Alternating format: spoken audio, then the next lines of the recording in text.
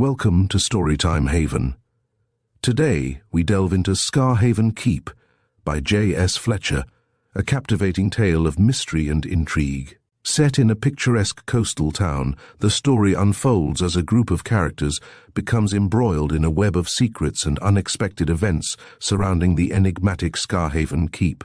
With its rich atmosphere and compelling narrative, Fletcher invites us to explore the depths of human nature and the shadows that linger in the corners of our lives.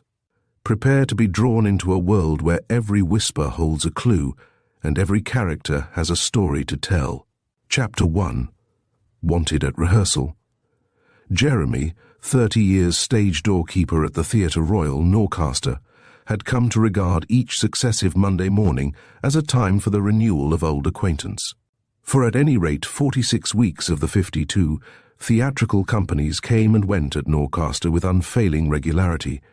The company which presented itself for patronage in the first week of April in one year was almost certain to present itself again in the corresponding week of the next year. Sometimes new faces came with it, but as a rule the same old favourites showed themselves for a good many years in succession, and every actor and actress who came to Norcaster knew Jeremy. He was the first official person encountered on entering upon the business of the week. He it was who handed out the little bundles of letters and papers, who exchanged the first greetings, of whom one could make useful inquiries, who always knew exactly what advice to give about lodgings and landladies. From noon onwards of Mondays, when the newcomers began to arrive at the theatre for the customary 1 o'clock call for rehearsal, Jeremy was invariably employed in hearing that he didn't look a day older, and was as blooming as ever, and sure to last another 30 years, and his reception always culminated in a hearty handshake and genial greeting from the great man of the company, who, of course, after the fashion of magnates, always turned up at the end of the irregular procession, and was not seldom late for the fixture which he himself had made. At 1:15 of a certain Monday afternoon in the course of a sunny October, Jeremy leaned over the half-door of his sanctum in conversation with an anxious-eyed man who for the past 10 minutes had hung about in the restless fashion peculiar to those who are waiting for somebody. He had looked up the street and down the street a dozen times. He had pulled out his watch and compared it with the clock of a neighbouring church almost as often. He had several times gone up the dark passage which led to the dressing rooms, and had come back again looking more perplexed than ever. The fact was that he was the business manager of the great Mr. Bassett Oliver, who was opening for the week at Norcaster in his latest success, and who, not quite satisfied with the way in which a particular bit of it was being played, called a special rehearsal for 1:45. Everything and everybody was ready for that rehearsal, but the great man himself had not arrived. Now Mr. Bassett Oliver, as every man well knew who ever had dealings with him, was not one of the irregular and unpunctual order. On the contrary, he was a very martinet as regarded rule, precision and system. Moreover, he always did what he expected each member of his company to do. Therefore his non-arrival, his half-hour of irregularity, seemed all the more extraordinary. "Never knew him to be late before never," exclaimed the business manager, impatiently pulling out his watch for the 20th time. "Not in all my 10 years' experience of him. Not once." "I suppose you've seen him this morning, Mr. Stafford?" inquired Jeremy. "He's in the town, of course." "I suppose he's in the town," answered Mr. Stafford. "I suppose he's at his old quarters, the Angel. But I haven't seen him, neither had Rothwell. We've both been too busy to call there. I expect he came on to the Angel from Northborough yesterday." Jeremy opened the half-door and, going out to the end of the passage, looked up and down the street. "There's a taxicab coming round the corner now," he announced presently. "Coming quick, too. I should think he's in it." The business manager bustled out to the pavement as the cab came to a halt. But instead of the fine face and distinguished presence of Mr. Bassett Oliver, he found himself confronting a young man who looked like a well-set-up subaltern or a cricket and football-loving undergraduate. A somewhat shy, rather nervous young man, scrupulously groomed and neatly attired in tweeds, who, at sight of the two men on the pavement, immediately produced a card case. "Mr. Bassett Oliver," he said inquiringly. "Is he here? I've got an appointment with him for 1 o'clock, and I'm sorry I'm late. My train—" "Mr. Oliver is not here yet," broke in Stafford. "He's late, too unaccountably late for him." "An appointment, you say?" He was looking the stranger over as he spoke, taking him for some stage-struck youth who had probably persuaded the good-natured actor to give him an interview. His expression changed, however, as he glanced at the card which the young man handed over, and he started a little and held out his hand with a smile. "Oh, Mr. Copplestone," he exclaimed. "How do you do? My name's Stafford. I'm Mr. Oliver's business manager. So he made an appointment with you, did he, here today? Wants to see you about your play, of course." Again he looked at the newcomer with a smiling interest, thinking secretly that he was a very youthful and ingenuous being to have written a play which Bassett Oliver, a shrewd critic, and by no means easy to please, had been eager to accept and was about to produce. Mr. Richard Copplestone, seen in the flesh, looked very young indeed, and very unlike anything in the shape of a professional author. In fact, he very much reminded Stafford of the fine and healthy young man whom one sees on the playing fields, and certainly does not associate with pen and ink. That he was not much used to the world on whose edge he just then stood, Stafford gathered from a boyish trick of blushing through the tan of his cheeks. "I got a wire from Mr. Oliver yesterday Sunday," replied Mr. Copplestone. "I ought to have had it in the morning, I suppose, but I'd gone out for the day, you know, gone out early, so I didn't find it until I got back to my rooms late at night. I got the next train I could from King's Cross, and it was late getting in here." "Then you've practically been travelling all night," remarked Stafford. "Well, Mr. Oliver hasn't turned up, most unusual for him. I don't know where."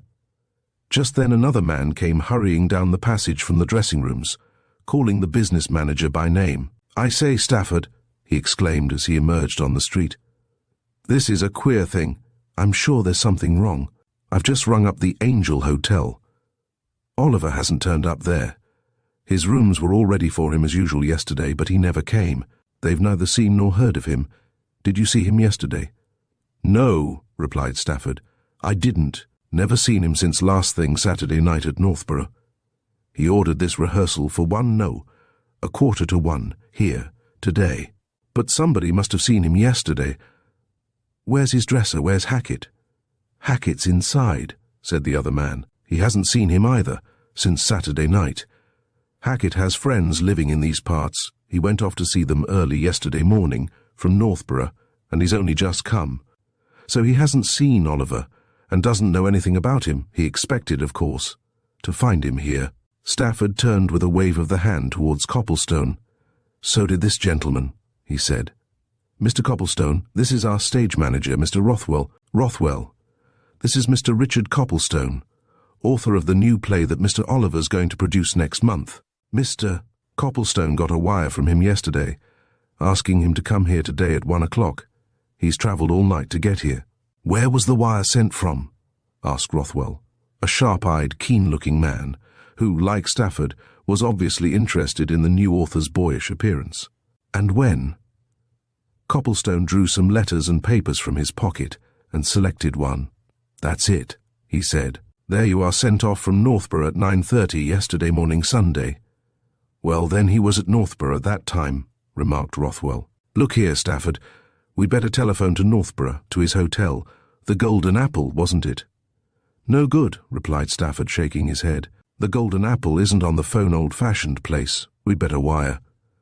"Too slow," said Rothwell. "We'll telephone to the theatre there and ask them to step across and make inquiries. Come on, let's do it at once." He hurried inside again, and Stafford turned to Copplestone. "Better send your cab away and come inside until we get some news," he said. "Let Jeremy take your things into his sanctum. He'll keep an eye on them till you want them. I suppose you'll stop at the Angel with Oliver.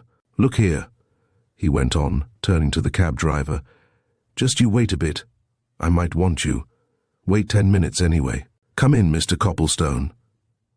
Copplestone followed the business manager up the passage to a dressing room in which a little elderly man was engaged in unpacking trunks and dress baskets.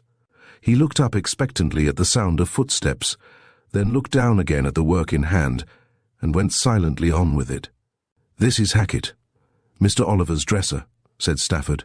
"Been with him how long, Hackett?"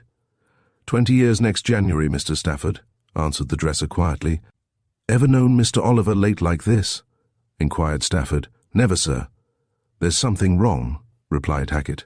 I'm sure of it. I feel it. You ought to go and look for him, some of you gentlemen. Where? Asked Stafford. We don't know anything about him.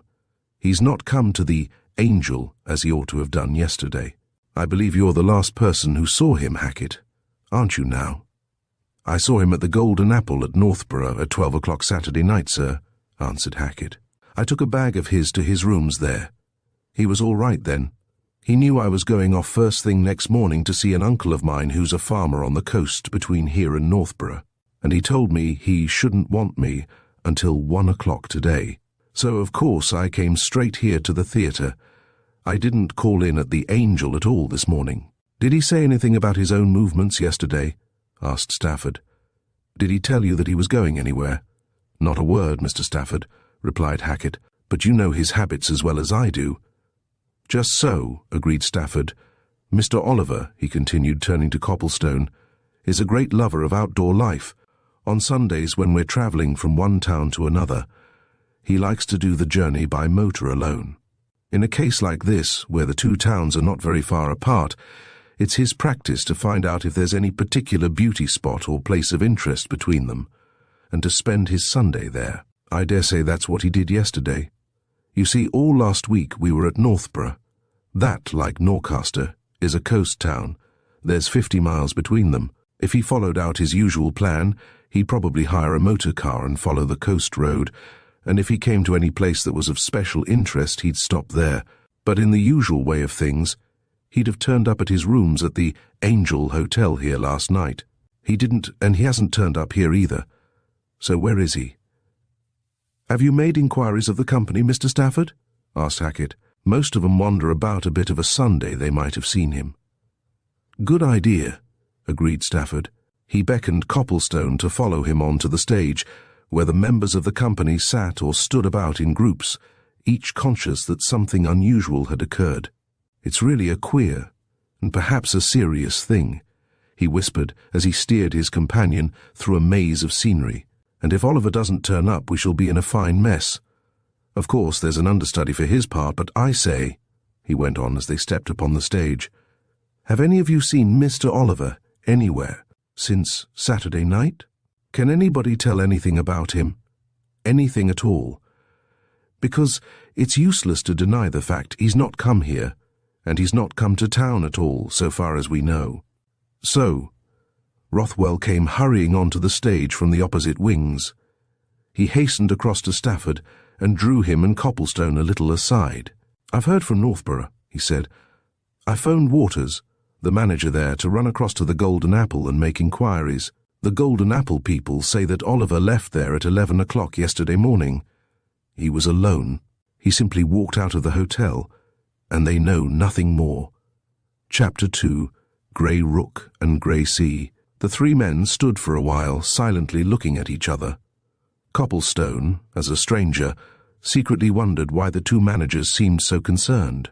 To him, a delay of half an hour in keeping an appointment did not appear to be quite as serious as they evidently considered it. But he had never met Bassett Oliver, and knew nothing of his ways. He only began to comprehend matters when Rothwell turned to Stafford with an air of decision. Look here, he said. You'd better go and make inquiry at Northborough. See if you can track him. Something must be wrong, perhaps seriously wrong. You don't quite understand, do you, Mr. Copplestone? He went on, giving the younger man a sharp glance. You see, we know Mr. Oliver so well. We've both been with him a good many years. He's a model of system, regularity, punctuality, and all the rest of it.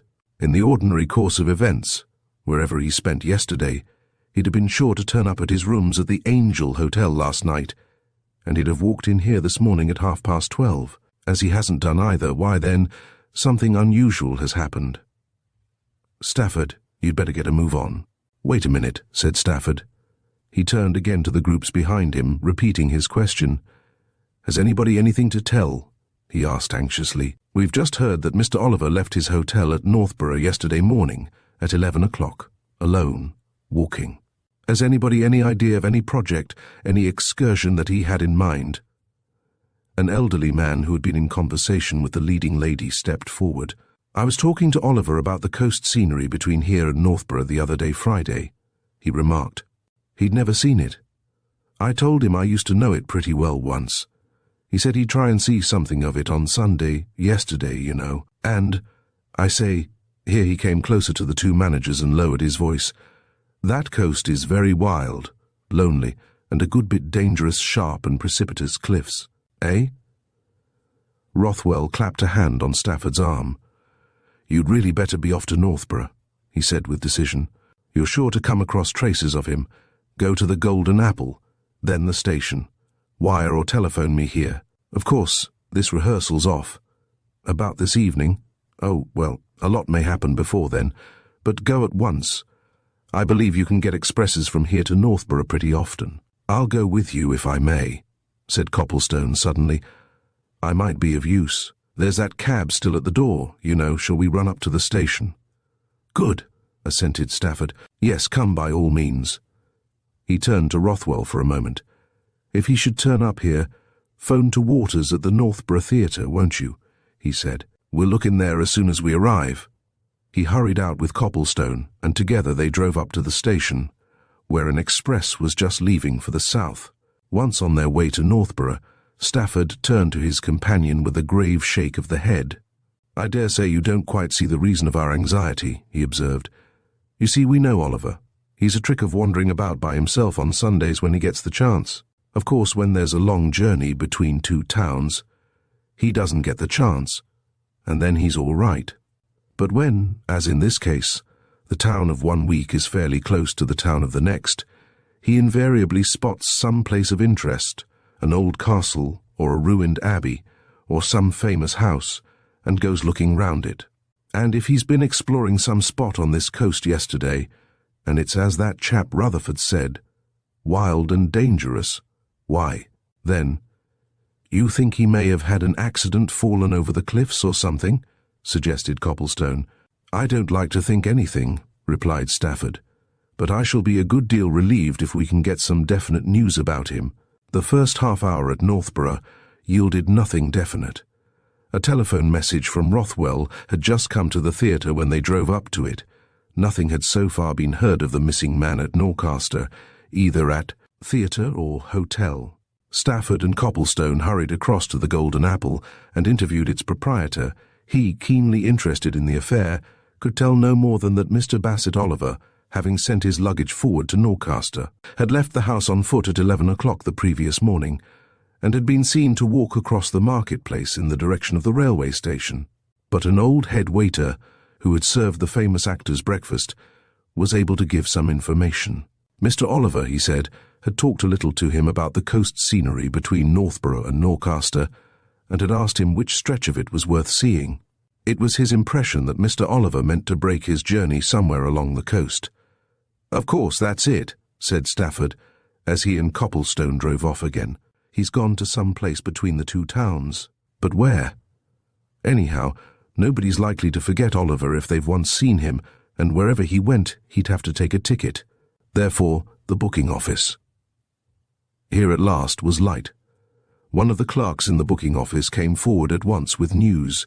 Mr. Bassett Oliver, whom he knew well enough, having seen him on and off the stage regularly for the past 5 years, had come there the previous morning, and had taken a first-class single ticket for Scarhaven. He would travel to Scarhaven by the 11.35 train, which arrived at Scarhaven at 12.10. Where was Scarhaven? On the coast, 20 miles off, on the way to Norcaster. You changed for it at Tilmouth Junction. Was there a train leaving soon for Scarhaven? There was, in 5 minutes. Stafford and Copplestone presently found themselves travelling back along the main line.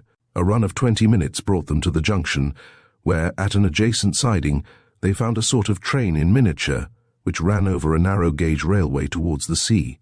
Its course lay through a romantic valley hidden between high heather-clad moorland. They saw nothing of their destination, nor of the coast until, coming to a stop in a little station perched high on the side of a hill, they emerged to see shore and sea lying far beneath them. With a mutual consent, they passed outside the grey walls of the station yard, to take a comprehensive view of the scene.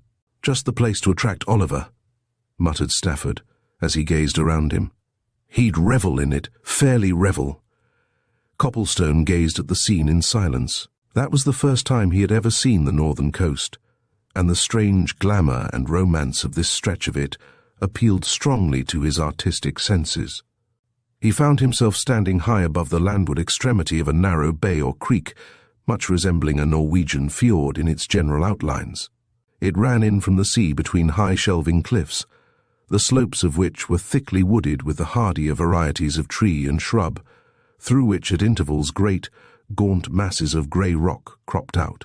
On the edge of the water at either side of the bay were lines of ancient houses and cottages of grey walls and red roofs, built and grouped with the irregularity of individual liking. On the north side rose the square tower and low nave of a venerable church. Amidst a mass of wood on the opposite side stood a great Norman keep, half ruinous, which looked down on a picturesque house at its foot. Quays, primitive and quaint, ran along between the old cottages and the water's edge.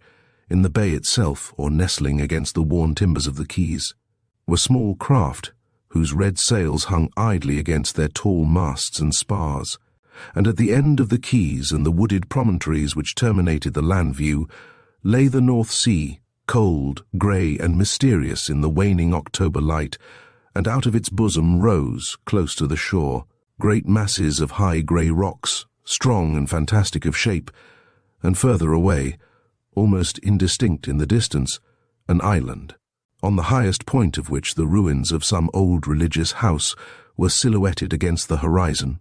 "Just the place," repeated Stafford. "He'd have cheerfully travelled 1,000 miles to see this. And now we know he came here. What we next want to know is what he did when he got here." Copplestone, who had been taking in every detail of the scene before him, pointed to a house of many gables and queer chimneys, which stood a little way beneath them, at the point where the waters of a narrow stream ran into the bay. "That looks like an inn," he said. "I think I can make out a sign on the gable end. Let's go down there and inquire. He would get here just about time for lunch, wouldn't he? And he'd probably turn in there. Also, they may have a telephone there, and you can call up the theatre at Norcaster and find out if anything's been heard yet." Stafford smiled approvingly and started out in the direction of the buildings towards which Copplestone had pointed. "Excellent notion," he said. "You're quite a businessman. An unusual thing in authors, isn't it? Come on, then. And that is an inn, too. I can make out the sign now, the Admiral's Arms, Mary Wooler. Let's hope Mary Wooler, who's presumably the landlady, can give us some useful news." The Admiral's Arms proved to be an old-fashioned, capacious hostelry, eminently promising and comfortable in appearance, which stood on the edge of a broad shelf of headland and commanded a fine view of the little village and the bay. Stafford and Copplestone, turning in at the front door, found themselves in a deep stone-paved hall, on one side of which, behind a bar window, a pleasant-faced, buxom woman, silk-aproned and smartly capped, was busily engaged in adding up columns of figures in a big account book. At sight of strangers, she threw open a door and smilingly invited them to walk into a snugly furnished bar parlour, where a bright fire burned in an open hearth. Stafford gave his companion a look. This again was just the sort of old-world place which would appeal to Bassett Oliver, supposing he had come across it. "I wonder if you can give me some information?" he asked presently, when the good-looking landlady had attended to their requests for refreshment. "I suppose you are the landlady, Mrs. Wooler. Well now, Mrs. Wooler, did you have a tall, handsome, slightly grey-haired gentleman in here to lunch yesterday, say about 1 o'clock? The landlady turned on her questioner with an intelligent smile. "You mean Mr. Oliver, the actor?" she said. "Good," exclaimed Stafford, with a hearty sigh of relief. "I do. You know him, then?" "I've often seen him, both at Northborough and at Norcaster," replied Mrs. Wooler, "but I never saw him here before yesterday." "Oh, yes. Of course I knew him as soon as he walked in, and I had a bit of chat with him before he went out, and he remarked that though he'd been coming into these parts for some years, he'd never been to Scarhaven before. Usually, he said, he'd gone inland of a Sunday amongst the hills. Oh, yes, he was here. He had lunch here." "We're seeking him," said Stafford, going directly to the question. "He ought to have turned up at the Angel Hotel at Norcaster last night. And at the theatre today at noon, he did neither. I'm his business manager, Mrs. Wooler. Now can you tell us anything more than you've already told, I mean? The landlady, whose face expressed more and more concern as Stafford spoke, shook her head. I can't, she answered. I don't know any more. He was here perhaps an hour or so. Then he went away, saying he was going to have a look round the place. I expected he'd come in again on his way to the station, but he never did. Dear, dear. I hope nothing's happened to him. Such a fine, pleasant man. And what? Asked Stafford. These cliffs and rocks are so dangerous, murmured Mrs. Wooler. I often say that no stranger ought to go alone here. They aren't safe, these cliffs. Stafford set down his glass and rose. I think you've got a telephone in your hall, he said. I'll just call up Norcaster and find out if they've heard anything. If they haven't... He shook his head and went out, and Copplestone glanced at the landlady. You say the cliffs are dangerous, he said. Are they particularly so? To people who don't know them, yes, she replied.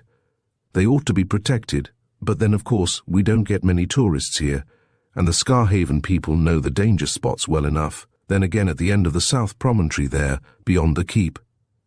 Is the keep that high square tower amongst the woods? Asked Copplestone. That's it. It's all that's left of the old castle, answered Mrs. Wooler. Well, off the point beneath that, there's a group of rocks. You'd perhaps notice them as you came down from the station. They've various names. There's the King, the Queen, the Sugarloaf, and so on. At low tide you can walk across to them, and of course, some people like to climb them. Now, they're particularly dangerous. On the Queen Rock there's a great hole called the Devil's Spout, up which the sea rushes. Everybody wants to look over it, you know, and if a man was there alone, and his foot slipped, and he fell, why... Stafford came back, looking more cast down than ever. They've heard nothing there, he announced. Come on, we'll go down and see if we can hear anything from any of the people.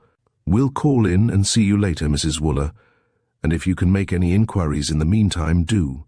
Look here, he went on, when he and Copplestone had got outside. You take this south side of the bay, and I'll take the north. Ask anybody you see any likely person, fishermen, and so on. Then come back here, and if we've heard nothing... He shook his head significantly as he turned away, and Copplestone, taking the other direction, felt that the manager's despondency was influencing himself.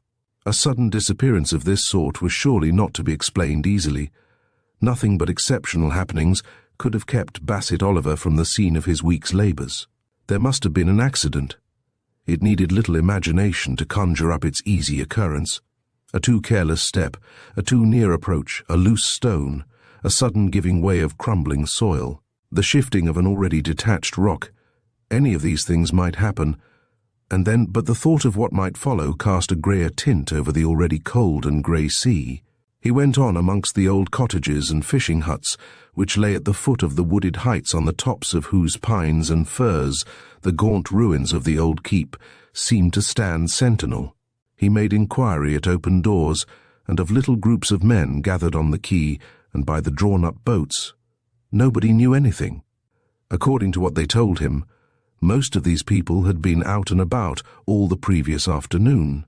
It had been a particularly fine day that Sunday, and they had all been out of doors, on the quay and the shore, in the sunshine. But nobody had any recollection of the man described, and Copplestone came to the conclusion that Oliver had not chosen that side of the bay. There was, however, one objection to that theory.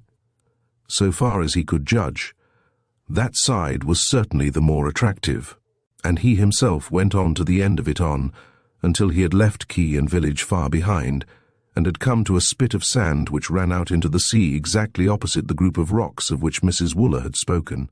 There they lay, rising out of the surf like great monsters, a half-mile from where he stood. The tide was out at that time, and between him and them stretched a shining expanse of glittering wet sand, and, coming straight towards him across it, Copplestone saw the slim and graceful figure of a girl. Chapter 3. The Man Who Knew Something.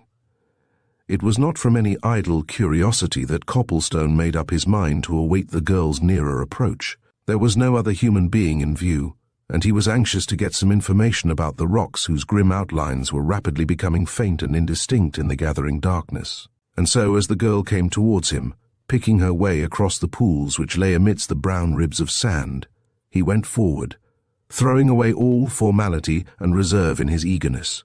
"Forgive me for speaking so unceremoniously," he said as they met.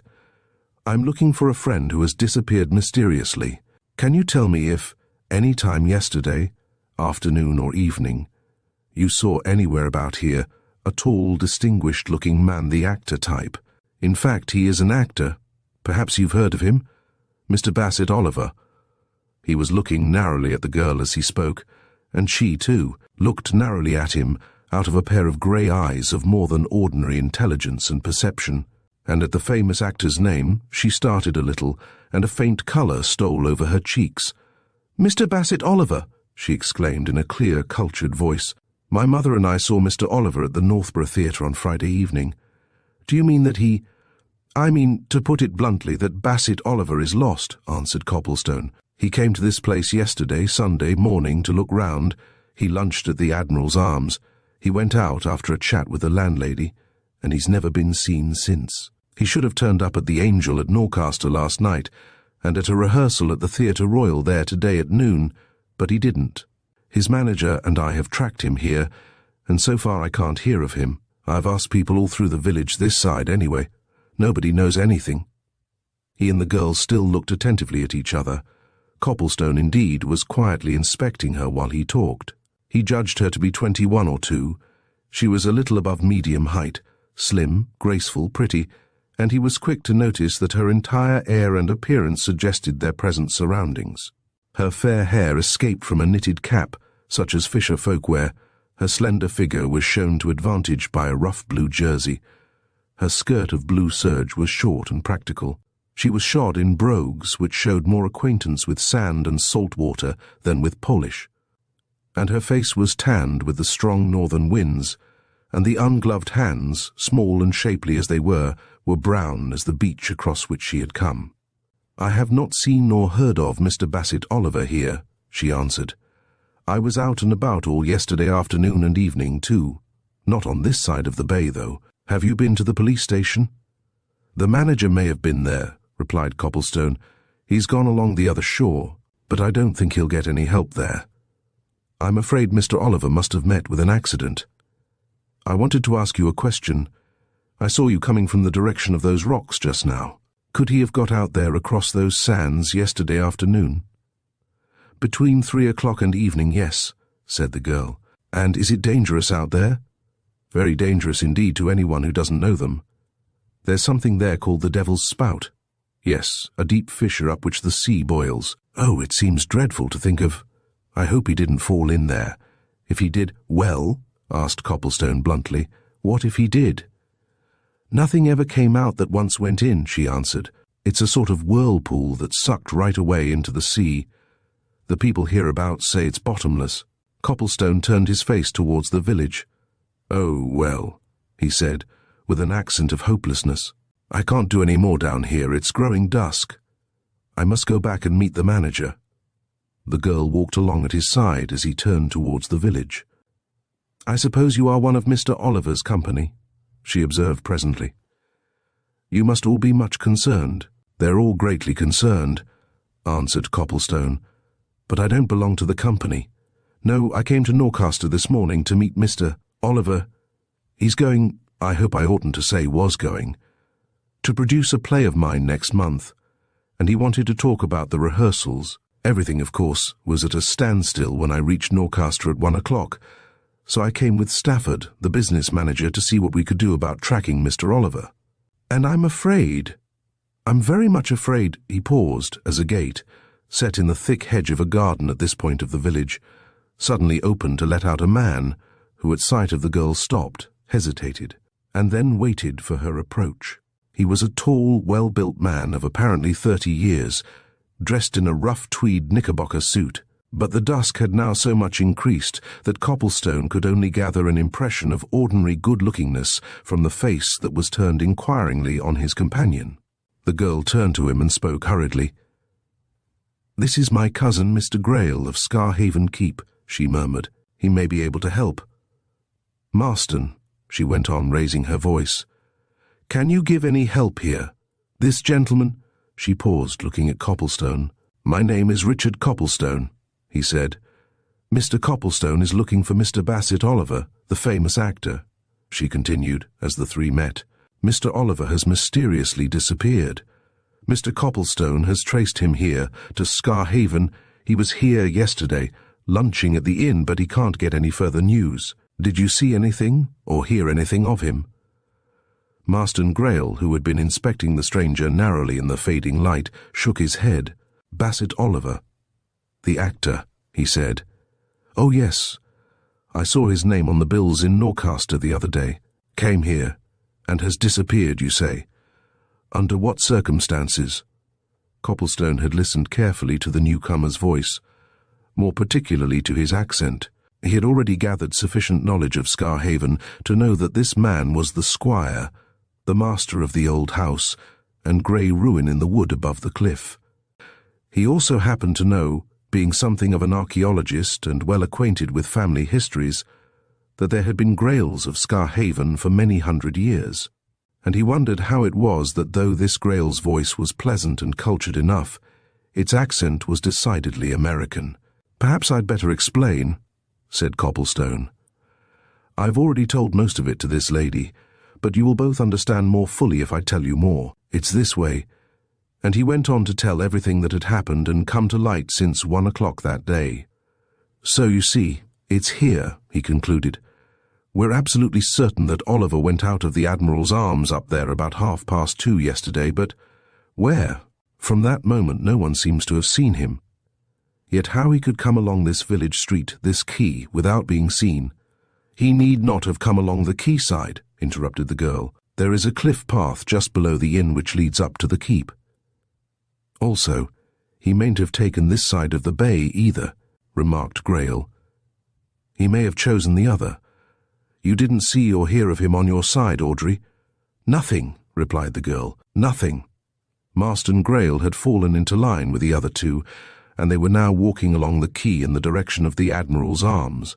And presently Stafford, accompanied by a policeman, came hurriedly round a corner and quickened his steps at sight of Copplestone. The policeman, evidently much puzzled and interested, saluted the squire obsequiously as the two groups met.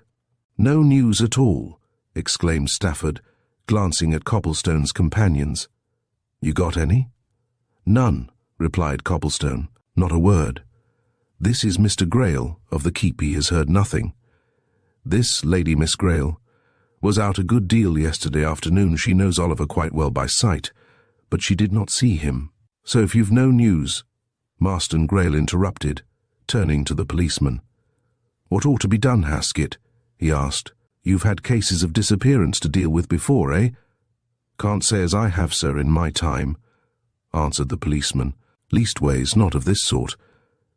Of course we can get search parties together, and one of 'em can go along the coast northwards, and the other can go southwards, and we might have a look round the rocks out yonder tomorrow, as soon as it's light. But if the gentleman went out there, and had the bad luck to fall into that devil's spout, why then, sir, I'm afraid all the searching in the world will do no good. And the queer thing is, gentlemen, if I may express an opinion, that nobody ever saw the gentleman after he had left Mrs. Wooler's. That seems—" A fisherman came lounging across the quay from the shadow of one of the neighbouring cottages. He touched his cap to Marston Greyle and looked inquiringly at the two strangers. "Are you the gentleman as is asking after another gentleman?" he said. "'Cause if so, I make no doubt as how I had a word or two with him yesterday afternoon." Stafford and Copplestone turned sharply on the newcomer, an elderly man of plain and homely aspect, who responded frankly to their questioning glances. He went on at once, before they could put their questions into words. "It 'ud be about 2:30, or maybe a bit nearer 3 o'clock, he said. "Up yonder it was, about 100 yards this side of the Admiral's Arms. I was sitting on a balk of timber there, doing nothing, when he comes along, a tall, fine-looking man. He gives me a pleasant sort of nod, and said it was a grand day, and we got talking a bit, about the scenery and such like, and he said he'd never been here before. Then he pointed up to the big house, and the old keep yonder, and asked whose place that might be, and I said that was the squire's. And who may the squire be, says he. Mr. Marston Greyle, says I, recent come into the property. Marston Greyle, he says sharp-like. Why, I used to know a young man of that very name in America, he says. Very like, says I have heard as how the squire had been in them parts before he came here. Bless me, he says, I've a good mind to call on him. How do you get up there, he says. So I showed him that side path that runs up through the plantation to near the top, and I told him that if he followed that till he came to the keep, he'd find another path there, as would take him to the door of the house. And he gave me a shilling to drink his health, and off he went, the way as I'd pointed out. Do you think that'll be the same gentleman now? Nobody answered this question. Everybody there was looking at Marston Greyle. The little group had drawn near to the light of one of the 3 gas lamps which feebly illuminated the quay. It seemed to Copplestone that the squire's face had paled when the fisherman arrived at the middle of his story, but it flushed as his companion turned to him, and he laughed, a little uneasily. "Said he knew me in America?" he exclaimed. "I don't remember meeting Mr. Bassett Oliver out there, but then I met so many Englishmen in one place or another that I may have been introduced to him somewhere, at some time, and forgotten all about it." Stafford spoke with unnecessary abruptness, in Copplestone's opinion. "I don't think it very likely that anyone would forget Bassett Oliver," he said. "He isn't or wasn't the sort of man anybody could forget once they'd met him. Anyhow, did he come to your house yesterday afternoon as this man suggests?" Marston Greyle drew himself up. He looked Stafford up and down. Then he made a slight gesture to the girl, whose face had already assumed a troubled expression. "If I had seen Mr. Bassett Oliver yesterday, sir, we should not be discussing his possible whereabouts now," said Greyle, icily. "Are you coming, Audrey?" The girl hesitated, glanced at Copplestone, and then walked away with her cousin. Stafford sniffed contemptuously. "Ass," he muttered. Couldn't he see that what I meant was that Oliver must either have been mistaken or have referred to some other Greyle whom he met? Hang his pride. "Well now," he went on, turning to the fisherman, "you're dead certain about what you've told us?" "As certain as mortal man can be of aught there is," answered the informant. "Sure certain, mister." "Make a note of it, constable," said Stafford. "Mr. Oliver was last seen going up the path to the keep, having said he meant to call on Mr. Marston Greyle. I'll call on you again tomorrow morning. Copplestone," he went on, drawing his companion away. "I'm off to Norcaster. I shall see the police there and get detectives. There's something seriously wrong here, and by heaven, we've got to get to the bottom of it. Now, look here. Will you stay here for the night so as to be on the spot? I'll come back first thing in the morning and bring your luggage. I can't come sooner, for there are heaps of business matters to deal with. You will good.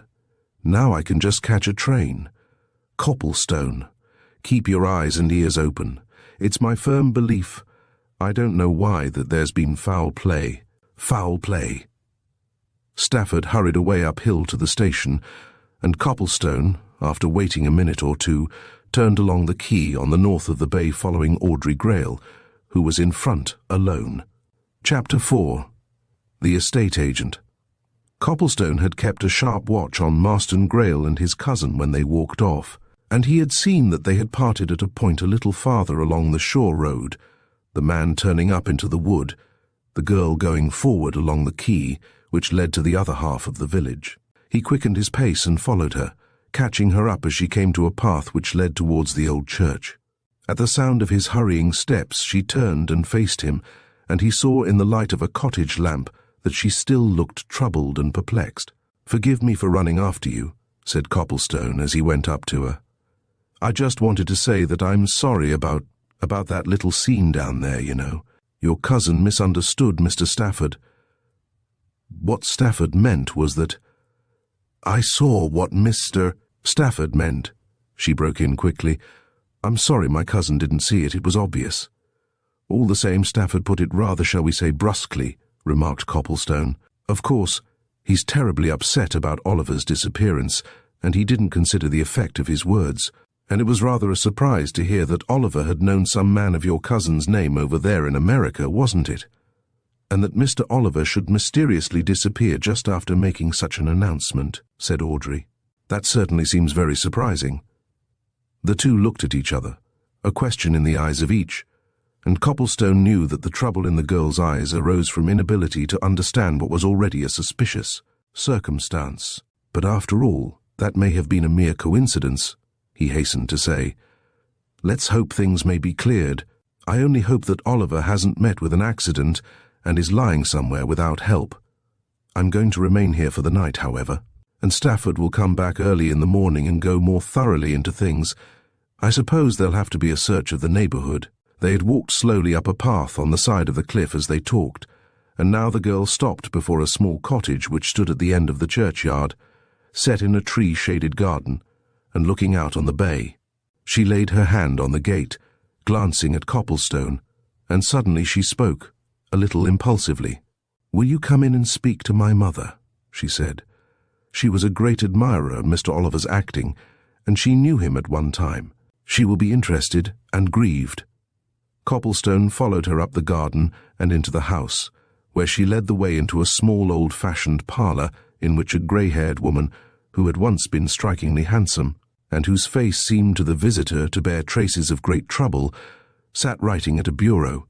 She turned in surprise as her daughter led Copplestone in, but her manner became remarkably calm and collected as Audrey explained who he was and why he was there.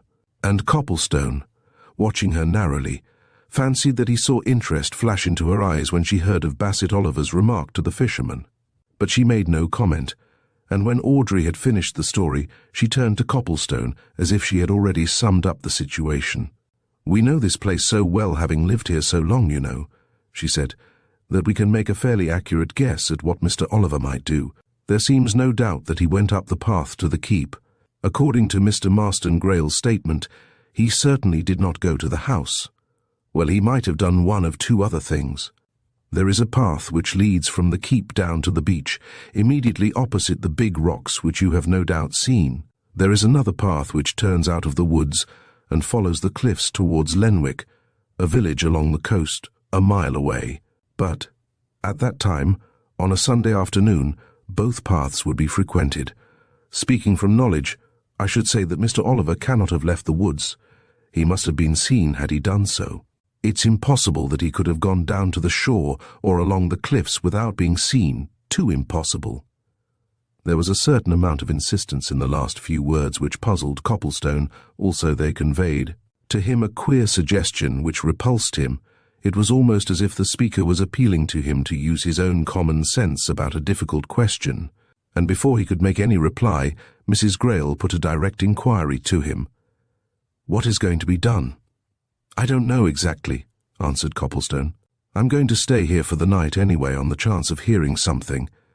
Stafford is coming back in the morning. He spoke of detectives." He looked a little doubtfully at his questioner as he uttered the last word, and again he saw the sudden strange flash of unusual interest in her eyes, and she nodded her head emphatically. "Precisely. The proper thing to do," she said. "There must have been foul play, must." "Mother," exclaimed Audrey half doubtfully, "do you really think that?"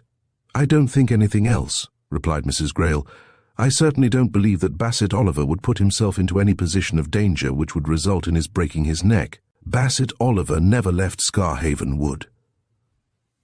Copplestone made no comment on this direct assertion. Instead, after a brief silence, he asked Mrs. Greyle a question. "You knew Mr. Oliver personally?" 25 years ago, yes," she answered. "I was on the stage myself before my marriage, but I have never met him since then. I have seen him, of course, at the local theatres." You won't mind my asking," said Copplestone diffidently. "He didn't know that you lived here?"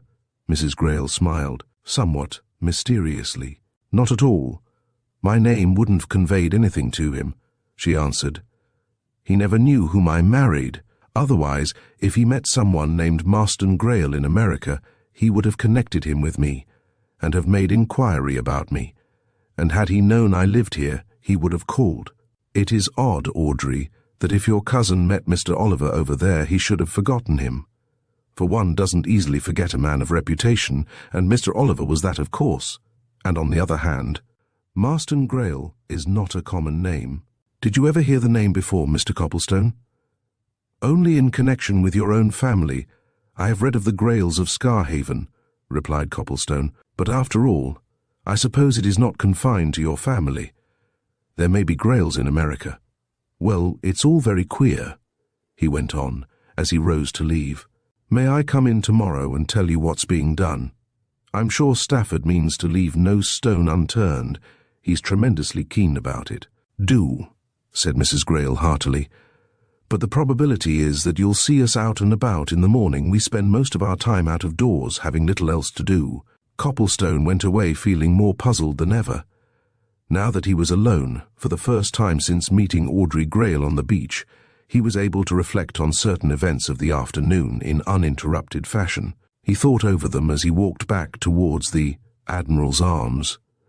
It was certainly a strange thing that Bassett Oliver, after remarking to the fisherman that he had known a Mr. Marston Greyle in America, and hearing that the Squire of Scarhaven had been in that country, should have gone up to the house saying that he would call on the Squire and should never have been seen again. It was certainly strange that if this Marston Greyle of Scarhaven had met Bassett Oliver in America, he should have completely forgotten the fact.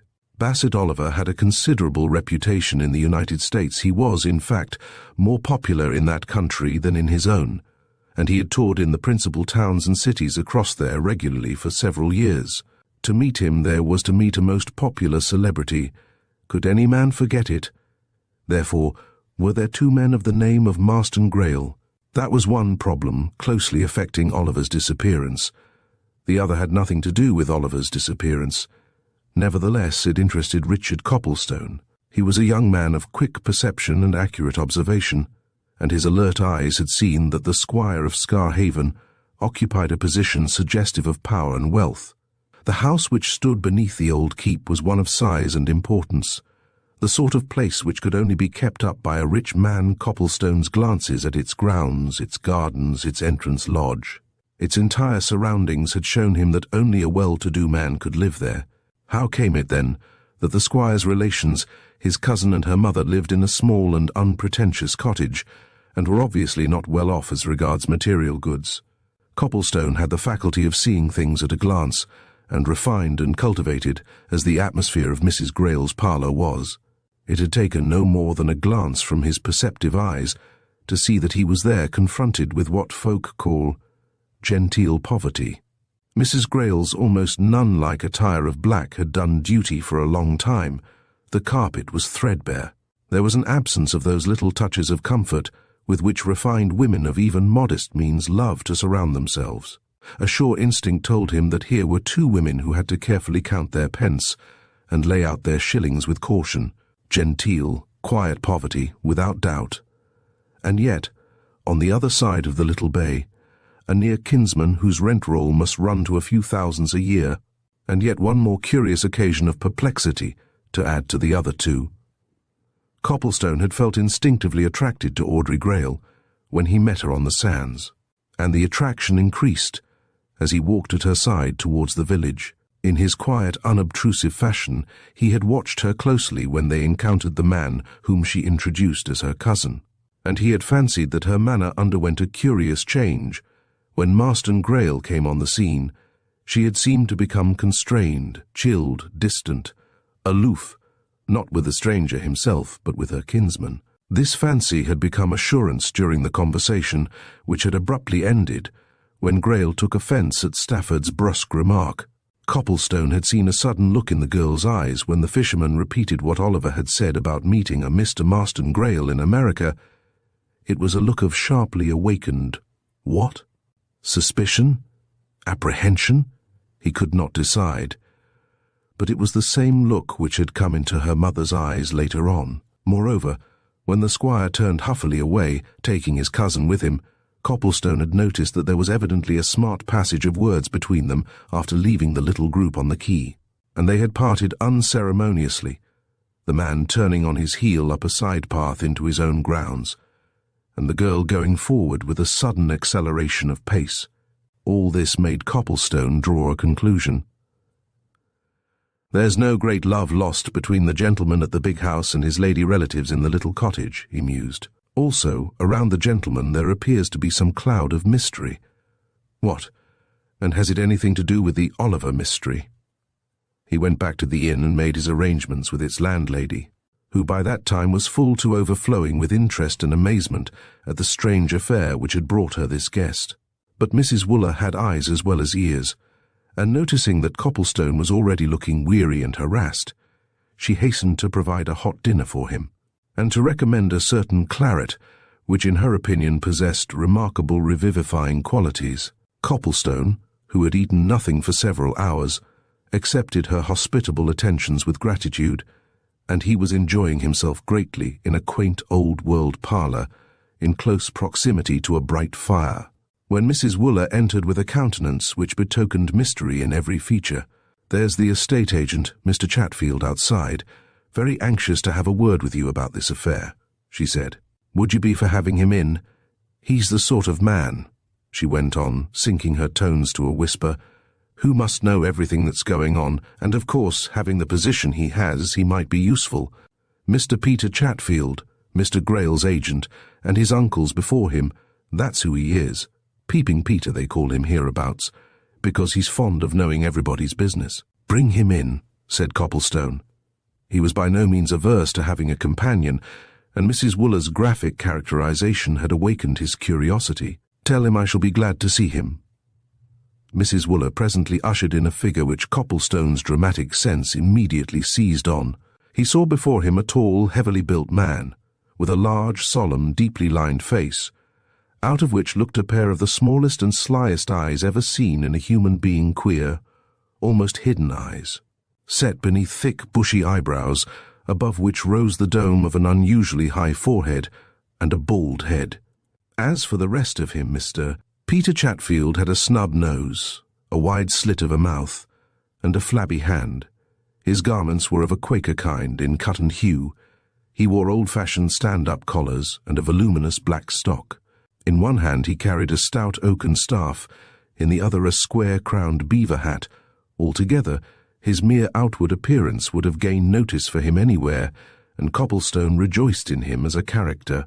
He rose, greeted his visitor cordially, and invited him to a seat by the fire. The estate agent settled his heavy figure comfortably, and made a careful inspection of the young stranger before he spoke. At last he leaned forward.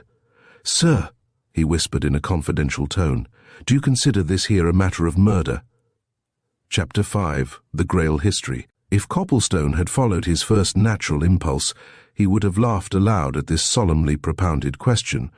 As it was, he found it difficult to content himself with a smile. "Isn't it a little early to arrive at any conclusion, of any sort, Mr. Chatfield?" he asked. "You haven't made up your own mind, surely?" Chatfield pursed up his long, thin lips and shook his head, continuing to stare fixedly at Copplestone. "Now I may have, and I may not have, mister," he said at last, suddenly relaxing. "What I was asking of was, what might you consider?" "I don't consider at all yet," answered Copplestone. "It's too soon. Let me offer you a glass of claret." "Many thanks to you, sir, but it's too cold for my stomach," responded the visitor. "A drop of gin now is more in my line, since you're so kind." "Ah, well, in any case, sir, this here is a very unfortunate affair. I'm a deal upset by it, I am indeed." Copplestone rang the bell, gave orders for Mr. Chatfield's suitable entertainment with gin and cigars, and making an end of his dinner, drew up a chair to the fire opposite his visitor. "You are upset, Mr. Chatfield?" he remarked. "Now, why?" Chatfield sipped his gin and water, and flourished a cigar with a comprehensive wave of his big fat hand. "Oh, in general, sir," he said. "Things like this here are not pleasant to have in a quiet, respectable community like ours. There's very wicked people in this world, mister, and they will not control what's termed the unruly member. They will talk. You'll excuse me, but I doubt not that I'm a good deal more than twice your age, and I've learnt experience. My experience, sir, is that a wise man holds his tongue until he's called upon to use it. Now, in my opinion, it was a very unwise thing of yon there sea-going man, Eubank, to say that this unfortunate play-actor told him that he'd met our squire in America. Very unfortunate." Copplestone pricked his ears. Had the estate agent come there to tell him that? And if so, why? "Oh," he said. "You've heard that, have you? Now who told you that, Mr. Chatfield? For I don't think that's generally known." "If you knew this here village, mister, as well as what I do," replied Chatfield coolly, "you'd know that there is known all over the place by this time. The constable told me, and of course yon there man Eubank, he'll have told it all round since he had that bit of talk with you and your friend. He'll have been into every public there is in Scarhaven, repeating of it. And a very, very serious complexion, of course, could be put on them words, sir." "How?" asked Copplestone. "Put it to yourself, sir," replied Chatfield. "The unfortunate man comes here, tells Eubank he knew Mr. Greyle in that faraway land, says he'll call on him, is seen going towards the big house, and is never seen no more. Why, sir, what does human nature which is wicked say?" "What does your human nature, which I'm sure is not wicked, say?" suggested Copplestone. "Come now." "What I say, sir, is neither here nor there," answered the agent. "It's what evil-disposed tongues says, but they haven't said anything yet," said Copplestone. "I should say they've said a deal, sir," responded Chatfield lugubriously. "I know Scarhaven tongues. They'll have thrown out a deal of suspicious talk about the squire." "Have you seen Mr. Greyle?" asked Copplestone. He was already sure that the agent was there with a purpose, and he wanted to know its precise nature. "Is he concerned about this?" "I have seen Mr. Greyle, mister, and he is concerned about what yon man, Eubank, related," replied Chatfield. "Mr. Greyle, sir, came straight to me. I reside in a residence within the park. Mr. Greyle, mister, says that he has no recollection whatever of meeting this play-actor person in America. He may have done, and he mayn't. But he doesn't remember him, and it isn't likely he should him. An English landlord and a gentleman wouldn't be very like to remember a play-actor person that's here today and gone tomorrow. I hope I give no offence, sir. Maybe you're a play-actor yourself." "I am not," answered Copplestone. He sat staring at his visitor for a while, and when he spoke again, his voice had lost its cordial tone. "Well," he said, "and what have you called on me about?" Chatfield looked up sharply, noticing the altered tone. "To tell you and them, as you no doubt represent, that Mr. Greyle will be glad to help in any possible way towards finding out something in this here affair," he answered. "He'll welcome any inquiry that's opened." "Oh," said Copplestone, "I see. But you're making a mistake, Mr. Chatfield. I don't represent anybody. I'm not even a relation of Mr. Bassett Oliver. In fact, I never met Mr. Oliver in my life, never spoke to him. So I'm not here in any representative or official sense." Chatfield's small eyes grew smaller with suspicious curiosity. "Oh?" he said questioningly. "Then what might you be here for, mister?" Copplestone stood up and rang the bell. "That's my business," he answered. "Sorry I can't give you any more time," he went on as Mrs. Wooler opened the door. "I'm engaged now. If you or Mr. Greyle want to see Mr. Oliver's friends, I believe his brother, Sir Cresswell Oliver, will be here tomorrow. He's been wired for anyhow." Chatfield's mouth opened as he picked up his hat. He stared at this self-assured young man, as if he was something quite new to him. "Sir Cresswell Oliver," he exclaimed. "Did you say, sir?" "I said Sir Cresswell Oliver quite plainly," answered Copplestone. Chatfield's mouth grew wider. "You don't mean to tell me that a play-actor's own brother to a titled gentleman," he said. "Good night," replied Copplestone, motioning his visitor towards the door. "I can't give you any more time, really. However, as you seem anxious, Mr. Bassett Oliver is the younger brother of Rear Admiral Sir Cresswell Oliver, Baronet, and I should imagine that Sir Cresswell will want to know a lot about what's become of him, so you'd better, or Mr. Greyle had better speak to him. Now once more good night." When Chatfield had gone, Copplestone laughed and flung himself into an easy chair before the fire. Of course the stupid, ignorant, self-sufficient old fool had come fishing for news. He and his master wanted to know what was going to be done in the way of making inquiry. But why? Why so much anxiety if they knew nothing whatever about Bassett Oliver's strange disappearance? Why this profession of eager willingness to welcome any inquiry that might be made? Nobody had accused Marston Greyle of having anything to do with Bassett Oliver's strange exit. If it was an exit, why? Then... "But it's useless speculating," he mused. "I can't do anything, and here I am with nothing to do." He had pleaded an engagement, but he had none, of course. There was a shelf of old books in the room, but he did not care to read, and presently, hands in pockets, he lounged out into the hall and saw Mrs. Wooler standing at the door of the little parlour into which she had shown him and Stafford earlier in the day. "There's nobody in here, sir," she said invitingly, "if you'd like to smoke your pipe here." "Thank you, I will," answered Copplestone. "I got rid of that old fellow," he observed confidentially when he had followed the landlady within and had dropped into a chair near her own. "I think he had come fishing." "That's his usual occupation," said Mrs. Wooler with a meaning smile. "I told you he was called Peeping Peter. He's the sort of man who will have his nose in everybody's affairs. But," she added, with a shake of the head which seemed to mean a good deal more than the smile, "he doesn't often come here. This is almost the only house in Scarhaven that doesn't belong to the Greyle estate. This house, and the land round it, have belonged to the Wooler family as long as the rest of the place has belonged to the Greyles, and many a Greyle has wanted to buy it, and every Wooler has refused to sell it, and always will." "That's very interesting," said Copplestone. "Does the present Greyle want to buy?" The landlady picked up a piece of sewing and sat down in a chair, which seemed to be purposely placed so that she could keep an eye on the adjacent bar parlour on one side and the hall on the other. "I don't know much about what the present squire would like," she said. "Nobody does. He's a newcomer, and nobody knows anything about him. You saw him this afternoon." "I met a young lady on the sands who turned out to be his cousin, and he came up while I was talking to her," replied Copplestone. "Yes, I saw him. I'm afraid Mr. Stafford, who came in here with me, you know, offended him," he continued, and gave Mrs. Wooler an account of what had happened. "Is he rather touchy?" he concluded. "I don't know that he is," she said. "No one sees much of him. You see, he's a stranger. Although he's a Greyle, he's not a Scarhaven man. Of course, I know all his family history. I'm Scarhaven born and bred.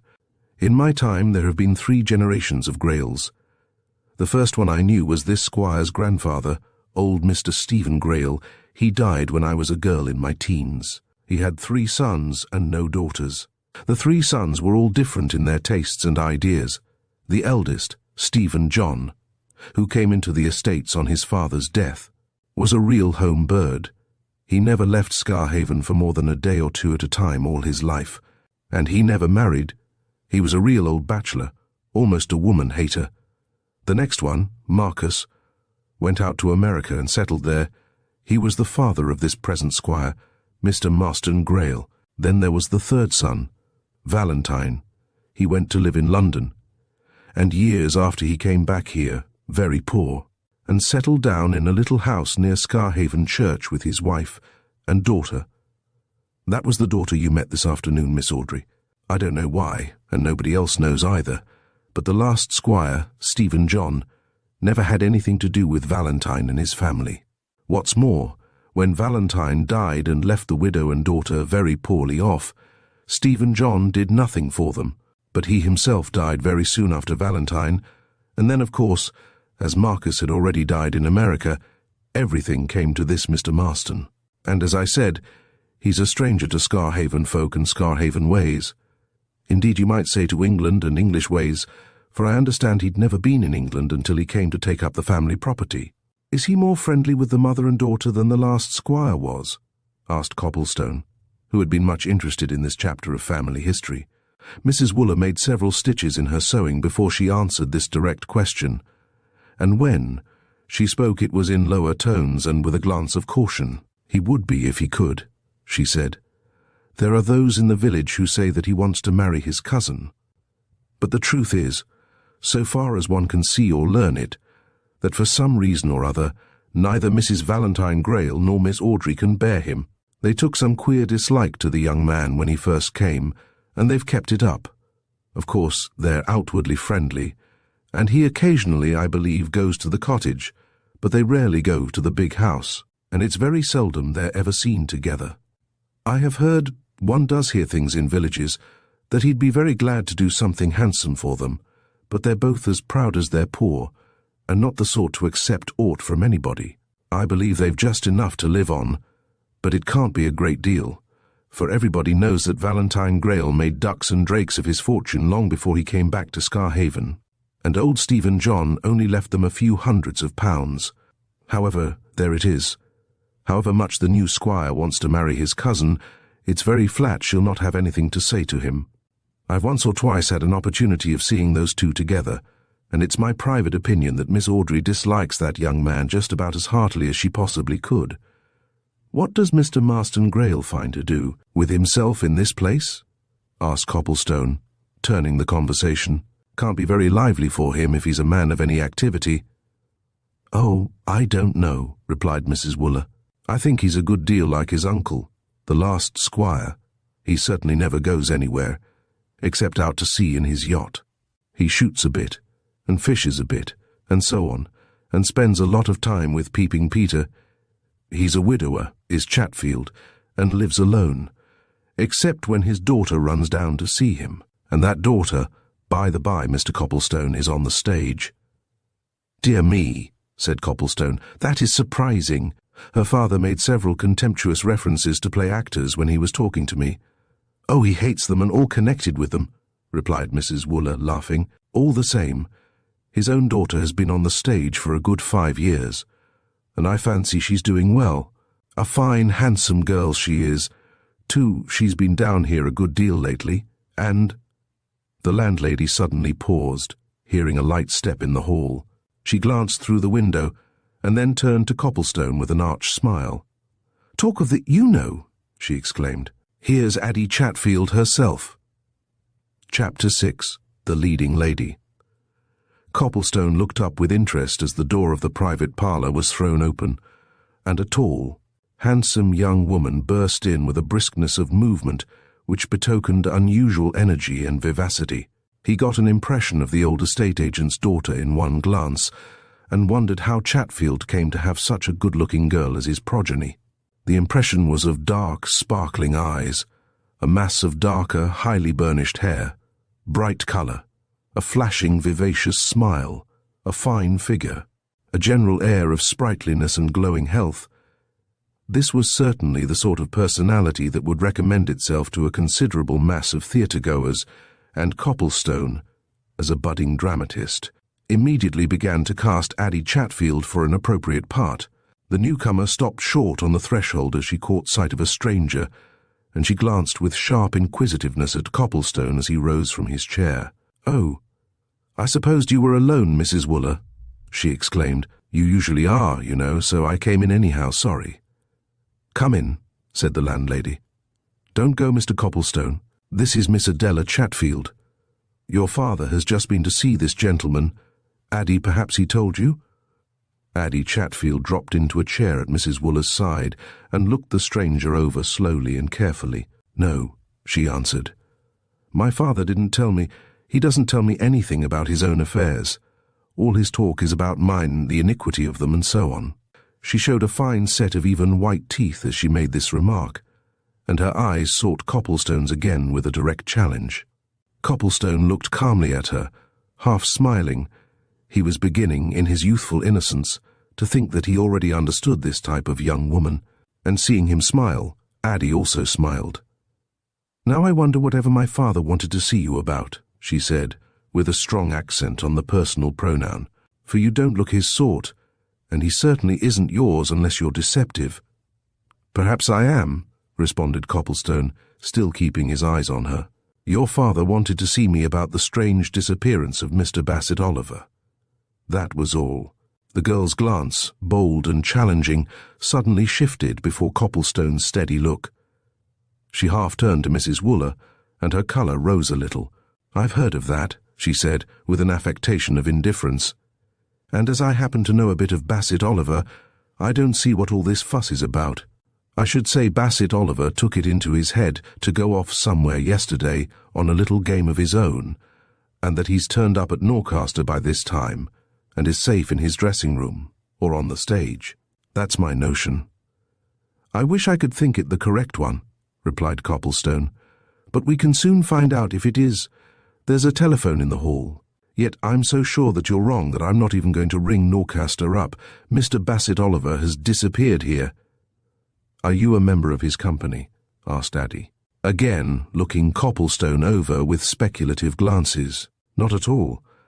I'm a humble person whose play Mr. Oliver was about to produce next month, in consequence of which I came down to see him, and to find this state of affairs, and having nothing else to do, I'm now here to help to find him, alive or dead. Oh, said Addie, so you're a writer?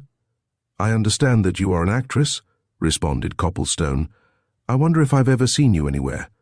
Addie bowed her head and gave him a sharp glance. Evidently not, she retorted, or you wouldn't wonder, as if anybody could forget me once they'd seen me. I believe you're pulling my leg, though. Do you live in town? I live, replied Copplestone slowly and with affected solemnity, in chambers in Jermyn Street. And do you mean to tell me that you didn't see me last year in the clever Lady Hartletop? She exclaimed. Copplestone put the tips of his fingers together and his head on one side, and regarded her critically. What part did you play? He asked innocently. Part? Why, the part, of course, she retorted. Goodness, why, I created it, and played it to crowded houses for nearly 200 nights, too. Ah, said Copplestone, but I'll make a confession to you. I rarely visit the theatre. I never saw Lady Hartletop. I haven't been in a theatre of any sort for 2 years, so you must forgive me. I congratulate you on your success. Addie received this tribute with a mollified smile, which changed to a glance of surprised curiosity. You never go to the theatre, and yet you write plays, she exclaimed. That's queer, isn't it? But I believe writing people are queer. They look it anyhow. All the same, you don't look like a writer. What does he look like, Mrs. Wooler? Oh, I know, a sort of nice little officer boy, just washed and tidied up. The landlady, who had evidently enjoyed this passage at arms, laughed as she gave Copplestone a significant glance. And when did you come down home, Addie? She asked quietly. I didn't know you were here again. Came down Saturday night, said Addie. I'm on my way to Edinburgh business there on Wednesday.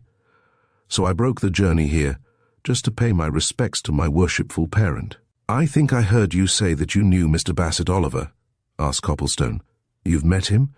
Met him in this country and in America, replied Addie calmly. He was on tour over there when I was, 3 years ago. We were in 2 or 3 towns together at the same time, different houses, of course. I never saw much of him in London, though. You didn't see anything of him yesterday here, suggested Copplestone. Addie stared and glanced at the landlady. Here? She exclaimed. Goodness, no. When I'm here of a Sunday, I lie in bed all day, or most of it. Otherwise, I'd have to walk with my parent to the family pew. No, my Sundays are days of rest.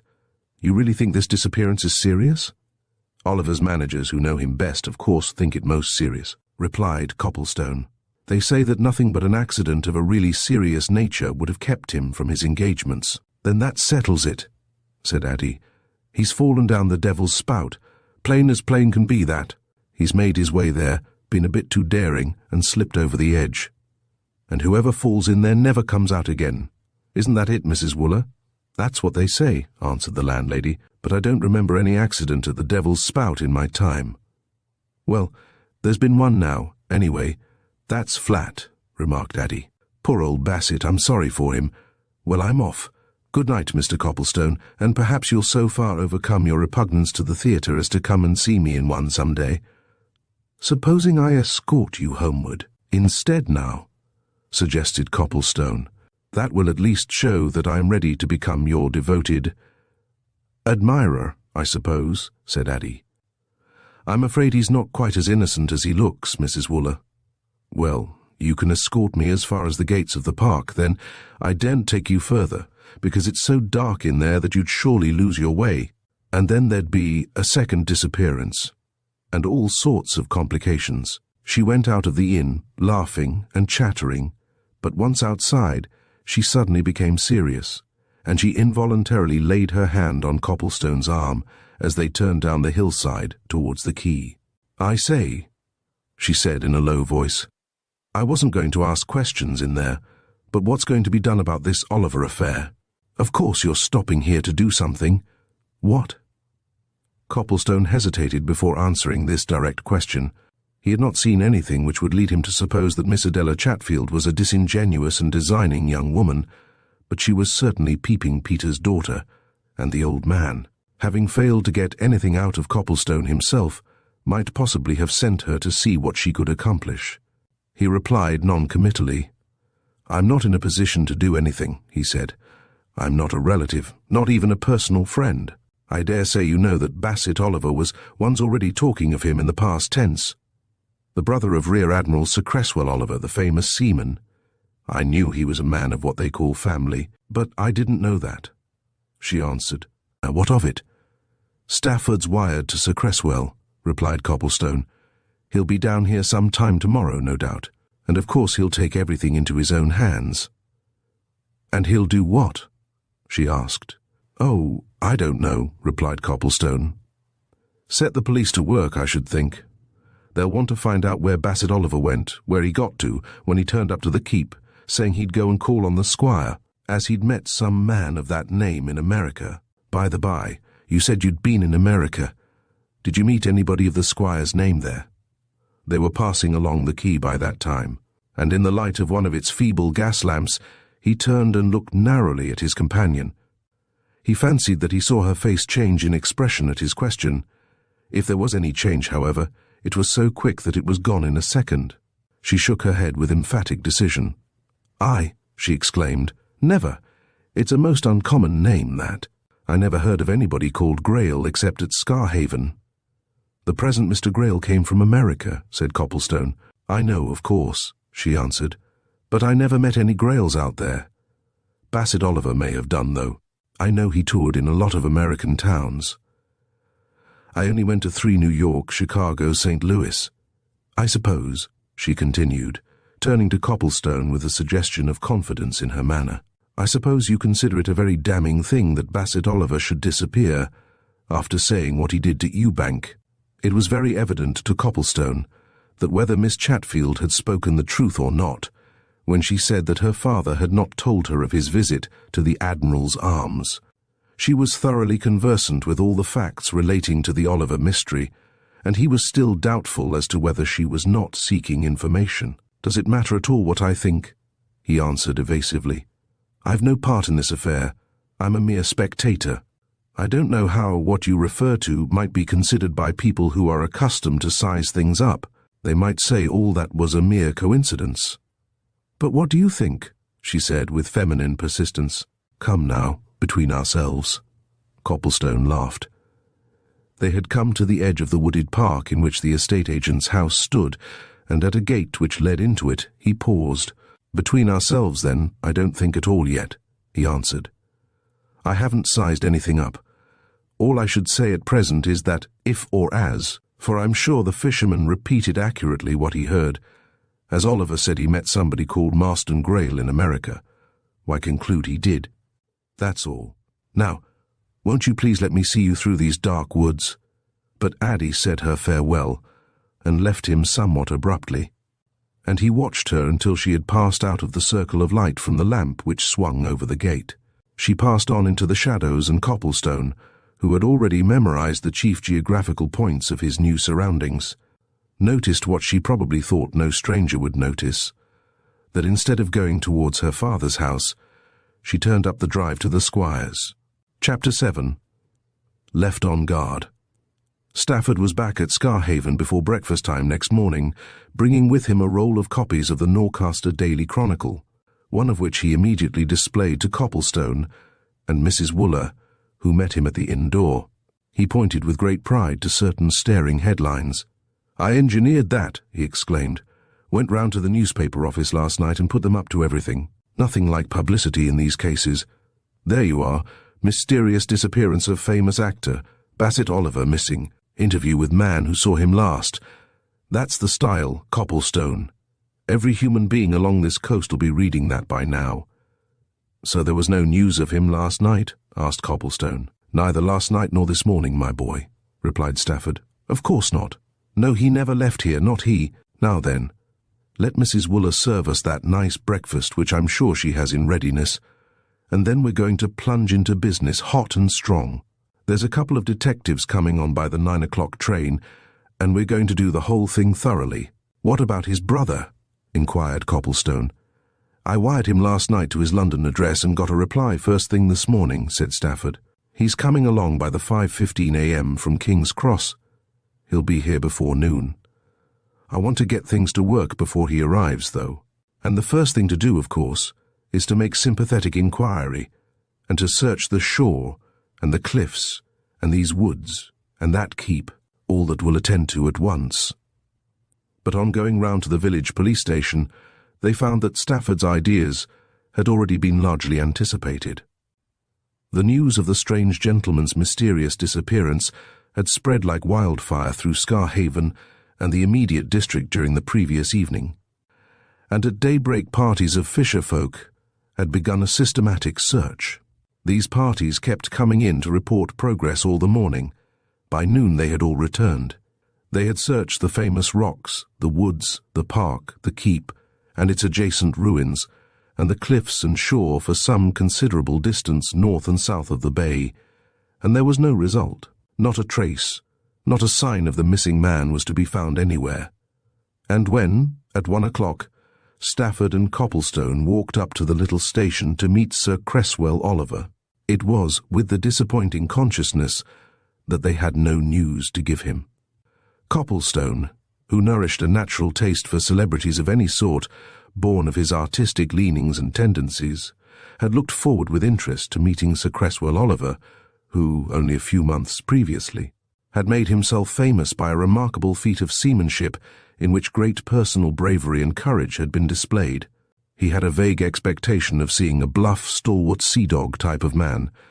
Instead, he presently found himself shaking hands with a very quiet-looking, elderly gentleman, who might have been a barrister or a doctor, of pleasant and kindly manners. With him was another gentleman of a similar type, and of about the same age, whom he introduced as the family solicitor, Mr. Petherton. And to these two, in a private sitting-room at the Admiral's Arms, Stafford as Bassett Oliver's business representative and Copplestone as having remained on the spot since the day before, told all and every detail of what had transpired, since it was definitely established that the famous actor was missing. Both listened in silence and with deep attention. When all the facts had been put before them, they went aside and talked together. Then they returned, and Sir Cresswell besought Stafford and Copplestone's attention. "I want to tell you, young gentlemen, precisely what Mr. Petherton and I think it best to do," he said in the mild and bland accents, which had so much astonished Copplestone. "We have listened, as you will admit, with our best attention. Mr. Petherton, as you know, is a man of law. I myself, when I have the good luck to be ashore, am a chairman of quarter sessions, so I'm accustomed to hearing and weighing evidence. We don't think there's any doubt that my poor brother has met with some curious mishap which has resulted in his death. It seems impossible, going on what you tell us from the evidence you've collected, that he could ever have approached that Devil's Spout place unseen. It also seems impossible that he could have had a fatal fall over the cliffs, since his body has not been found. No, we think something befell him in the neighbourhood of Scarhaven Keep. But what? Foul play? Possibly, if it was why. And there are 3 people Mr. Petherton and I would like to speak to privately: the fisherman, Ewbank, Mr. Marston Greyle, and Mrs. Valentine Greyle. We should like to hear Ewbank's story for ourselves. We certainly want to see the squire, and I personally wish to see Mrs. Greyle because, from what Mr. Copplestone there has told us, I am quite sure that I, too, knew her a good many years ago, when she was acquainted with my brother Bassett. So we propose, Mr. Stafford, to go and see these 3 people, and when we have seen them, I will tell you and Mr. Copplestone exactly what I, as my brother's representative, wish to be done." The 2 younger men waited impatiently in and about the hotel while their elders went on their self-appointed mission. Stafford, essentially a man of activity, speculated on their reasons for seeing the 3 people whom Sir Cresswell Oliver had specifically mentioned. Copplestone was meanwhile wondering if he could with propriety pay another visit to Mrs. Greyle's cottage that night. It was drawing near to dusk when the 2 quiet-looking elderly gentlemen returned and summoned the younger ones to another conference. Both looked as reserved and bland as when they had set out, and the old seaman's voice was just as suave as ever when he addressed them. "Well, gentlemen," he said, We have paid our visits, and I suppose I had better tell you at once that we are no wiser as to actual facts than we were when we left you earlier in the afternoon. The man Eubank stands emphatically by his story. Mr. Marston Greyle says that he cannot remember any meeting with my brother in America, and that he certainly did not call on him here on Sunday. Mrs. Valentine Greyle has not met Bassett for a great many years. Now, there the matter stands. Of course, it cannot rest there. Further inquiries will have to be made. Mr. Petherton and I are going on to Norcaster this evening, and we shall have a very substantial reward offered to any person who can give any information about my brother. That may result in something or in nothing. As to my brother's business arrangements, I will go fully into that matter with you, Mr. Stafford, at Norcaster, tomorrow. Now, Mr. Copplestone, will you have a word or two with me in private?" Copplestone followed the old seaman into a quiet corner of the room, where Sir Cresswell turned on him with a smile. "I take it," he said, "that you are a young gentleman of leisure, and that you can abide wherever you like, eh?" "Yes, you may take that as granted," answered Copplestone, wondering what was coming. "Doesn't much matter if you write your plays in Jermyn Street or anywhere else, eh?" questioned Sir Cresswell with a humorous smile. "Practically no," replied Copplestone. Sir Cresswell tapped him on the shoulder. "I want you to do me a favour," he said. "I shall take it as a kindness, if you will. I don't want to talk about certain ideas which Petherton and I have about this affair yet anyway, not even to you, but we have formed some ideas this afternoon. Now, do you think you could manage to stay where you are for a week or two?" "Here," exclaimed Copplestone. "This seems very comfortable," said Sir Cresswell, looking round. "The landlady is a nice, motherly person. She gave me a very well-cooked lunch. This is a quiet room in which to do your writing, eh?" "Of course I can stay here," answered Copplestone, who was a good deal bewildered. "But mayn't I know why, and in what capacity?" "Just to keep your eyes and your ears open," said Sir Cresswell. "Don't seem to make inquiries. In fact, don't make any inquiry, do nothing. I don't want you to do any private detective work, not I. Just stop here a bit. Amuse yourself, read, and watch things quietly. And don't be cross. I've an elderly man's privilege. You know, you'll send your bills to me." "Oh, that's all right, thanks," said Copplestone hurriedly. "I'm pretty well off as regards this world's goods." "So I guessed when I found that you lived in the expensive atmosphere of Jermyn Street," said Sir Cresswell with a sly laugh. "But all the same, you'll let me be paymaster here, you know that's only fair." "All right, certainly, if you wish it," agreed Copplestone. "But look here, won't you trust me? I assure you I'm to be trusted. You suspect somebody. Hadn't you better give me your confidence? I won't tell a soul. And when I say that, I mean it literally. I won't tell one single soul." Sir Cresswell waited a moment or two, looking quietly at Copplestone. Then he clapped a hand on the young man's shoulder. "All right, my lad," he said. "Yes, we do suspect somebody. Marston Greyle, now you know it." "I expected that," answered Copplestone. "All right, sir, and my orders are just what you said." "Just what I said," agreed Sir Cresswell. "Carry on at that, eyes and ears open.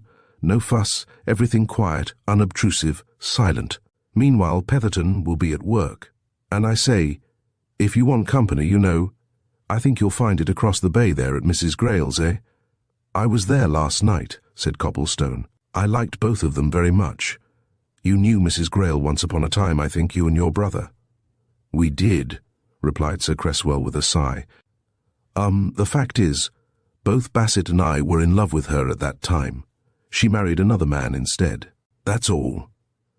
He gave Copplestone a squeeze of the elbow, laughed, and went across to the solicitor, who was chatting to Stafford in one of the bow windows. 10 minutes later, all three were off to Norcaster, and Copplestone was alone, ruminating over this sudden and extraordinary change in the hitherto even tenor of his life.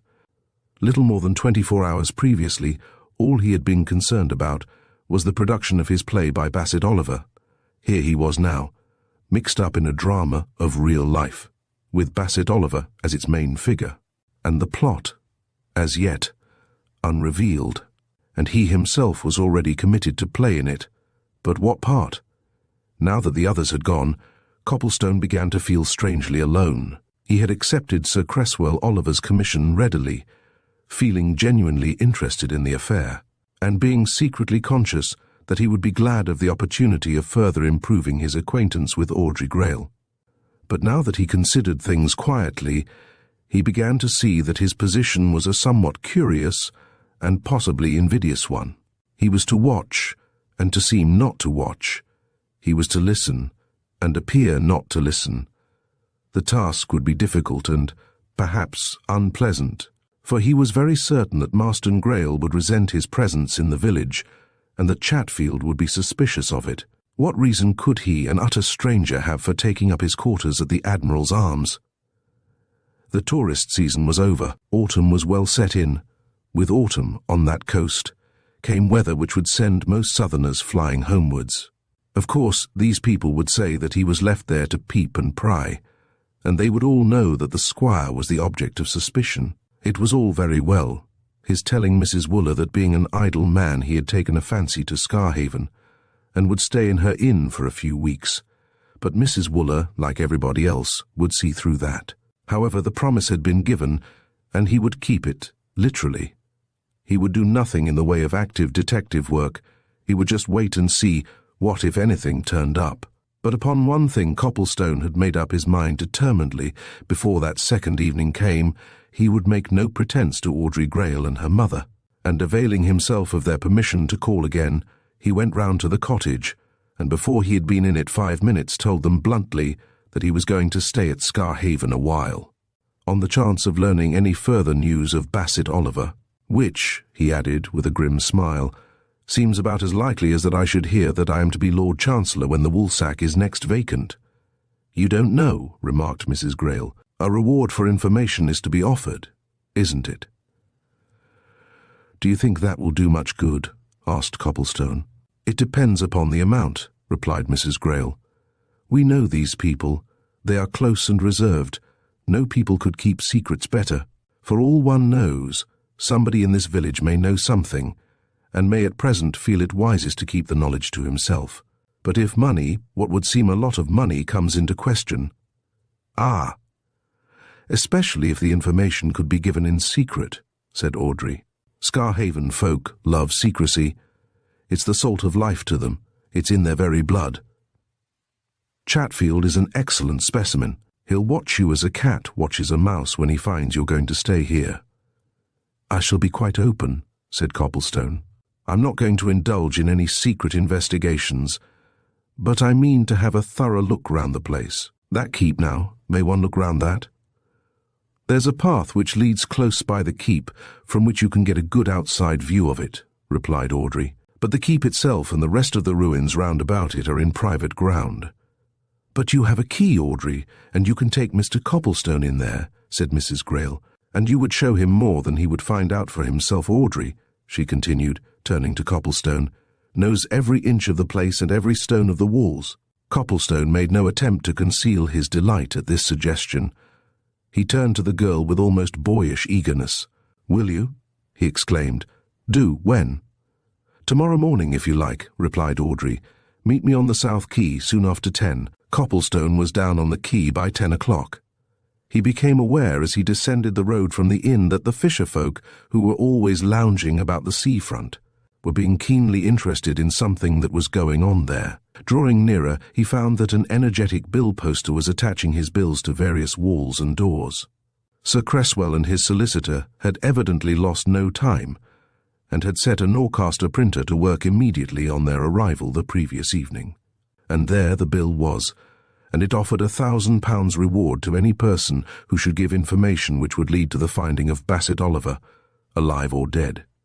Copplestone purposely refrained from mingling with the groups of men and lads who thronged about the bills, eagerly discussing the great affair of the moment. He sauntered along the quay, waiting for Audrey. She came at last with an enigmatic smile on her lips.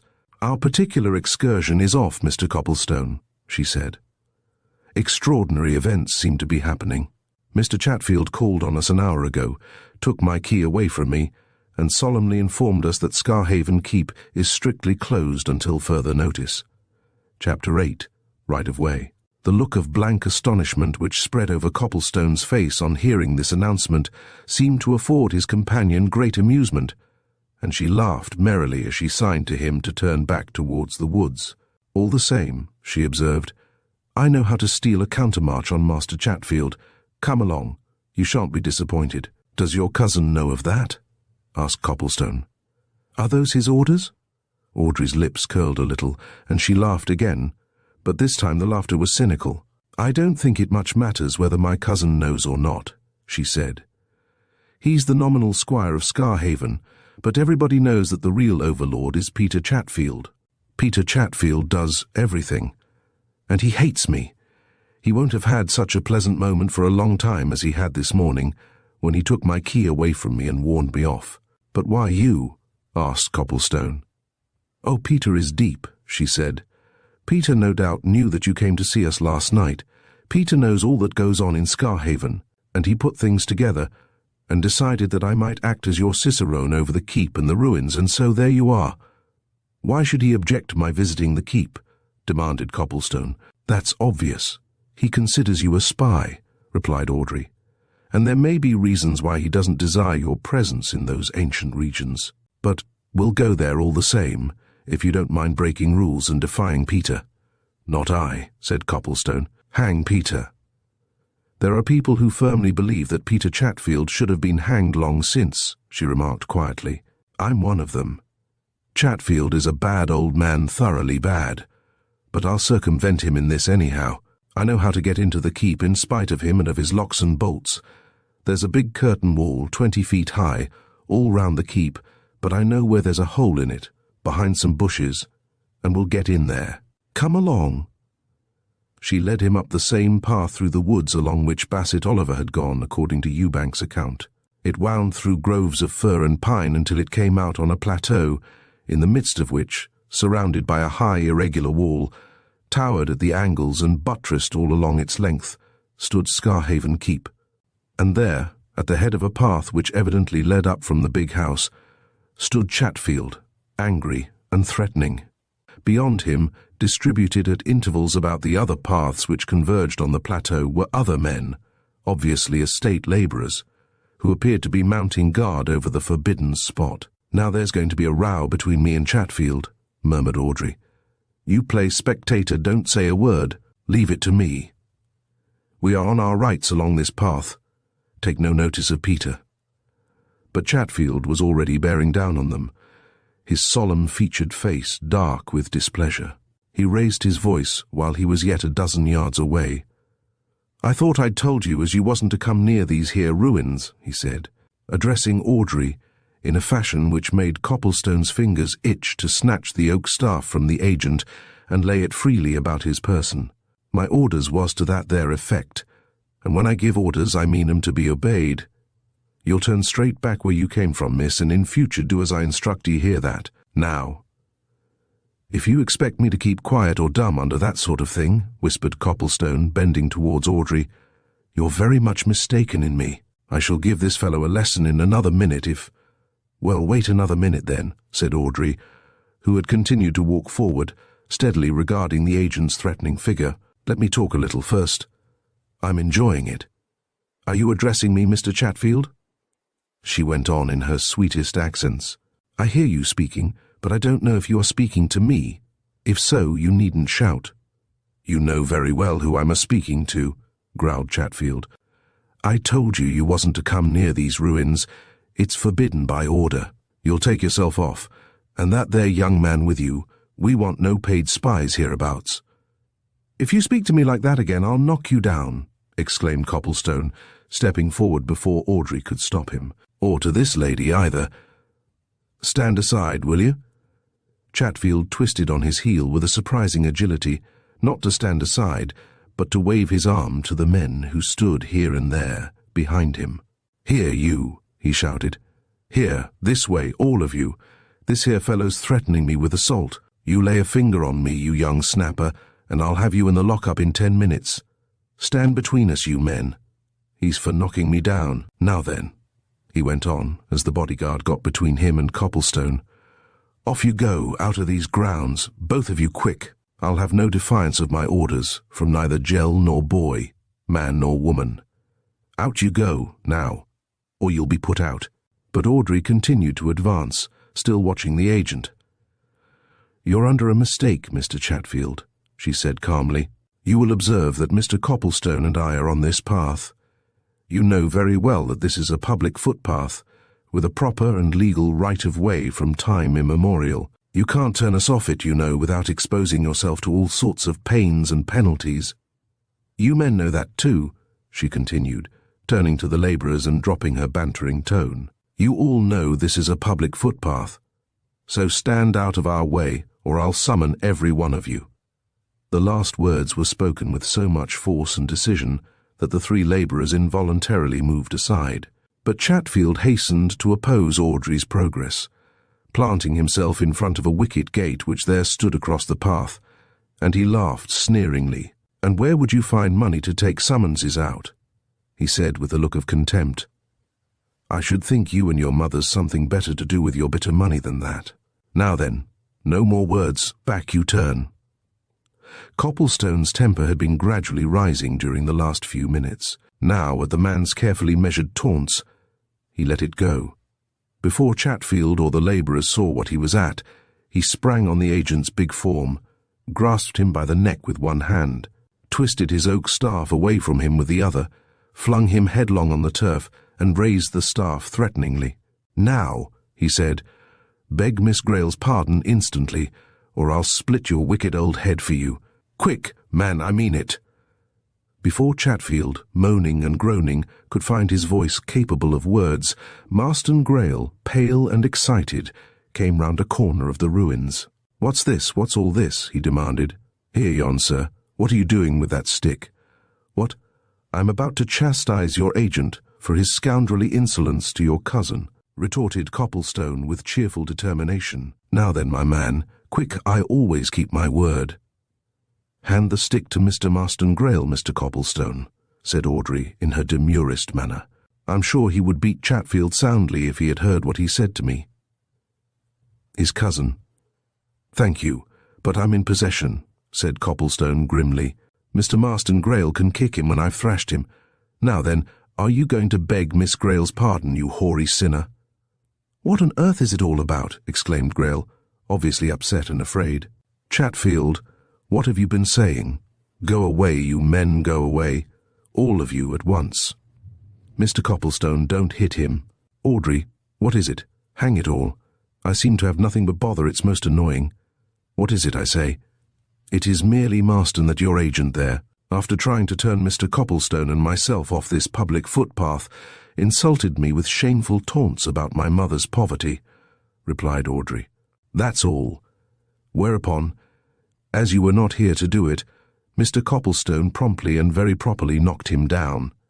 And now, is Mr. Copplestone to punish him, or will you?" Copplestone, keeping a sharp eye on the groaning and sputtering agent, contrived at the same time to turn a corner of it on Marston Greyle. That momentary glance showed him much. The squire was mortally afraid of his man. That was certain as that they were there. He stood, a picture of vexation and indecision, glancing furtively at Chatfield, then at Audrey, and evidently hating to be asked to take a side. "Confound it all, Chatfield!" he suddenly burst out. "Why don't you mind what you're saying? It's all very well, Audrey, but you shouldn't have come along here, especially with strangers. The fact is, I'm so upset about this Oliver affair that I'm going to have a thorough search and examination of the keep and the ruins, and of course, we can't allow anyone inside the grounds while it's going on. You should have kept to Chatfield's orders."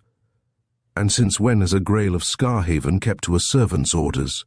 interrupted Audrey, with a sneer that sent the blood rushing to the squire's face. "Never.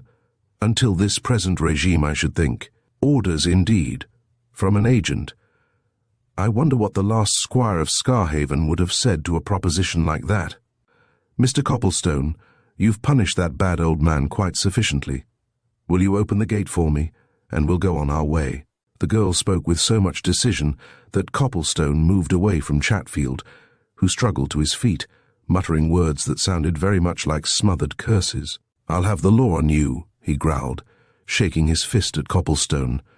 "Before this day's out, I'll have the law." "Sooner the better," retorted Copplestone. "Nothing will please me so much as to tell the local magistrates precisely what you said to your master's kinswoman."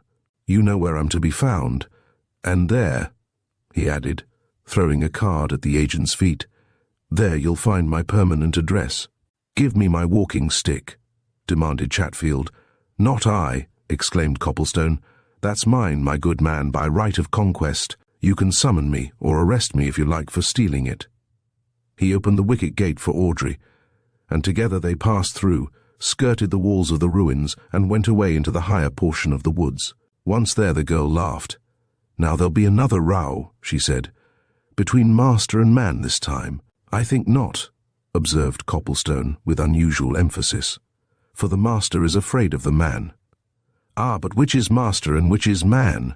asked Audrey in a low voice. Copplestone stopped and looked narrowly at her. "Oh?" he said quietly.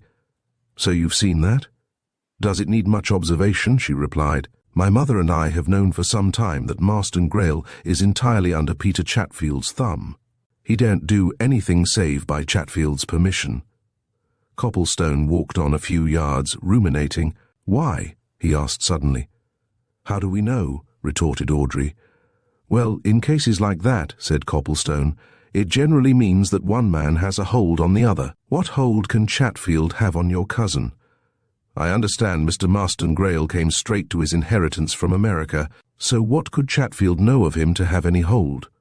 "Oh, I don't know, and I don't care much," replied Audrey, as they passed out of the woods onto the headlands beyond. "Never mind all that.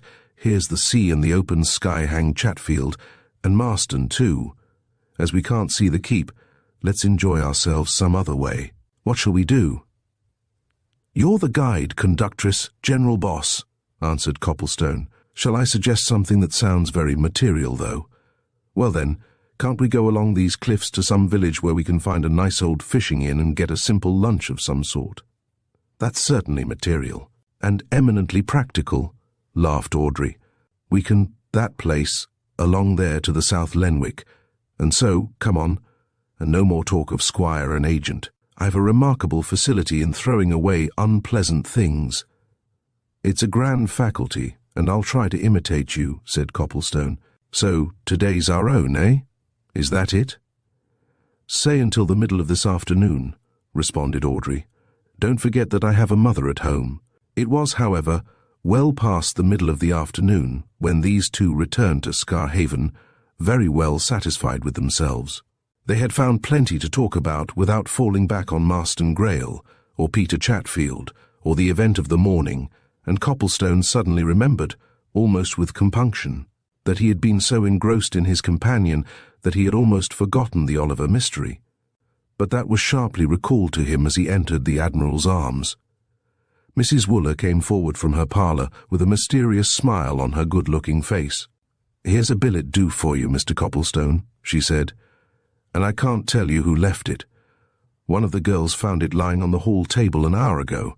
With that she handed Copplestone a much-thumbed, very grimy, heavily sealed envelope.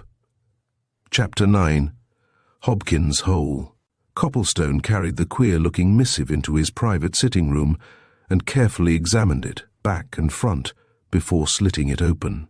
The envelope was of the cheapest kind. The big splotch of red wax at the flap had been pressed into flatness by the summary method of forcing a coarse-grained thumb upon it. The address was inscribed in ill-formed characters only too evidently made with difficulty by a bad pen, which seemed to have been dipped into watery ink at every third or fourth letter, and it read thus: "The young gentleman staying at the Admiral Private." The envelope contained nothing but a scrap of paper obviously torn from a penny cash book. No ink had been used in transcribing the 2 or 3 lines which were scrawled across this scrap. The vehicle this time was an indelible pencil, which the writer appeared to have moistened with his tongue every now and then, some letters being thicker and darker than others. The message, if mysterious, was straightforward enough. "Sir," it ran, "if so be as you'd like to have a bit of news from one as has it, take a walk through Hobkin's Hole tomorrow morning, and look out for yours truly him as writes this." Like most very young men, Copplestone, on arriving at what he called manhood, by which he meant the age of 21 years, had drawn up for himself a code of ethics, wherein he had mentally scheduled certain things to be done and certain things not to be done. One of the things which he had firmly resolved never to do was to take any notice of an anonymous letter. Here was an anonymous letter, and with it a conflict between his principles and his inclinations. In 5 minutes he learnt that cut-and-dried codes are no good when the hard facts of everyday life have to be faced, and that expediency is a factor in human existence which has its moral values. In plain English, he made up his mind to visit Hobkin's Hole next morning and find out who the unknown correspondent was. He was half tempted to go round to the cottage and show the queer scrawl to Audrey Greyle, of whom, having passed 6 delightful hours in her company, he was beginning to think much more than was good for him, unless he intended to begin thinking of her always. But he was still young enough to have a spice of bashfulness about him, and he did not want to seem too pushing or forward. Again, it seemed to him that the anonymous letter conveyed, in some subtle fashion, a hint that it was to be regarded as sacred and secret, and Copplestone had a strong sense of honour. He knew that Mrs. Wooler was femininely curious to hear all about that letter, but he took care not to mention it to her. Instead, he quietly consulted an ordnance map of the district which hung framed and glazed in the hall of the inn, and discovering that Hobkin's Hole was marked on it as being something or other a mile or 2 out of Scarhaven on the inland side, he set out in its direction next morning after breakfast, without a word to anyone as to where he was going. And that he might not be entirely defenceless, he carried Peter Chatfield's oaken staff with him. That would certainly serve to crack any ordinary skull, if need arose for measure of defence. The road which Copplestone followed out of the village soon turned off into the heart of the moorlands that lay, rising and falling in irregular undulations, between the sea and the hills. He was quickly out of sight of Scarhaven, and in the midst of a solitude. All round him stretched wide expanses of heather and gorse, broken up by great masses of rock. From a rise in the road he looked about him and saw no sign of a human habitation, and heard nothing but the rush of the wind across the moors and the plaintive cry of the seabirds flapping their way to the cultivated land beyond the barrier of hills. And from that point he saw no sign of any fall or depression in the landscape to suggest the place which he sought. But at the next turn he found himself at the mouth of a narrow ravine, which cut deep into the heart of the hill and was dark and sombre enough to seem a likely place for secret meetings, if for nothing more serious and sinister. It wound away from a little bridge which carried the road over a brawling stream. Along the side of that stream were faint indications of a path which might have been made by human feet, but was more likely to have been trodden out by the mountain sheep. This path was quickly obscured by dwarf oaks and alder bushes, which completely roofed in the narrow valley, and about everything hung a suggestion of solitude that would have caused any timid or suspicious soul to have turned back. But Copplestone was neither timid nor suspicious, and he was already intensely curious about this adventure. Wherefore, grasping Peter Chatfield's oaken cudgel firmly in his right hand, he jumped over the bridge and followed the narrow path into the gloom of the trees. He soon found that the valley resolved itself into a narrow and rocky defile. The stream, level at first, soon came tumbling down amongst huge boulders. The path disappeared. Out of the oaks and alder high cliffs of limestones began to lift themselves. The morning was unusually dark and grey, even for October, and as leaves, brown and sere though they were, still clustered thickly on the trees. Copplestone quickly found himself in a gloom that would have made a nervous person frightened. He also found that his forward progress became increasingly difficult. At the foot of a tall cliff which suddenly rose up before him, he was obliged to pause. On that side of the stream it seemed impossible to go further, but as he hesitated, peering here and there under the branches of the dwarf oaks, he heard a voice, so suddenly that he started in spite of himself. "Governor!" Copplestone looked around and saw nothing. Then came a low laugh, as if the unseen person was enjoying his perplexity. "Look overhead, Governor," said the voice. "Look aloft." Copplestone glanced upward and saw a man's head and face, framed in a screen of bushes which grew on a shelf of the limestone cliff. The head was crowned by a much-worn fur cap. The face, very brown and seamed and wrinkled, was ornamented by a short, well-blackened clay pipe, from the bowl of which a wisp of blue smoke curled upward, and as he grew accustomed to the gloom, he was aware of a pair of shrewd, twinkling eyes, and a set of very white teeth which gleamed like an animal's. "Hello," said Copplestone. "Come out of that." The white teeth showed themselves still more. Their owner laughed again. "You come up, governor," he said. "There's a natural staircase round the corner. Come up and make yourself at home.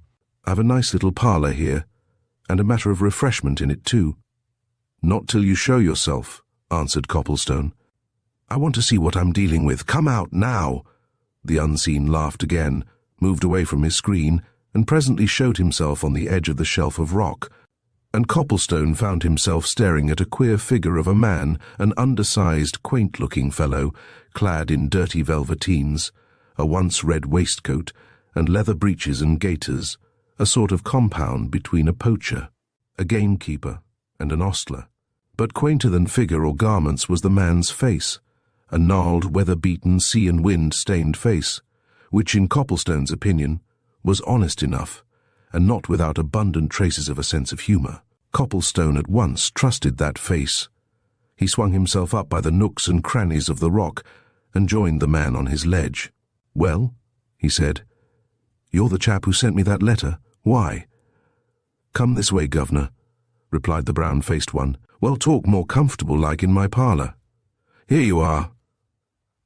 He led Copplestone along the ridge behind the bushes, and presently revealed a cave in the face of the overhanging limestone, mostly natural, but partly due to artifice, wherein were rude seats, covered over with old sacking, a box or two which evidently served for pantry and larder, and a shelf on which stood a wicker-covered bottle in company with a row of bottles of ale. The lord of this retreat waved a hospitable hand towards his cellar. "You'll not refuse a poor man's hospitality, governor," he said politely. "I can give you a clean glass, and if you'll try a drop of rum, there's fresh water from the stream to mix it with good as you'll find in England. Or maybe, it being the forepart of the day, you'd prefer ale now. Say the word." "A bottle of ale, then, thank you," responded Copplestone, who saw that he had to deal with an original, and did not wish to appear standoffish. "And whom am I going to drink with, may I ask?" The man carefully drew the cork of a bottle, poured out its contents with the discrimination of a bartender, handed the glass to his visitor with a bow, helped himself to a measure of rum, and bowed again as he drank. "My best respects to you, governor," he said. "Glad to see you in Hobkin's Hole Castle, that's here. Queer place for gentlemen to meet in, ain't it? Who are you talking to, says you? My name, governor well known hereabouts, is Zachary Spurge." "You sent me that note last night?" asked Copplestone, taking a seat and filling his pipe. "How'd you get it there unseen?" "Got a cousin as his odd-job man at the Admiral's Arms," replied Spurge. "He slipped it in for me. You may have seen him there, governor chap with one eye, and queer-looking, but to be trusted, as I am down to the ground." "And what do you want to see me about?" inquired Copplestone. "What's this bit of news you've got to tell?" Zachary Spurge thrust a hand inside his velveteen jacket and drew out a much folded and creased paper which, on being unwrapped, proved to be the bill which offered a reward for the finding of Bassett Oliver. He held it up before his visitor. "This," he said, £1,000 is a vast lot of money, governor. Now, if I was to tell something as I knows of, what chances should I have of getting that there money?" "That depends," replied Copplestone. "The reward is to be given to... but you see the plain wording of it. Can you give information of that sort?" "I can give a certain piece of information, governor," said Spurge. "Whether it'll lead to the finding of that there gentleman or not, I can't say. But something I do know certain sure." Copplestone reflected a while. "I'll tell you what, Spurge," he said. "I'll promise you this much. If you can give any information, I'll give you my word that, whether what you can tell is worth much or little, you shall be well paid. That do?" "That'll do, governor," responded Spurge. "I take your word as between gentlemen. Well now, it's this here, you see me as I am, here in a cave, like one of them old eremites that used to be in the ancient days. Why am I here? 'Cause just now it ain't quite convenient for me to show my face in Scarhaven. I'm wanted for poaching, governor, that's the fact. This here is a safe retreat. If I was tracked here, I could make my way out at the back of this hole. There's a passage here, before anybody could climb that rock. However, Nobody suspects I'm here. They think, that is, that old devil Chatfield and the police, they think I'm off to sea. However, here I am, and last Sunday afternoon as ever was, I was in Scarhaven. In the wood I was, Governor, at the back of the keep. Never mind what for. I was there. And at precisely 10 minutes to 3 o'clock, I saw Bassett Oliver. How did you know him? Demanded Copplestone. 'Cause I've had many a sixpennorth of him at both Northborough and Norcaster, answered Spurge. Seen him a dozen times, I have, and knew him well enough, even if I'd only viewed him from the Iter gallery. Well, he come along up the path from the South Quay. He passed within a dozen yards of me and went up to the door in the wall of the ruins, right opposite where I was lying doggo amongst some bushes. He poked the door with the point of his stick. It was ajar, that door, and it went open. And so he walks in and disappears. Governor, I reckon that'd be the last time as he was seen alive, unless what? Asked Copplestone eagerly. Unless one other man saw him, replied Spurge solemnly. For there was another man there, Governor, Squire Greyle. Copplestone looked hard at Spurge. Spurge returned the stare and nodded 2 or 3 times. Gospel truth, he said. I kept where I was. I had reasons of my own. Maybe 8 minutes or so, certainly not 10 after Bassett Oliver walked in there. Squire Greyle walked out. In a hurry, Governor. He come out quick. He looked a bit queer, dazed like. You know how quick a man can think, Governor, under certain circumstances. I thought quicker than lightning. I says to myself, Squire's seen somebody or something he hadn't no taste for. Why, you could read it on his face, plain as print. It was there. Well, said Copplestone. And then? Then, continued Spurge, then he stood for just a second or two, looking right and left, up and down. There wasn't a soul in sight, nobody. But he slunk off, sneaked off, same as a fox sneaks away from a farmyard. He went down the side of the curtain wall that shuts in the ruins, taking as much cover as ever he could find. At the end of the wall, he popped into the wood that stands between the ruins and his house. And then, of course, I lost all sight of him. And Mr. Oliver, said Copplestone, did you see him again? Spurge took a pull at his rum and water, and relighted his pipe. I did not, he answered. I was there until 3:15, then I went away. And no Oliver had come out of that door when I left. Chapter 10. The Invalid Curate. Spurge and his visitor sat staring at each other in silence for a few minutes. The silence was eventually broken by Copplestone. Of course, he said reflectively. If Mr. Oliver was looking round those ruins, he could easily spend half an hour there. Just so, agreed Spurge.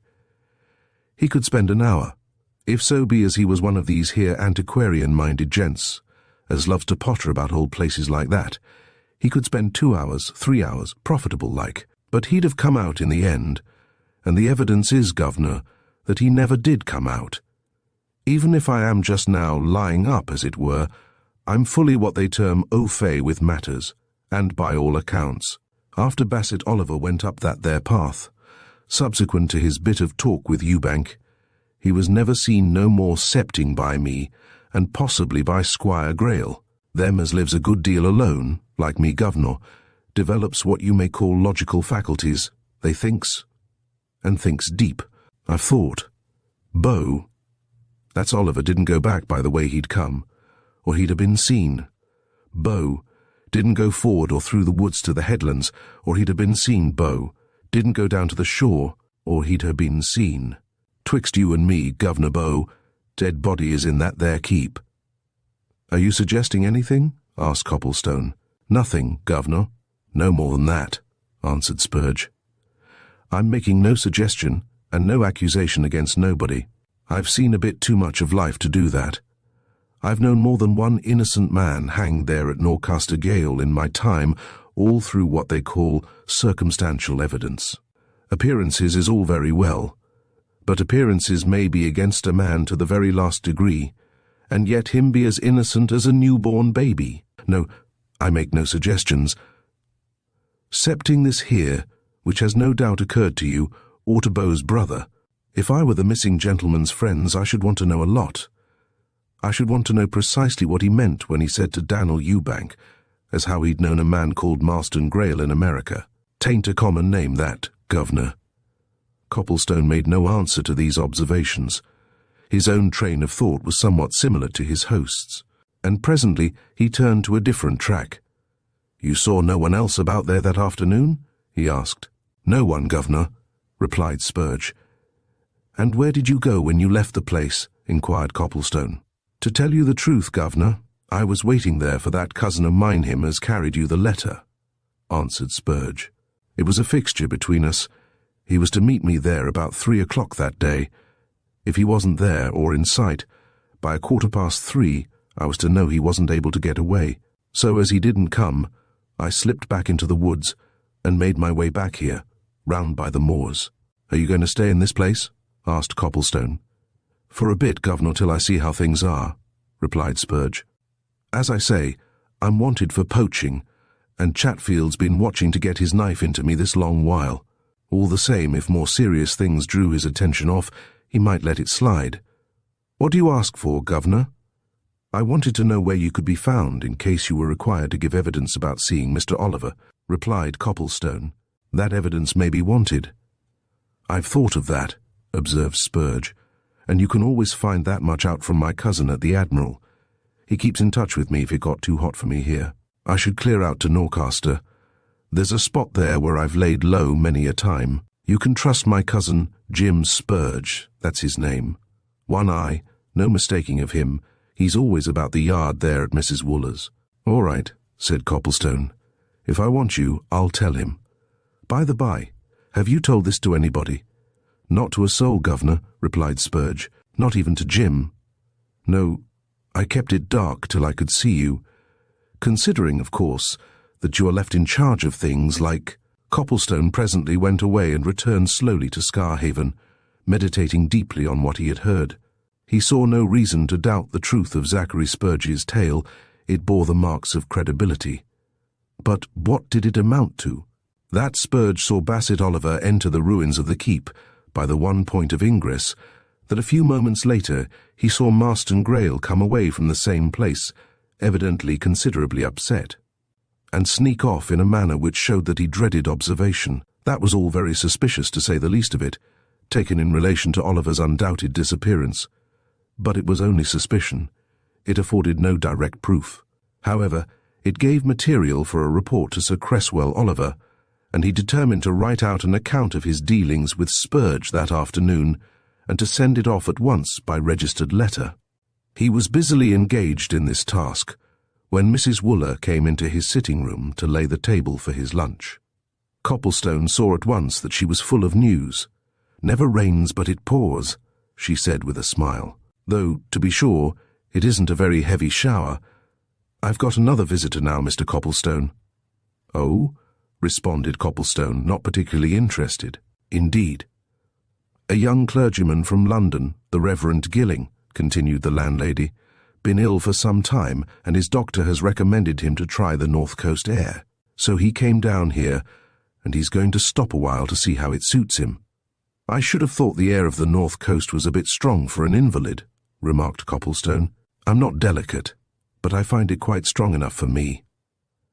"I dare say it's a case of kill or cure," replied Mrs. Wooler. "Chest complaint, I should think. Not that the young gentleman looks particularly delicate either, and he tells me that he's a very good appetite, and that his doctor says he's to live well and to eat as much as ever he can." Copplestone got a view of his fellow visitor that afternoon in the hall of the inn, and agreed with the landlady that he showed no evident signs of delicacy of health. He was a good type of the conventional curate, with a rather pale, good-humoured face set between his round collar and wide-brimmed hat, and he glanced at Copplestone with friendly curiosity and something of a question in his eyes. And Copplestone, out of good neighbourliness, stopped and spoke to him. "Mrs. Wooler tells me you're come here to pick up," he remarked. "Pretty strong air round this quarter of the globe." "Oh, that's all right," said the new arrival. "The air of Scarhaven will do me good. It's full of just what I want." He gave Copplestone another look, and then glanced at the letters which he held in his hand. "Are you going to the post office?" he asked. "May I come? I want to go there too." The two young men walked out of the inn, and Copplestone led the way down the road towards the northern quay, and once they were well out of earshot of the Admiral's Arms and the 2 or 3 men who lounged near the wall in front of it, the curate turned to his companion with a sly look. "Of course you're Mr. Copplestone," he remarked. "You can't be anybody else. Besides, I heard the landlady call you so." "Yes," replied Copplestone, distinctly puzzled by the other's manner. "What then?" The curate laughed quietly, and putting his fingers inside his heavy overcoat, produced a card which he handed over. "My credentials," he said. Copplestone glanced at the card and read, "Sir Cresswell Oliver." He turned wonderingly to his companion, who laughed again. "Sir Cresswell told me to give you that as soon as I conveniently could," he said. "The fact is, I'm not a clergyman at all. Not I. I'm a private detective, sent down here by him and Petherton. See?" Copplestone stared for a moment at the wide-brimmed hat, the round collar, the eminently clerical countenance. Then he burst into laughter. "I congratulate you on your make-up anyway," he exclaimed. "Capital." "Oh, I've been on the stage in my time," responded the private detective. "I'm a good hand at fitting myself to various parts. Besides, I've played the conventional curate a score of times. Yes, I don't think anybody would see through me, and I'm very particular to avoid the clergy." "And you left the stage for this?" asked Copplestone. "Why now?" "Pays better, heaps better," replied the other calmly. "Also, it's more exciting. There's much more variety in it. Well, now you know who I am.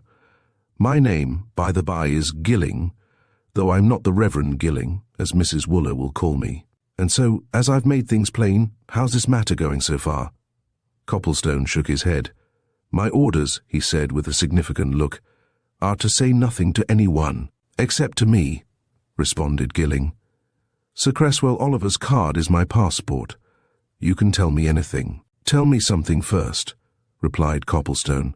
"Precisely what are you here for? If I'm to talk confidentially to you, you must talk in the same fashion to me." He stopped at a deserted stretch of the quay, and leaning against the wall which separated it from the sand, signed to Gilling to stop also. "If we're going to have a quiet talk," he went on, "we'd better have it now. No one's about, and if anyone sees us from a distance, they'll only think we're what we look to be casual acquaintances. Now, what is your job?" Gilling looked about him and then perched himself on the wall. "To watch Marston Greyle," he replied. "They suspect him?" asked Copplestone. "Undoubtedly. Sir Cresswell Oliver said as much to me, but no more. Have they said more to you?" The suspicion seemed to have originated with Petherton. Petherton, in spite of his meek old-fashioned manners, is as sharp an old bird as you'll find in London. He fastened at once on what Bassett Oliver said to that fisherman, Ewbank. A keen nose for a scent, Petherton's. And he's determined to find out who it was that Bassett Oliver met in the United States under the name of Marston Greyle. He's already set the machinery in motion, and in the meantime, I'm to keep my eye on this squire, as I shall. Why watch him particularly? To see that he doesn't depart for unknown regions, or if he does, to follow in his track. He's not to be lost sight of until this mystery is cleared, because something is wrong." Copplestone considered matters in silence for a few moments, and decided not to reveal the story of Zachary Spurge to Gilling yet, a while at any rate. However, he had news which there was no harm in communicating. "Marston Greyle," he said presently, "or his agent, Peter Chatfield, or both in common agreement, are already doing something to solve the mystery, so far as Greyle's property is concerned. They've closed the keep and its surrounding ruins to the people who used to be permitted to go in, and they're conducting an exhaustive search for Bassett Oliver, of course." Gilling made a grimace. "Of course," he said cynically. "Just so. I expected something of that sort. That's all part of a clever scheme." "I don't understand you," remarked Copplestone. "How, a clever scheme?" "Whitewash," answered Gilling. "Sheer whitewash. You don't suppose that either Greyle or Chatfield are fools? I should say they're far from it, from what little I've heard of 'em. Well, don't they know very well that Marston Greyle is under suspicion? All right, they want to clear him. So they close their ruins and make a search, a private search, mind you, and at the end they announce that nothing's been found, and there you are.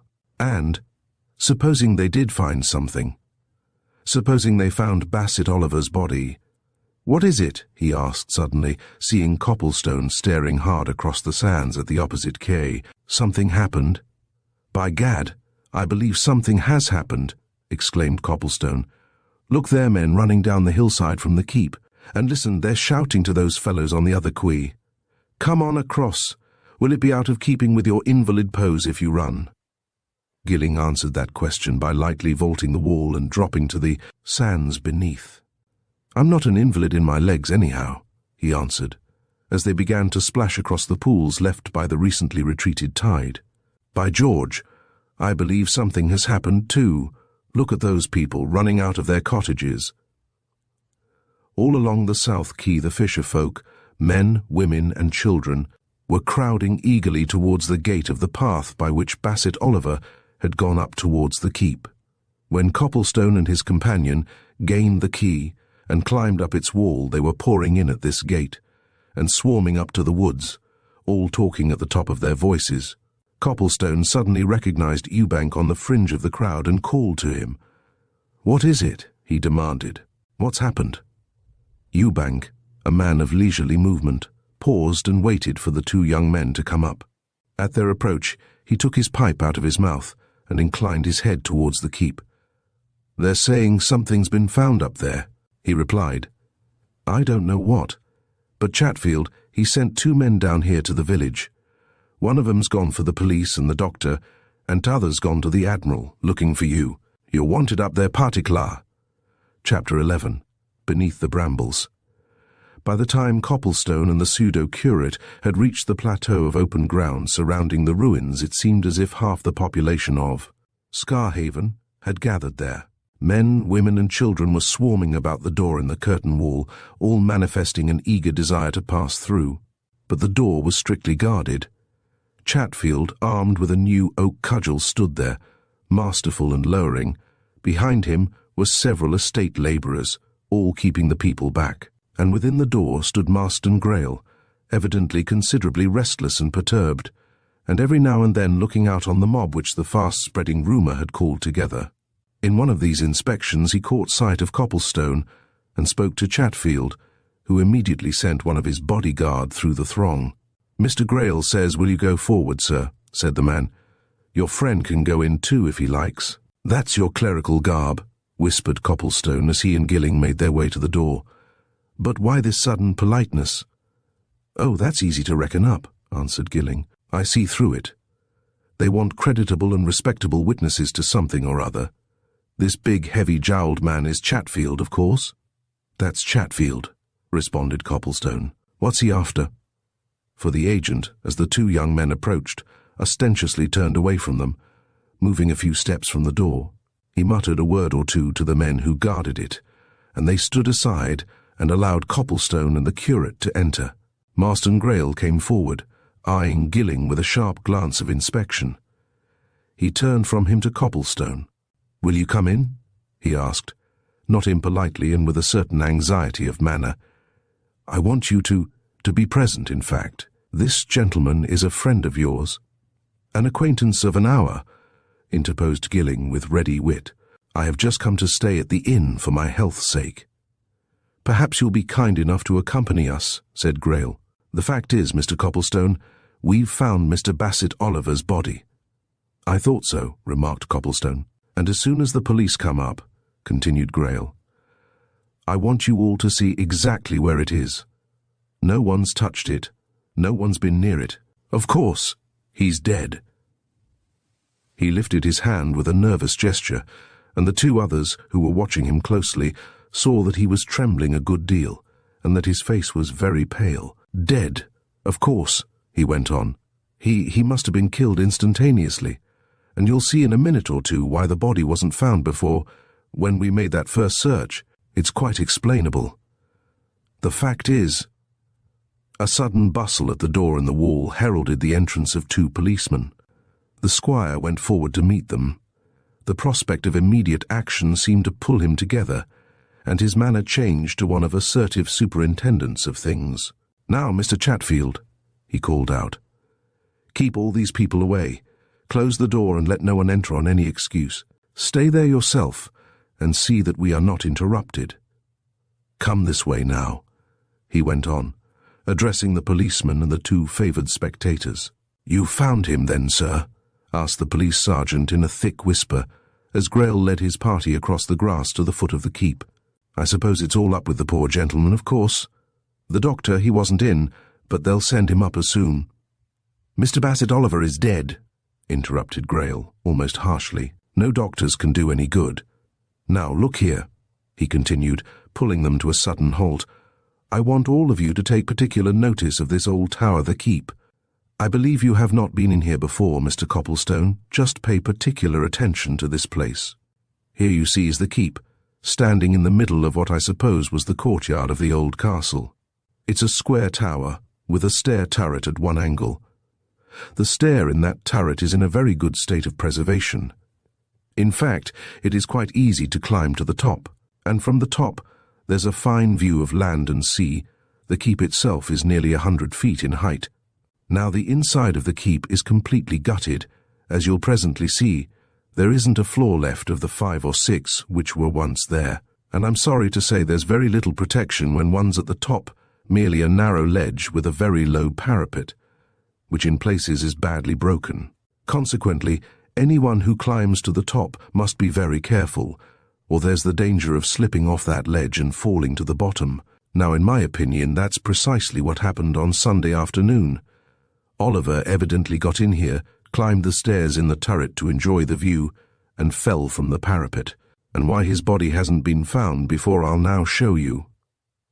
He led the way to the extreme foot of the keep, and to a very low-arched door, at which stood a couple of the estate labourers, one of whom carried a lighted lantern. To this man the squire made a sign. "Show the way," he said in a low voice. The man turned and descended several steps of worn and moss-covered stone which led through the archway into a dark, cellar-like place smelling strongly of damp and age. Greyle drew the attention of his companions to a heap of earth and rubbish at the entrance. "We had to clear all that out before we could get in here," he said. "This archway hadn't been opened for ages. This, of course, is the very lowest story of the keep, and half beneath the level of the ground outside. Its roof has gone like all the rest, but as you see, something else has supplied its place. Hold up your lantern, Maris." The other men looked up and saw what the squire meant. Across the tower, at a height of some 15 or 20 feet from the floor, nature, left unchecked, had thrown a ceiling of green stuff. Bramble, ivy, and other spreading and climbing plants had, in the course of years, made a complete network from wall to wall. In places it was so thick that no light could be seen through it from beneath. In other places it was thin, and glimpses of the sky could be seen from above the grey, tunnel-like walls. And in one of those places, close to the walls, there was a distinct gap, jagged and irregular, as if some heavy mass had recently plunged through the screen of leaf and branch from the heights above. And beneath this the startled searchers saw the body, lying beside a heap of stones and earth in the unmistakable stillness of death. "You see how it must have happened," whispered Greyle, as they all bent round the dead man. "He must have fallen from the very top of the keep, from the parapet in fact, and plunged through this mass of green stuff above us. If he had hit that where it's so thick there, it might have broken his fall, but you see, he struck it at the very thinnest part, and being a big and heavyish man, of course, he'd crash right through it. Now, of course, when we examined the keep on Monday morning, it never struck us that there might be something down here if you go up the turret stairs to the top and look down on this mass of green stuff from the very top. You'll see that it looks undisturbed. There's scarcely anything to show that he fell through it, from up there. But he did." "Whose notion was it that he might be found here?" asked Copplestone. "Chatfield's," replied the squire. "Chatfield's. He and I were up at the top there, and he suddenly suggested that Oliver might have fallen from the parapet and be lying embedded in that mass of green stuff beneath. We didn't know then, even Chatfield didn't know, that there was this empty space beneath the green stuff, but when we came to go into it, we found there was, so we had that archway cleared of all the stone and rubbish, and of course we found him. The body'll have to be removed, sir," whispered the police sergeant. "It'll have to be taken down to the inn to wait the inquest." Marston Greyle started. "Inquest," he said. "Oh, will that have to be held?" "I suppose so, yes. But we'd better wait until the doctor comes, hadn't we?" "I want him." The doctor came into the gloomy vault at that moment, escorted by Chatfield, who, however, immediately retired. He was an elderly, old-fashioned, somewhat fussy-mannered person, who evidently attached much more importance to the living squire than to the dead man. And he listened to all Marston Greyle's explanations and theories with great deference, and accepted each without demur. "Ah, yes, to be sure," he said, after a perfunctory examination of the body. "The affair is easily understood. It is precisely as you suggest, Squire. The unfortunate man evidently climbed to the top of the tower, missed his footing, and fell headlong. That slight mass of branch and leaf would make little difference. He was, you see, a heavy man, some 14 or 15 stone, I should think. Oh, instantaneous death, without a doubt. Well, well, these constables must see to the removal of the body, and we must let my friend the coroner know. He will hold the inquest tomorrow, no doubt. Quite a mere formality, my dear sir. The whole thing is as plain as a pikestaff. It will be a relief to know that the mystery is now satisfactorily solved." Outside, in the welcome freshness, Copplestone turned to the doctor. "You say the inquest will be held tomorrow?" he asked. The doctor looked his questioner up and down, with an inquiry which signified doubt as to Copplestone's right to demand information. "In the usual course," he replied stiffly. "Then his brother, Sir Cresswell Oliver, and his solicitor, Mr. Petherton, must be wired for from London," observed Copplestone, turning to Greyle. "I'll communicate with them at once. I suppose we may go up the tower?" he continued as Greyle nodded his assent. "I'd like to see the stairs and the parapet." Greyle looked a little doubtful and uneasy. "Well, I had meant that no one should go up until all this was gone into," he answered. "I don't want any more accidents. You'll be careful?"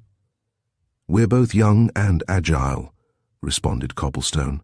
"There's no need for alarm. Do you care to go up, Mr. Gilling?" The pseudo-curate accepted the invitation readily, and he and Copplestone entered the turret. They had climbed half its height before Copplestone spoke. "Well," he whispered, "what do you think?" "It may be accident," muttered Gilling. "It mayn't." "You think he might have been what? Thrown down?" "Might have been caught unawares and pushed over. Let's see what there is up above, anyway."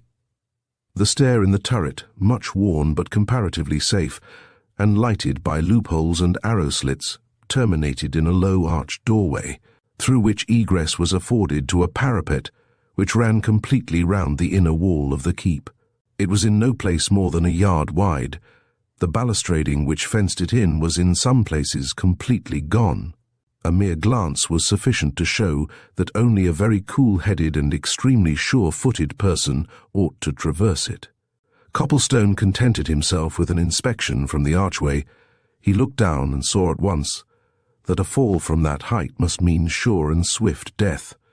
He saw, too, that Greyle had been quite right in saying that the sudden plunge of Oliver's body through the leafy screen far beneath had made little difference to the appearance of that screen as seen from above. And now that he saw everything, it seemed to him that the real truth might well lie in one word: accident. "Coming round this parapet?" asked Gilling, who was looking narrowly about him. "No," replied Copplestone. "I can't stand looking down from great heights. It makes my head swim." "Are you?" "Sure," answered Gilling. He took off his heavy overcoat and handed it to his companion. "Mind holding it?" he asked. "I want to have a good look at the exact spot from which Oliver must have fallen. There's the gap such as it is, and it doesn't look much from here, does it? In the green stuff down below. So he must have been here on the parapet exactly above it. Gad! It's very narrow, and a bit risky this, when all's said and done." Copplestone watched his companion make his way round to the place from which it was only too evident Oliver must have fallen. Gilling went slowly, carefully inspecting every yard of the moss and lichen-covered stones. Once he paused some time, and seemed to be examining a part of the parapet with unusual attention.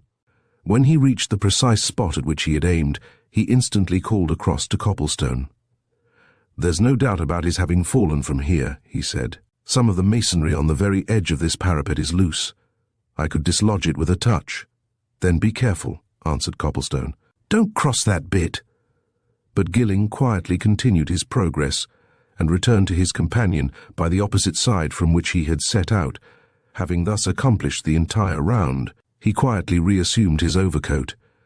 "No doubt about the fall," he said as they turned down the stair. "The next thing is, was it accidental?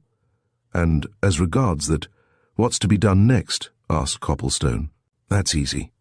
We must go at once and wire for Sir Cresswell and Old Petherton," replied Gilling. "It's now 4:30.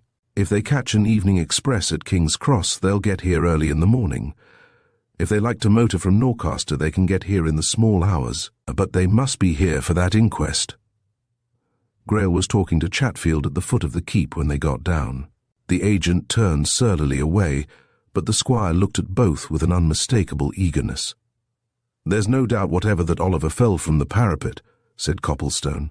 "The marks of a fall are there quite unmistakably." Greyle nodded but made no remark, and the two made their way through the still eager crowd and went down to the village post office. Both were wondering as they went about the same thing, the evident anxiety and mental uneasiness of Marston Greyle. Chapter 12. Good Men and True. Copplestone saw little of his bed that night. At 7 o'clock in the evening came a telegram from Sir Cresswell Oliver, saying that he and Petherton were leaving at once, would reach Norcaster soon after midnight, and would motor out to Scarhaven immediately on arrival. Copplestone made all arrangements for their reception, and after snatching a couple of hours' sleep was up to receive them. By 2 o'clock in the morning, Sir Cresswell and the old solicitor and Gilling, smuggled into their sitting room, had heard all he had to tell about Zachary Spurge and his story. "We must have that fellow at the inquest," said Petherton. "At any cost we must have him. That's flat." "You think it wise?" asked Sir Cresswell. "Won't it be a bit previous? Wouldn't it be better to wait until we know more?" "No, we must have his evidence," declared Petherton. "It will serve as an opening. Besides, this inquest will have to be adjourned." "I shall ask for that. No Spurge must be produced." "If Spurge comes into Scarhaven," observed Copplestone, "he'll be promptly collared by the police. They want him for poaching." "Then they can get him when the proceedings are over," retorted the old lawyer dryly. "They daren't touch him while he's giving evidence, and that's all we want." "Perhaps he won't come?" "Oh, he'll come all right if we make it worth his while. A month in Norcaster jail will mean nothing to him if he knows there's a chance of that reward, or something substantial out of it at the end of his sentence. You must go out to this retreat of his and bring him in. We must have him. Better go very early in the morning." "I'll go now," said Copplestone. "It's as easy to go by night as by day." He left the other three to seek their beds, and himself slipped quietly out of the hotel by one of the ground-floor windows, and set off in a pitch-black night to seek Spurge in his lair. And after sundry barkings of his shins against the rocks and scratchings of his hands and cheeks by the undergrowth of Hobkin's hole, he rounded the poacher out and delivered his message. Spurge, blinking at his visitor in the pale light of a guttering candle, shook his head. "I'll come, Governor," he said. "Of course. I'll come, and I'll trust to luck to get away, and it don't matter a deal if the luck's agen me. I've done a month in Norcaster before today, and it ain't half a bad rest cure, if you only take it that way. But, Governor, that old lawyer's making a mistake. You didn't ought to have my bit of evidence at this stage. It's too soon. You want to work up the case a bit. There's such a thing, Governor, in this world as being a bit previous. This here's too previous. You want to be sure of your facts. Because you know, Governor, nobody'll believe my word agent, Squire Greyle's. Governor, this here inquest'll be naught but a blooming farce. Mark me, you ain't a native of this part, I am. Do you think as how a Scarhaven jury's going to say aught agin its own squire and landlord? Not it. I say, Governor, all a blooming farce. Mark my words." "All the same, you'll come?" asked Copplestone, who was secretly of Spurge's opinion. "You won't lose by in the long run." "Oh, I'll be there," responded Spurge. "Out of curiosity, if for nothing else. You mayn't see me at first, but let the lawyer from London call my name out, and Zachary Spurge'll step forward." There was abundant cover for Zachary Spurge, and for half a dozen like him in the village schoolhouse when the inquest was opened at 10 o'clock that morning. It seemed to Copplestone that it would have been a physical impossibility to crowd more people within the walls than had assembled when the coroner, a local solicitor, who was obviously testy, irritable, self-important and afflicted with deafness, took his seat and looked sourly on the crowd of faces. Copplestone had already seen him in conversation with the village doctor, the village police, Chatfield and Marston Greyle's solicitor, and he began to see the force of Spurge's shrewd remarks. What, of course, was most desired was secrecy and privacy. The Scarhaven powers had no wish that the attention of all the world should be drawn to this quiet place, but outsiders were there in plenty. Stafford and several members of Bassett Oliver's company had motored over from Norcaster and had succeeded in getting good places. There were half a dozen reporters from Norcaster and Northborough, and plainclothes police from both towns. And there too were all the principal folk of the neighbourhood, and Mrs. Greyle and her daughter, and, a little distance from Audrey, alert and keenly interested, was Addie Chatfield. It needed very little insight or observation on the part of an intelligent spectator to see how things were going. The 12 good men and true, required under the provisions of the old statute to form a jury, were all of them either Scarhaven tradesmen or Scarhaven householders or labourers on the estate. Their countenances, as they took their seats under the foremanship of a man whom Copplestone already knew as Chatfield's under-steward, showed plainly that they regarded the whole thing as a necessary formality, and that they were already prepared with a verdict. This impression was strengthened by the coroner's opening remarks.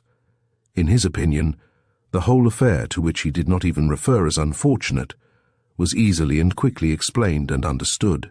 The deceased had come to the village to look round, on a Sunday be it observed, had somehow obtained access to the keep, where, the ruins being strictly private and not open to the public on any consideration on Sunday, he had no right to be, had indulged his curiosity by climbing to the top of the ancient tower, and had paid for it by falling down from that terrible height and breaking his neck. All that was necessary was for them to hear evidence bearing out these facts, after which they would return a verdict in accordance with what they had heard. Very fortunately the facts were plain, and it would not be necessary to call many witnesses. Sir Cresswell Oliver turned to Copplestone, who sat at one side of him, while Petherton sat on the other. "I don't know if you notice that Greyle isn't here," he whispered grimly. "In my opinion, he doesn't intend to show. We'll see." Certainly the squire was not in the place, and there were soon signs that those who conducted the proceedings evidently did not consider his presence necessary. The witnesses were few. Their examinations was perfunctory. They were out of the extemporized witness box as soon as they were in it. Sir Cresswell Oliver, to give formal identification. Mrs. Wooler, to prove that the deceased man came to her house. One of the foremen of the estate, to prove the great care with which the squire had searched for traces of the missing man. One of the estate labourers, to prove the actual finding of the body. The doctor, to prove, beyond all doubt, that the deceased had broken his neck. The coroner, an elderly man, obviously well satisfied with the trend of things, took off his spectacles and turned to the jury. "You have heard everything there is to be heard, gentlemen," said he. "As I remarked at the opening of this inquest, the case is one of great simplicity. You will have no difficulty in deciding that the deceased came to his death by accident. As to the exact wording of your verdict, you had better put it in this way, that the deceased Bassett Oliver died as the result. Petherton, who, noticing the coroner's deafness, had contrived to seat himself as close to his chair of office as possible, quietly rose. "Before the jury consider any verdict," he said in his loudest tones, "they must hear certain evidence which I wish to call. And first of all, is Mr. Marston Greyle present in this room?" The coroner frowned, and the squire's solicitor turned to Petherton. "Mr. Greyle is not present," he said. "He is not at all well. There is no need for his presence. He has no evidence to give." "If you don't have Mr. Greyle down here at once," said Petherton quietly, "this inquest will have to be adjourned for his attendance. You had better send for him, or I'll get the authorities to do so. In the meantime, we'll call 1 or 2 witnesses, Daniel Eubank, to begin with." There was a brief and evidently anxious consultation between Greyle's solicitor and the coroner. There were dark looks at Petherton and his companions. Then the foreman of the jury spoke, sullenly. "We don't want to hear no Eubanks," he said. We're quite satisfied, us as sits here. Our verdict is—" "You'll have to bear Eubank and anybody I like to call, my good sir," retorted Petherton quietly. "I am better acquainted with the law than you are." He turned to the coroner's officer. "I warned you this morning to produce Eubank," he said. "Now where is he?" Out of a deep silence, a shrill voice came from the rear of the crowd. "Knows better than to be here, does Daniel Eubank, mister? He's off." "Very good or bad for somebody," remarked Petherton quietly. "Then, until Mr. Marston Greyle comes, we will call Zachary Spurge." The assemblage, jurymen included, broke into derisive laughter as Spurge suddenly appeared from the most densely packed corner of the room, and it was at once evident to Copplestone that whatever the poacher might say, no one there would attach any importance to it. The laughter continued and increased while Spurge was under examination.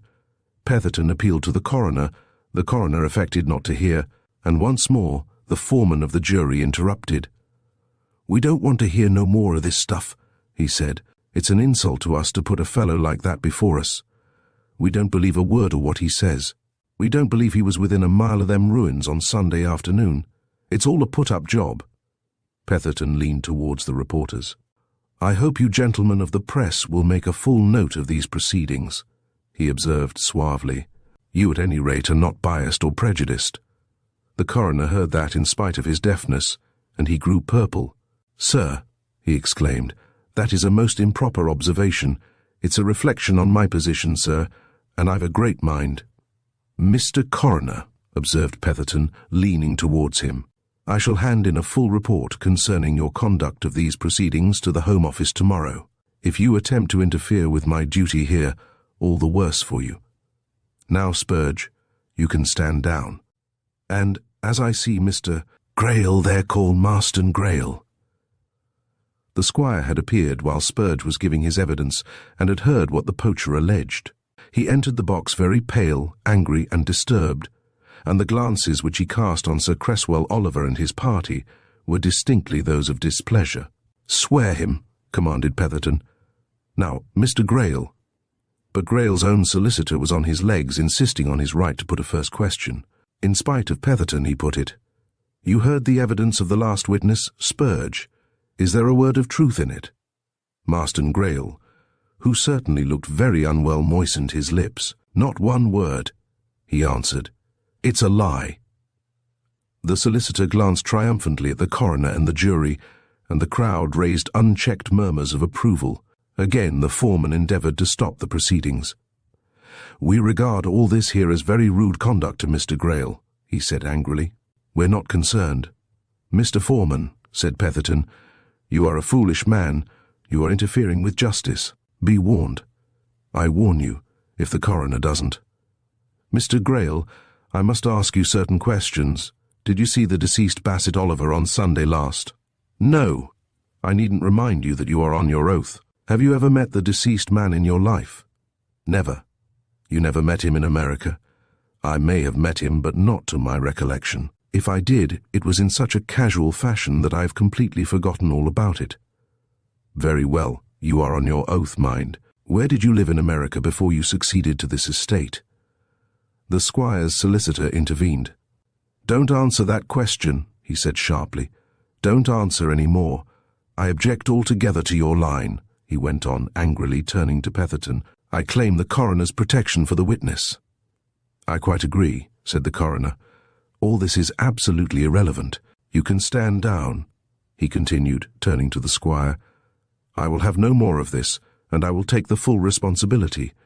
"And the consequences, Mr. Coroner," replied Petherton calmly. "And the first consequence is that I now formally demand an adjournment of this inquest, sine die." "On what grounds, sir?" demanded the coroner.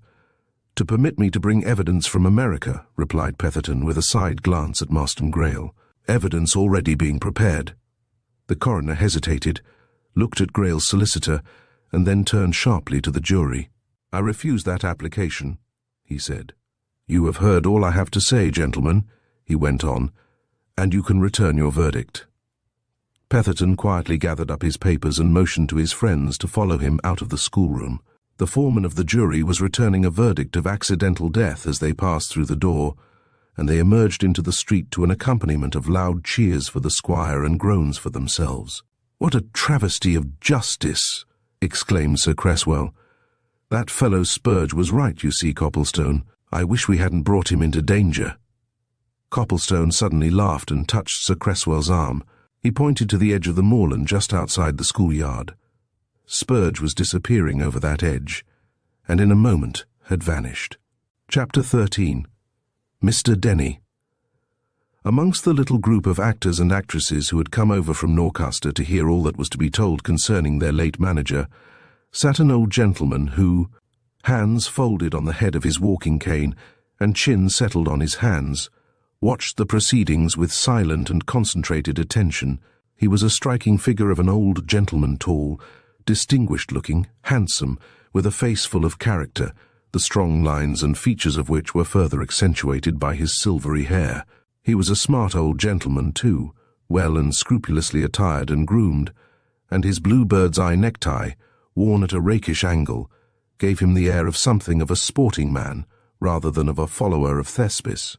His fellow members of the Oliver Company seemed to pay him great attention, and at various points of the proceedings whispered questions to him as to an acknowledged authority. This old gentleman, when the inquest came to its extraordinary end, and the crowd went out murmuring and disputing, separated himself from his companions and made his way towards Mrs. Greyle and her daughter, who were quietly setting out homewards. To Audrey's surprise, the two elders shook hands in silence, and inspected each other with a palpable wistfulness of look. "And yet it's 25 years since we met, isn't it?" said the old gentleman, almost as if he were talking to himself. "But I knew you at once. I was wondering if you remembered me." "Why, of course," responded Mrs. Greyle. "Besides, I've had an advantage over you. I've seen you, several times. At Norcaster. We go to the theatre now and then. Audrey, this is Mr. Dennie. You've seen him too." On the stage, murmured the old actor as he shook hands with the girl. I wonder if any of us are ever really off it. This affair, for instance, there's a drama for you. By the by, this young squire, he's your relation, of course." "My nephew-in-law, and Audrey's cousin," replied Mrs. Greyle. Mr. Dennie, who had walked along with them towards their cottage, stopped in a quiet stretch of the quay and looked meditatively at Audrey. "Then this young lady," he said, "is next heir to the Greyle estates, eh? For I understand this present squire isn't married. Therefore—" "Oh, that's something that isn't worth thinking about," replied Mrs. Greyle hastily. "Don't put such notions into the girl's head, Mr. Dennie. Besides, the Greyle estates are not entailed, you know. The present owner can do what he pleases with them. Besides that, he's sure to marry." "All the same," observed Mr. Dennie imperturbably, "if this young man had not been in existence, this child would have succeeded, eh?" "Why, of course," agreed Mrs. Greyle a little impatiently. "But what's the use of talking about that, my old friend? The young man is in possession, and there you are." "Do you like the young man?" asked Mr. Dennie. "I take an old fellow's privilege in asking direct questions, you know. And though we haven't seen each other for all these years, you can say anything to me." "No, we don't," replied Mrs. Greyle. "And we don't know why we don't. So there's a woman's answer for you. Kinsfolk though we are, we see little of each other." Mr. Dennie made no remark on this.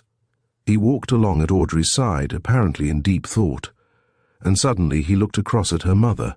"What do you think about this extraordinary story of Bassett Oliver's having met a Marston Greyle over there in America?" he asked abruptly. "What do people here think about it?" "We're not in a position to hear much of what other people think," answered Mrs. Greyle. "What I think is that if this Marston Greyle ever did meet such a very notable and noticeable man as Bassett Oliver, it's a very, very strange thing that he's forgotten all about it."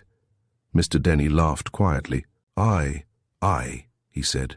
"But don't you think we folk of the profession are a little bit apt to magnify our own importance? You say, bless me, how could anybody ever forget an introduction to Bassett Oliver? But we must remember that to some people even a famous actor is of no more importance than, shall we say, a respectable grocer. Marston Greyle may be one of those people.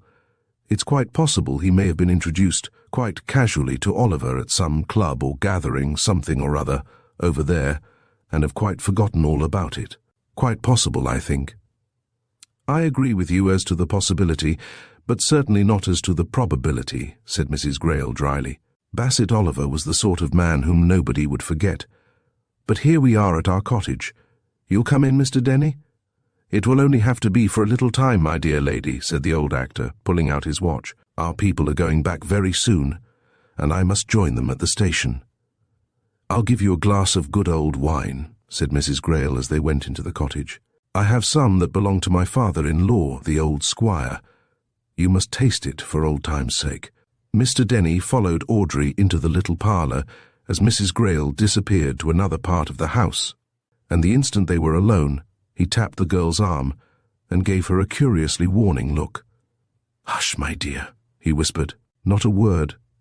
Don't want your mother to know. Listen, have you a specimen letter, anything, of your cousin the squire's handwriting? Anything so long as it's his. You have? Give it to me. Say nothing to your mother. Wait until tomorrow morning. I'll run over to see you again about noon. It's important, but silence."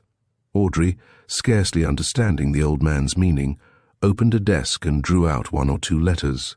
She selected one and handed it to Mr. Dennie, who made haste to put it away before Mrs. Greyle returned. He gave Audrey another warning look. "That was what I wanted," he said mysteriously. "I thought of it during the inquest. Never mind why, just now. You shall know tomorrow." He lingered a few minutes, chatting to his hostess about old times as he sipped the old squire's famous port. Then he went off to the little station, joined Stafford and his fellow actors and actresses, and returned with them to Norcaster. And at Norcaster, Mr.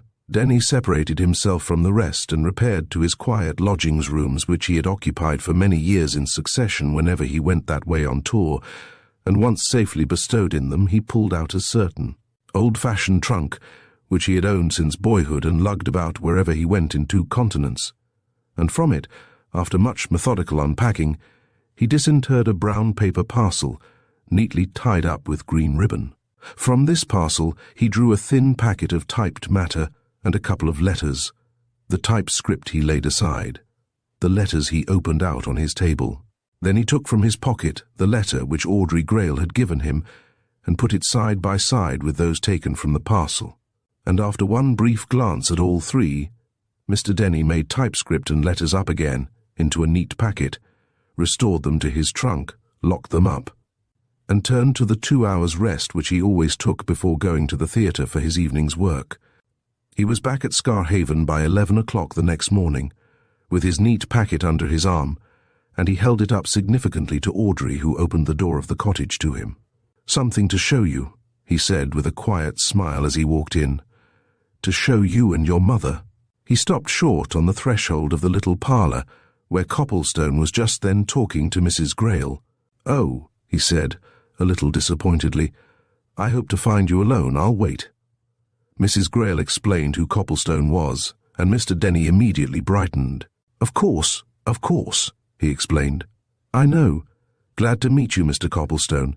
You don't know me, but I know you or your work well enough. It was I who read and recommended your play to our poor dear friend." "It's a little secret, you know," continued Mr. Dennie, laying his packet on the table, "but I have acted for a great many years as Bassett Oliver's literary advisor-taster, you might say. You know, he had a great number of plays sent to him, of course, and he was a very busy man. And he used to hand them over to me in the first place, to take a look at, a taste of, and if I liked the taste, why?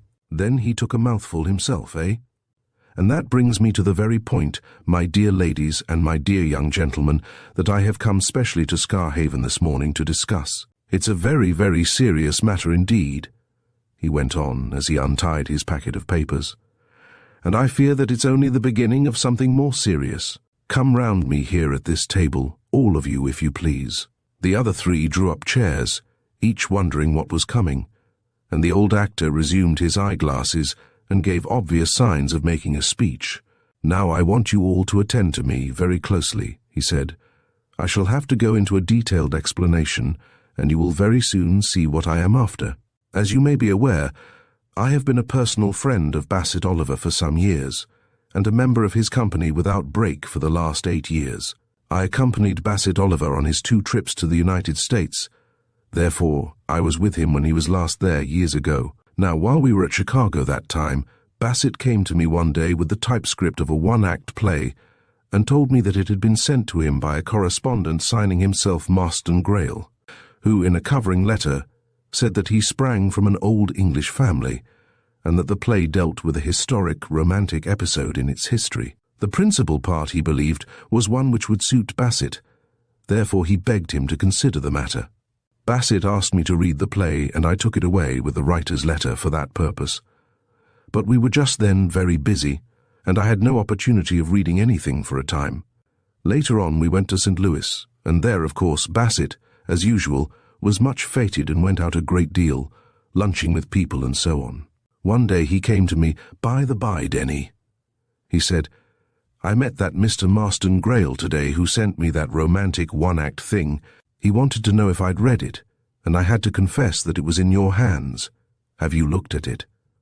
I, too, had to confess I hadn't. "Well," said he, "read it and let me know what you think. Will it suit me?" I made time to read the little play during the following week, and I told Bassett that I didn't think it would suit him. But I felt sure it might suit Montague Gaines, who plays just such parts. Bassett thereupon wrote to the author and said what I, his reader, thought and kindly offered, as he knew Gaines intimately, to show the little work to him on his return to England. And this Mr. Marston Greyle wrote back, thanking Bassett warmly and accepting his kind offer. Accordingly, I brought the play with me to England. Montague Gaines, however, had just set off on a 2-years tour to Australia. Consequently, the play and the author's 2 letters have remained in my possession ever since. And here they are. Mr. Dennie laid his hand dramatically on his packet, looked significantly at his audience, and went on. "Now, when I heard all that I did hear at that inquest yesterday," he said, "I naturally remembered that I had in my possession 2 letters which were undoubtedly written to Bassett Oliver by a young man named Marston Greyle, whom Oliver just as undoubtedly had personally met in St. Louis. And so, when the inquest was over, Mr. Copplestone, I recalled myself to Mrs. Greyle here, whom I had known many years ago, and I walked back to this house with her and her charming daughter. And don't be angry, Mrs. Greyle, while the mother's back was turned on hospitable thoughts intent, I got the daughter to lend me secretly a letter written by the present squire of Scarhaven.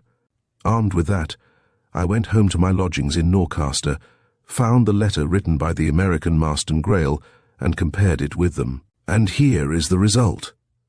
The old actor selected the 2 American letters from his papers, laid them out on the table, and placed the letter which Audrey had given him beside them.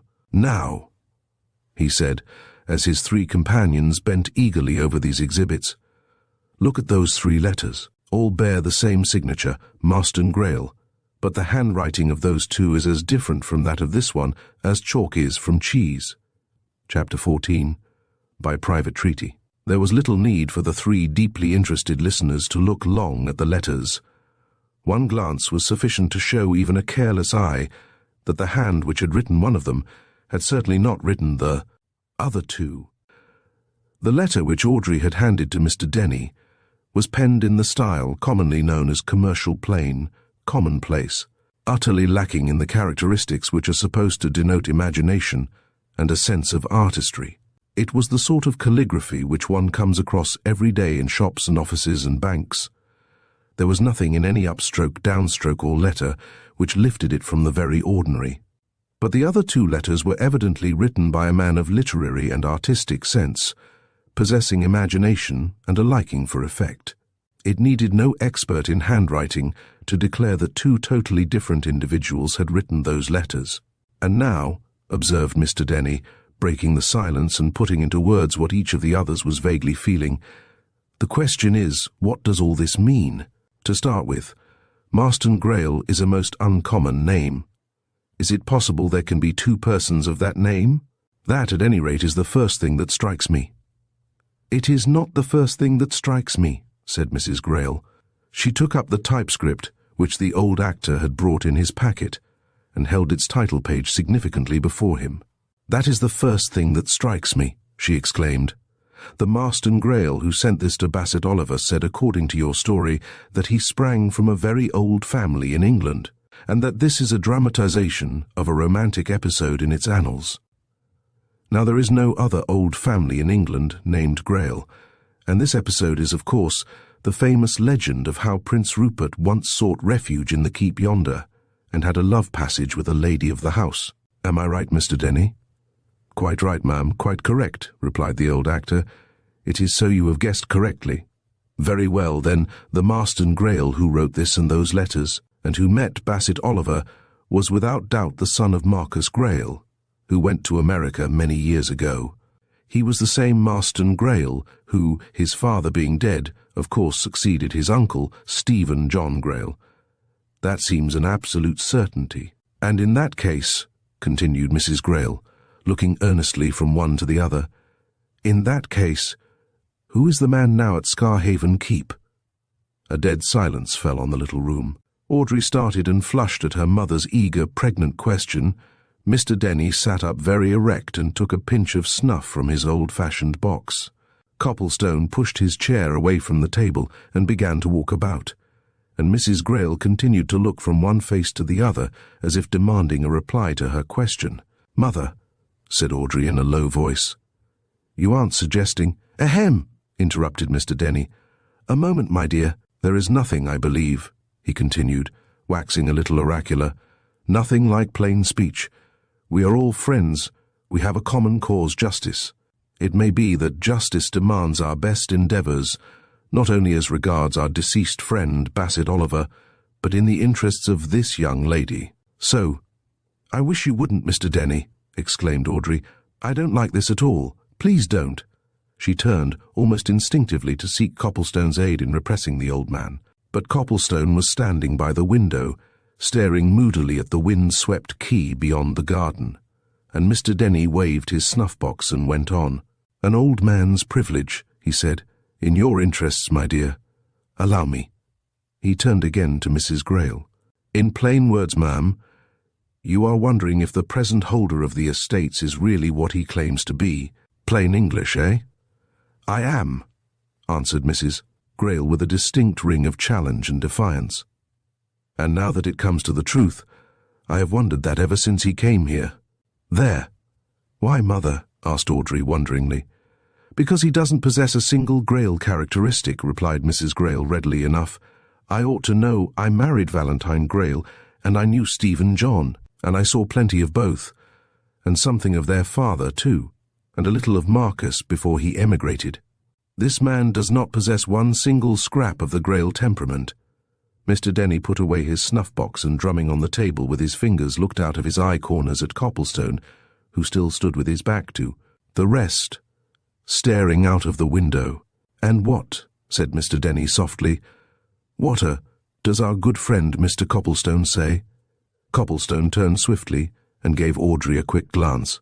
"I say," he answered in a sharp, businesslike fashion, "that Gilling, who's stopping at the inn, you know, is walking up and down outside here, evidently looking out for me, and very anxious to see me.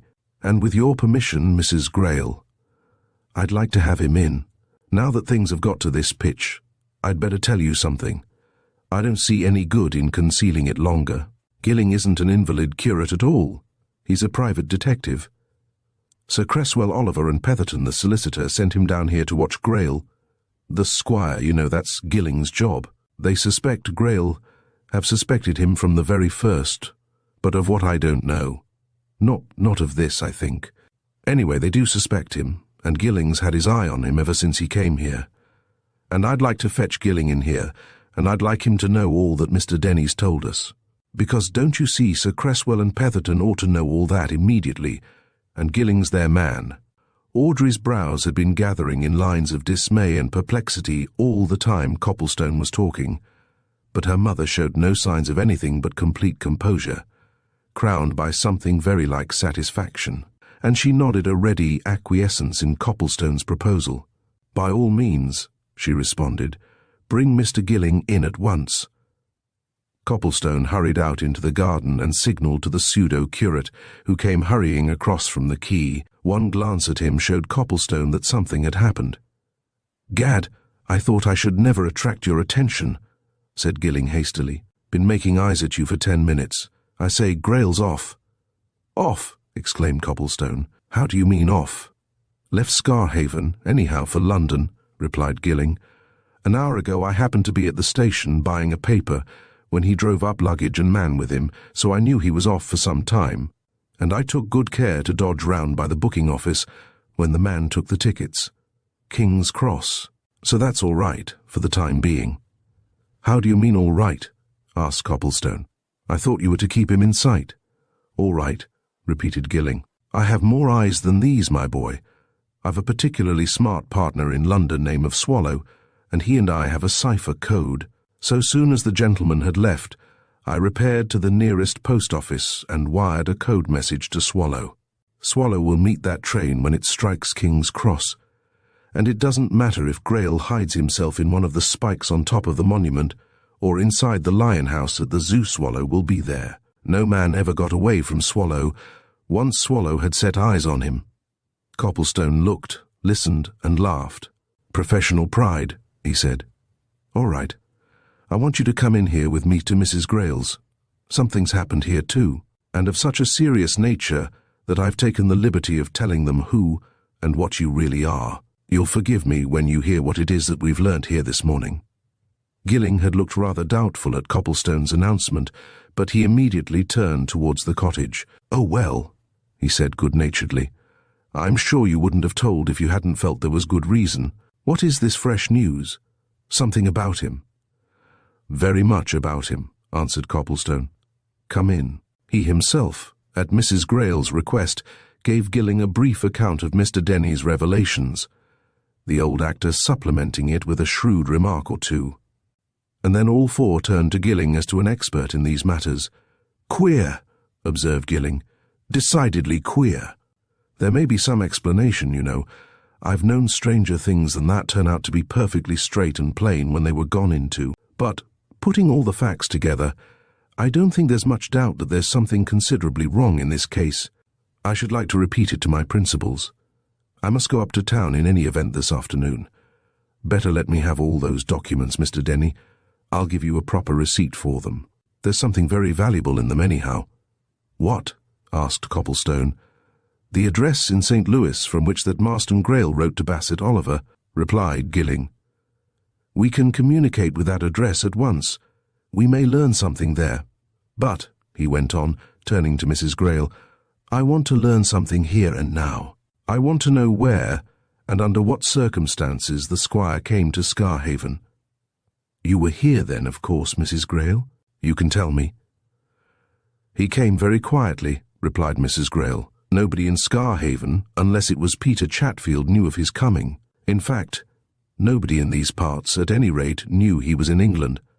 The family solicitors in London may have known, but nothing was ever said or written to me, though my daughter, failing this man, is the next in succession."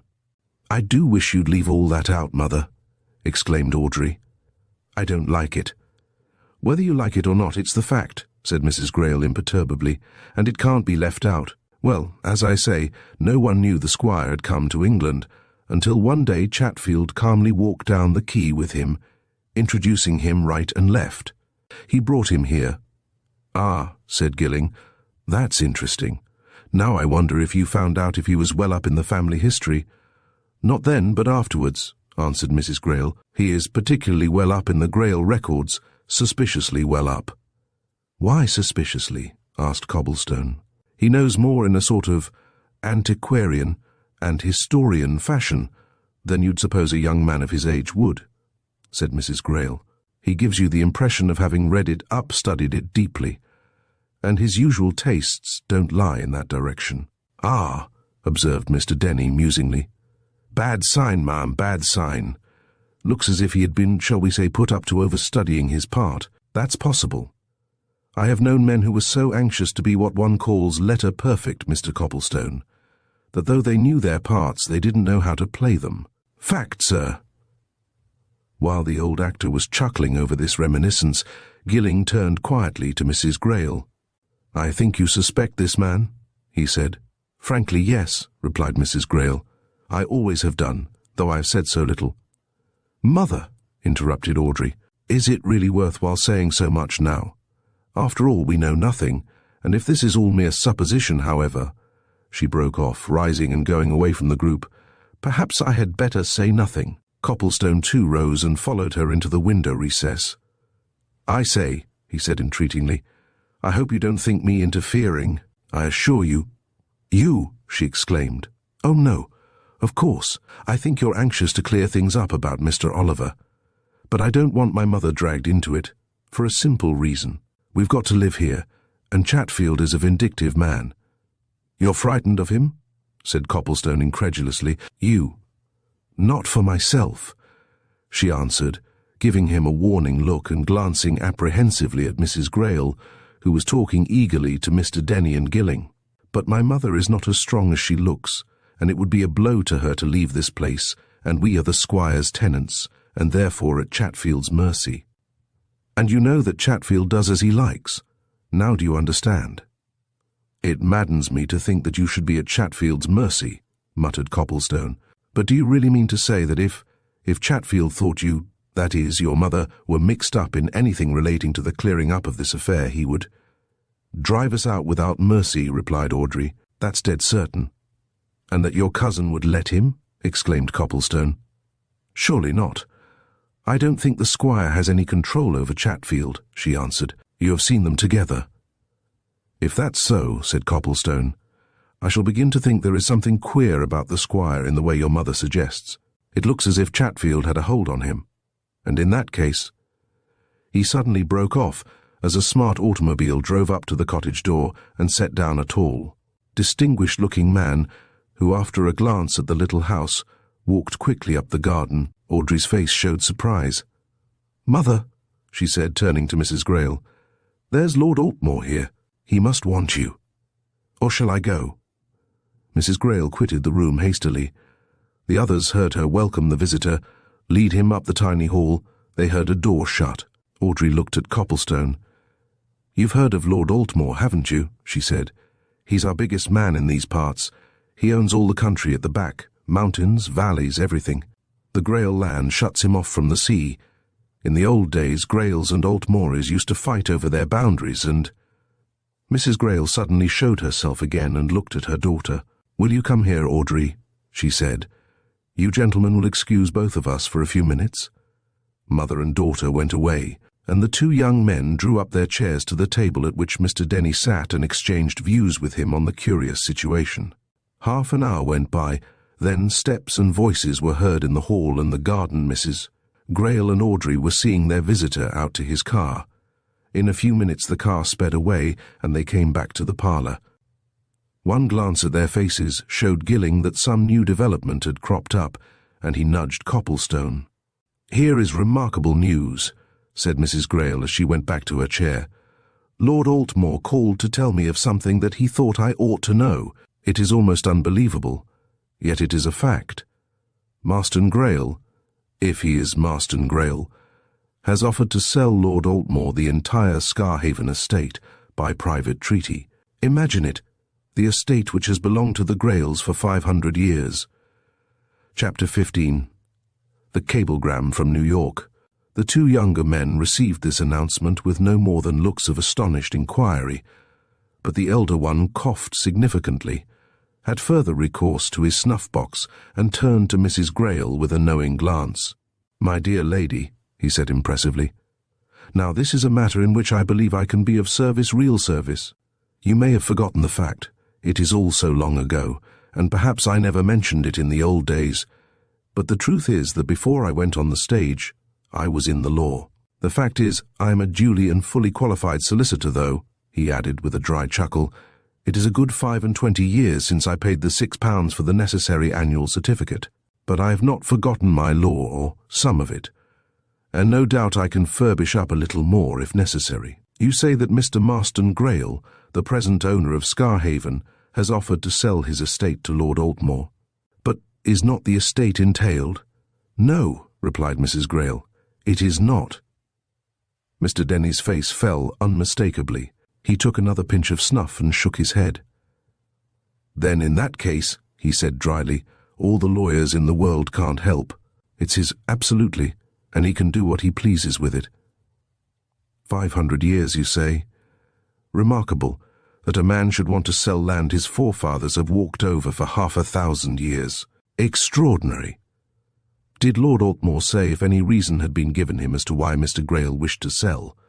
Asked Gilling. Yes, replied Mrs. Greyle, who was obviously greatly upset by the recent news. He did.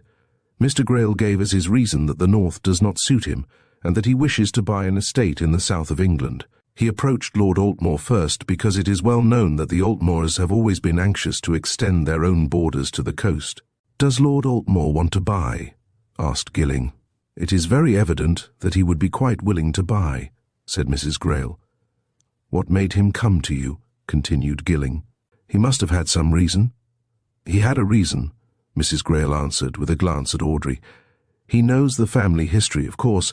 He is very well aware that my daughter is at present the heir apparent. He therefore thought we ought to know of this offer. But that is not quite all. Lord Altmore has, of course, read the accounts of the inquest in this morning's paper. Also, his steward was present at the inquest, and from what he has read, and from what his steward told him, Lord Altmore thinks there is something wrong. He thinks, for instance, that Marston Greyle should explain this mystery about the meeting with Bassett Oliver in America. At any rate, he will go no further in any negotiations until that mystery is properly cleared up. Shall I tell you what Lord Altmore said on that point? He said— Is it worthwhile, mother? Interrupted Audrey. It was only his opinion. It is worthwhile amongst ourselves, insisted Mrs. Greyle. Why not? Lord Altmore said, in so many words, I have a sort of uneasy feeling, after reading the evidence at that inquest, and hearing what my steward's impressions were, that this man calling himself Marston Greyle may not be Marston Greyle at all, and I shall want good proof that he is before I even consider the proposal he has made to me. There, so what's to be done? The law, ma'am, observed Mr. Dennie solemnly. The law must step in. You must get an injunction, ma'am, to prevent Mr. Marston Greyle from dealing with the property until his own title to it has been established. That, at any rate, is my opinion. May I ask a question? Said Copplestone, who had been listening and thinking intently. Did Lord Altmore say when this offer was made to him? Yes, replied Mrs. Greyle. A week ago. A week ago, exclaimed Copplestone. That is, before last Sunday, before the Bassett Oliver episode. Then the offer to sell is quite independent of that affair. Strange and significant, muttered Gilling. He rose from his chair and looked at his watch. Well, he went on, I am going off to London. Will you give me leave, Mrs. Greyle, to report all this to Sir Cresswell Oliver and Mr. Petherton? They ought to know.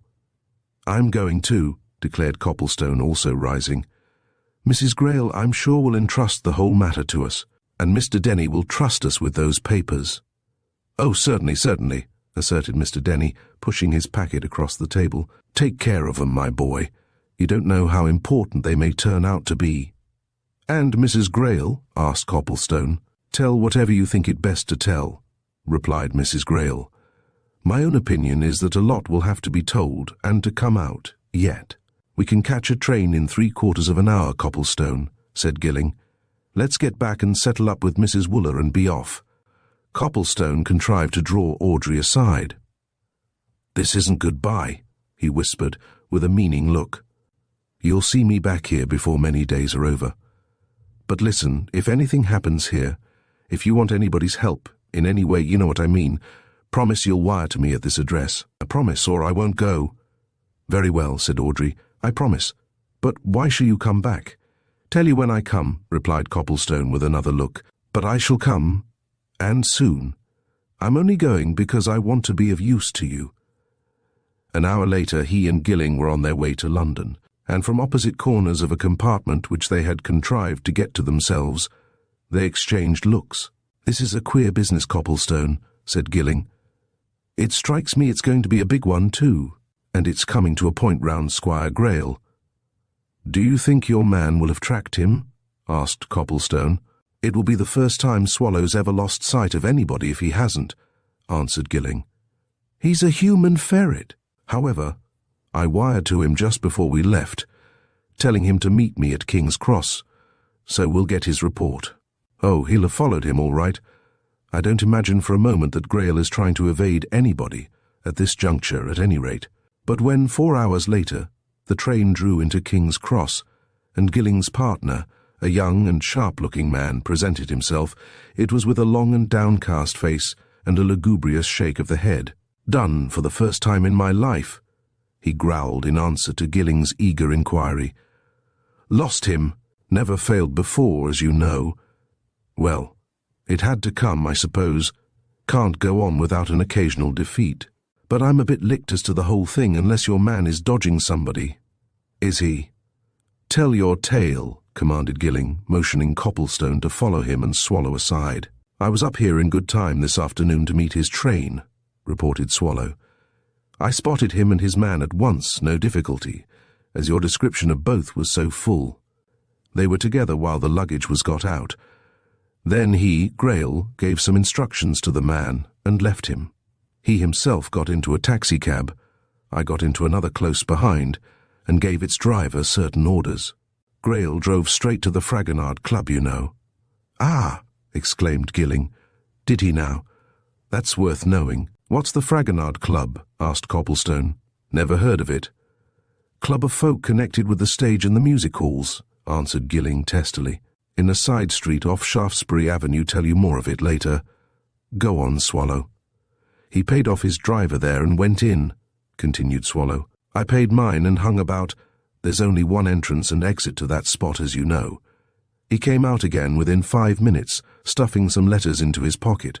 He walked away across Shaftesbury Avenue into Wardour Street. There he went into a tobacconist's shop. Of course I hung about again. But this time he didn't come.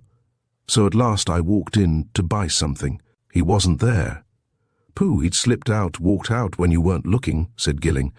"Why didn't you keep your eye on the ball, man? You be hanged," retorted Swallow. "Never had an eyelash off that shop door from the time he entered until I too entered." "Then there's a side door to that shop into some alley or passage," said Gilling. "Not that I could find," answered Swallow. "Might be at the rear of the premises, perhaps, but I couldn't ascertain, of course. Remember, there's another thing. He may have stopped on the premises. There's that in it. However, I know the shop and the name. Why didn't you bring somebody else with you, to follow the man and the luggage?" demanded Gilling, half petulantly. Swallow shook his head. "There I made a mess of it, I confess," he admitted. "But it never struck me they'd separate.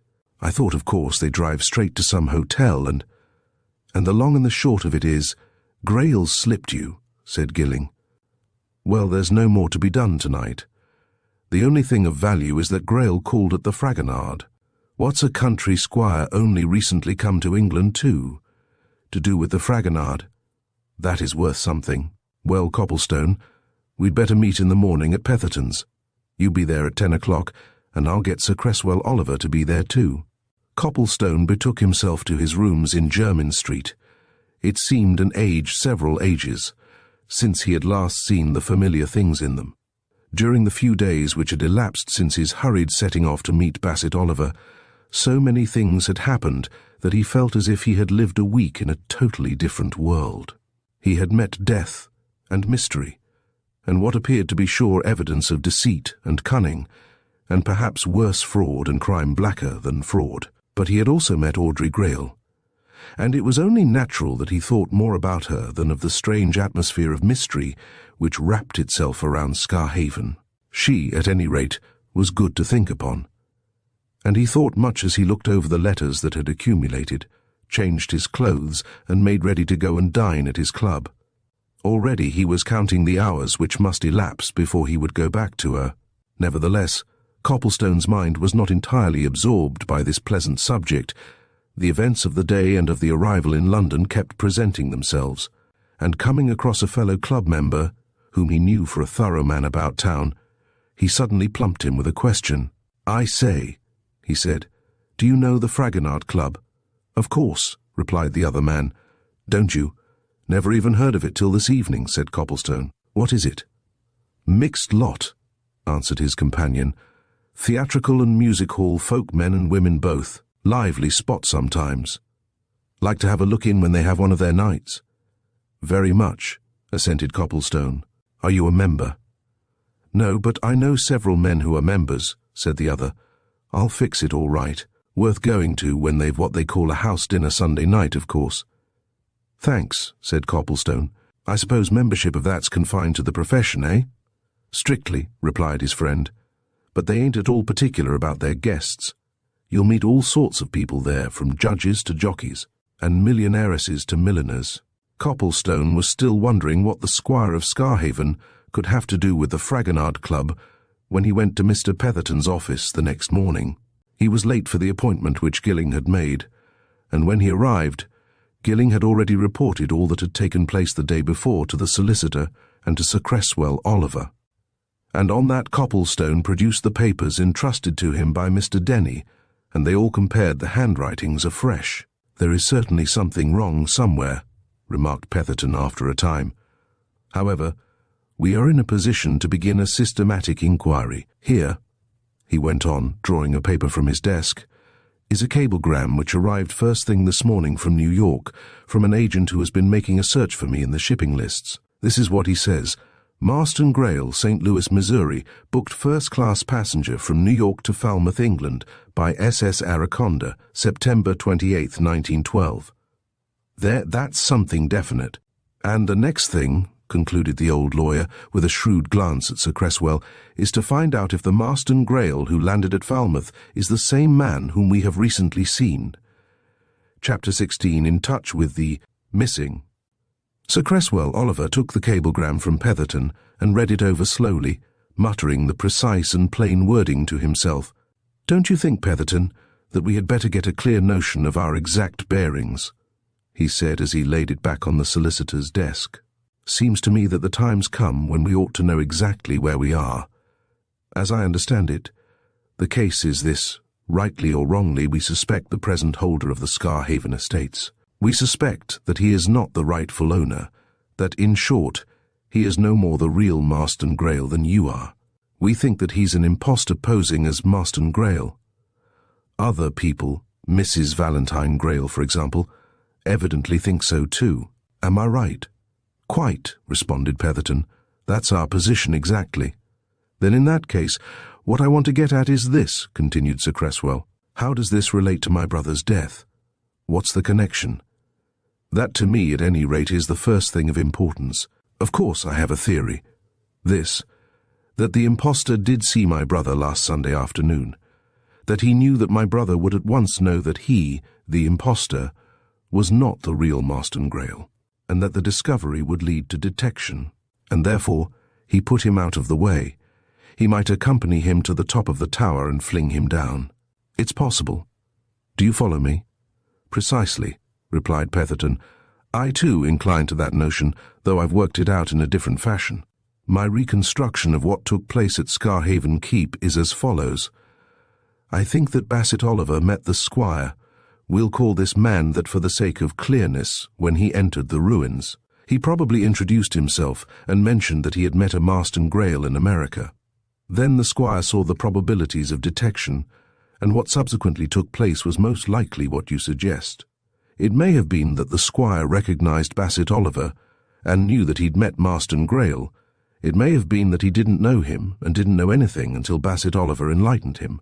But either way, I firmly believe that Bassett Oliver came to his death by violence, that he was murdered.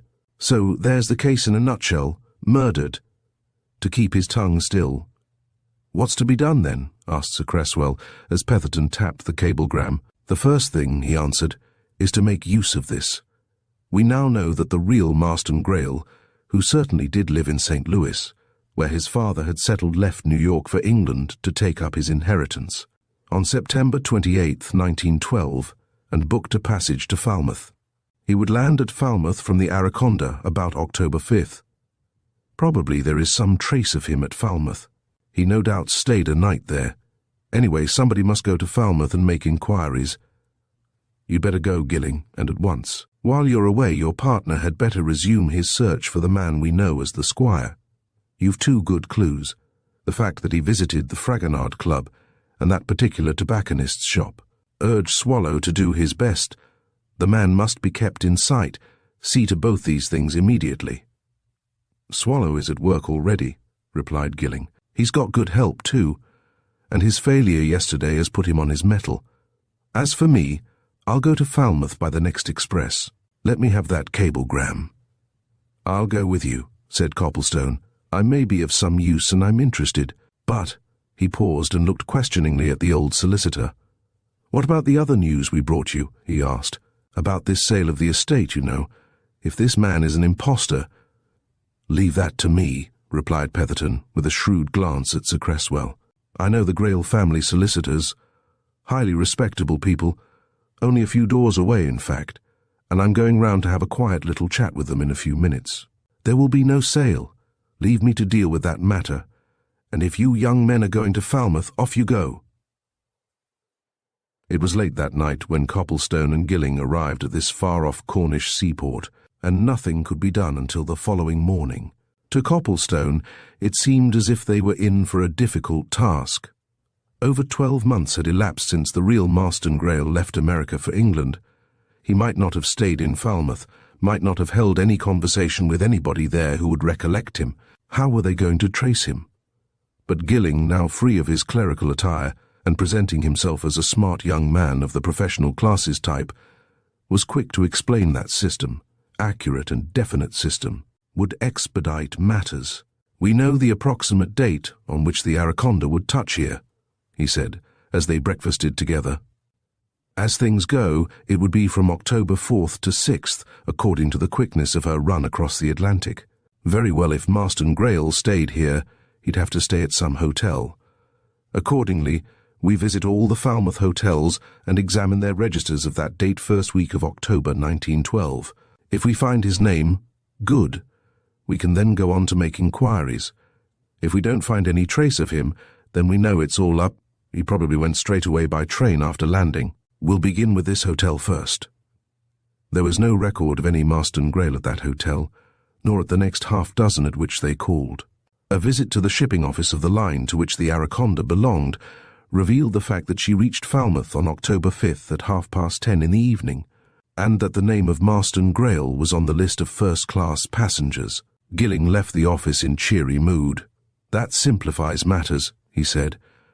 "As the Araconda reached here late in the evening, the passengers who landed from her would be almost certain to stay the night in Falmouth, so we've only to resume our round of these hotels in order to hit something pertinent. This is plain and easy work.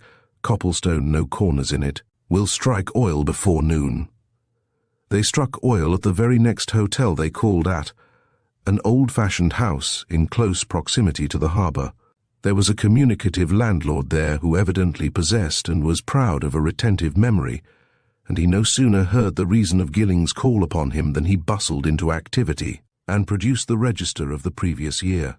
"But I remember the young gentleman you're asking about," he remarked, as he took the book from a safe and laid it open on the table in his private room. "Not a common name, is it? He came here about 11 o'clock of the night you've mentioned. There you are, there's the entry, and there, higher up, is the name of the man who came to meet him. He came the day before, to be here when the Araconda got in." The two visitors, bending over the book, mutually nudged each other as their eyes encountered the signatures on the open page. There, in the handwriting of the letters which Mr. Dennie had so fortunately preserved, was the name Marston Greyle. But it was not the sight of that which surprised them. They had expected to see it. What made them both thrill with the joy of an unexpected discovery was the sight of the signature inserted some lines above it. Under date October 4th. Lest they should exhibit that joy before the landlord, they mutually stuck their elbows into each other and immediately affected the unconcern of indifference. But there the signature was Peter Chatfield. Peter Chatfield. They both knew that they were entering on a new stage of their quest, that the fact that Chatfield had travelled to Falmouth to meet the new owner of Scarhaven meant much, possibly meant everything. "Oh," said Gilling, as steadily as possible. "That gentleman came to meet the other, did he?" "Just so. Now, what sort of man was he?" "Big, fleshy man, elderly, very solemn in manner and appearance," answered the landlord. "I remember him well. Came in about 5 o'clock in the afternoon of the 4th, just after the London train arrived, and booked a room. He told me he expected to meet a gentleman from New York, and was very fidgety about fixing it up to go off in the tender to the Araconda when she came into the bay. However, I found out for him that she wouldn't be in until next evening, so of course he settled down to wait. Very quiet, reserved old fellow, never said much. "Did he go off on the tender next night?" asked Gilling. "He did, and came back with this other gentleman and his baggage."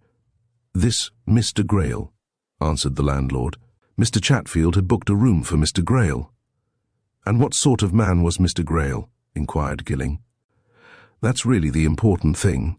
You've an exceptionally good memory. I can see that. Tell us all you can recollect about him." "I can recollect plenty," replied the landlord, shaking his head. "As for his looks, a tallish, slightly built young fellow, between, I should say, 25 and 28, stooped a good bit.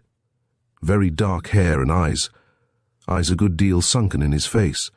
Very pale, good-looking, good features. But ill, my sakes, he was ill. Ill!" exclaimed Gilling, with a glance at Copplestone. "Really ill."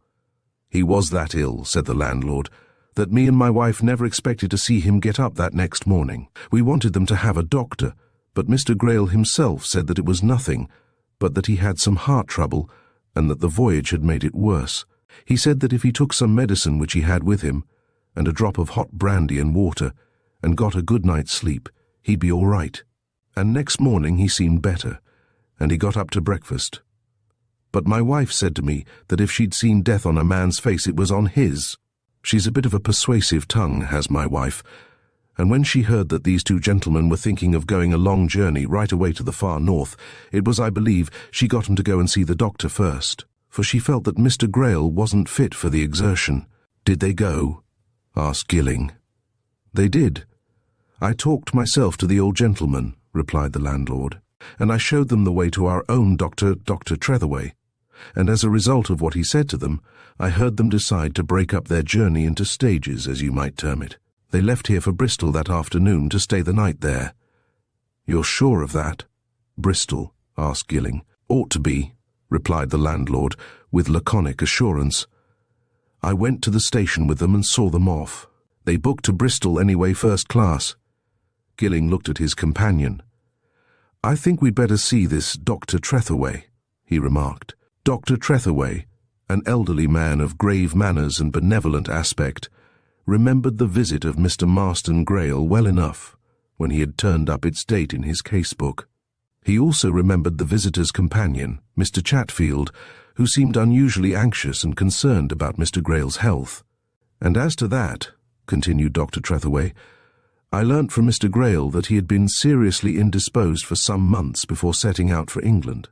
The voyage had been rather a rough one. He had suffered much from seasickness, and, in his state of health, that was unfortunate for him. I made a careful examination of him, and I came to the conclusion that he was suffering from a form of myocarditis, which was rapidly assuming a very serious complexion. I earnestly advised him to take as much rest as possible, to avoid all unnecessary fatigue and all excitement, and I strongly deprecated his travelling in one journey to the north, whither I learnt he was bound. On my advice, he and Mr. Chatfield decided to break that journey at Bristol, at Birmingham, and at Leeds. By so doing, you see, they would only have a short journey each day, and Mr. Greyle would be able to rest for a long time at a stretch. But I formed my own conclusions." "And they were what?" asked Gilling. "That he would not live long," said the doctor. "Finding that he was going to the neighbourhood of Norcaster, where there is a most excellent school of medicine, I advised him to get the best specialist he could from there, and to put himself under his treatment. But my impression was that he had already reached a very, very serious stage." "You think he was then likely to die suddenly?" suggested Gilling. "It was quite possible. I should not have been surprised to hear of his death," answered Dr. Trethaway. "He was, in short, very ill indeed." "You never heard anything?" inquired Gilling. "Nothing at all, though I often wondered." "Of course," said the doctor with a smile, "they were only chance visitors. I often have transatlantic passengers drop in, and they forget that a physician would sometimes like to know how a case submitted to him in that way has turned out. No, I never heard any more." "Did they give you any address, either of them?" asked Copplestone, seeing that Gilling had no more to ask. "No," replied the doctor, "they did not. I knew, of course, from what they told me that Mr. Greyle had come off the Araconda the night before, and that he was passing on. No, I only gathered that they were going to the neighbourhood of Norcaster from the fact that Mr. Greyle asked if a journey to that place would be too much for him," he said with a laugh. "That over there, in the United States, a journey of 500 miles would be considered a mere jaunt. He was very plucky, poor fellow, but—" Dr. Trethaway ended with a significant shake of the head, and his two visitors left him and went out into the autumn sunlight. "Copplestone," said Gilling as they walked away. "That chap, the real Master Greyle, is dead. That's as certain as that we're alive. And now the next thing is to find out where he died and when. And by George, that's going to be a big job." "How are you going to set about it?" asked Copplestone. "It seems as if we were up against a blank wall now." "Not at all, my son," retorted Gilling cheerfully. "One step at a time. That's the sure thing to go on in my calling. We found out a lot here, and quickly too, and we know where our next step lies. Bristol, like looking for needles in a bundle of hay? Not a bit of it. If those two broke their journey at Bristol, they'd have to stop at an hotel. Well, now we'll adjourn to Bristol, bearing in mind that we're on the track of Peter Chatfield." Chapter 17. The Old Playbill. Gilling's cheerful optimism was the sort of desirable quality that is a good thing to have.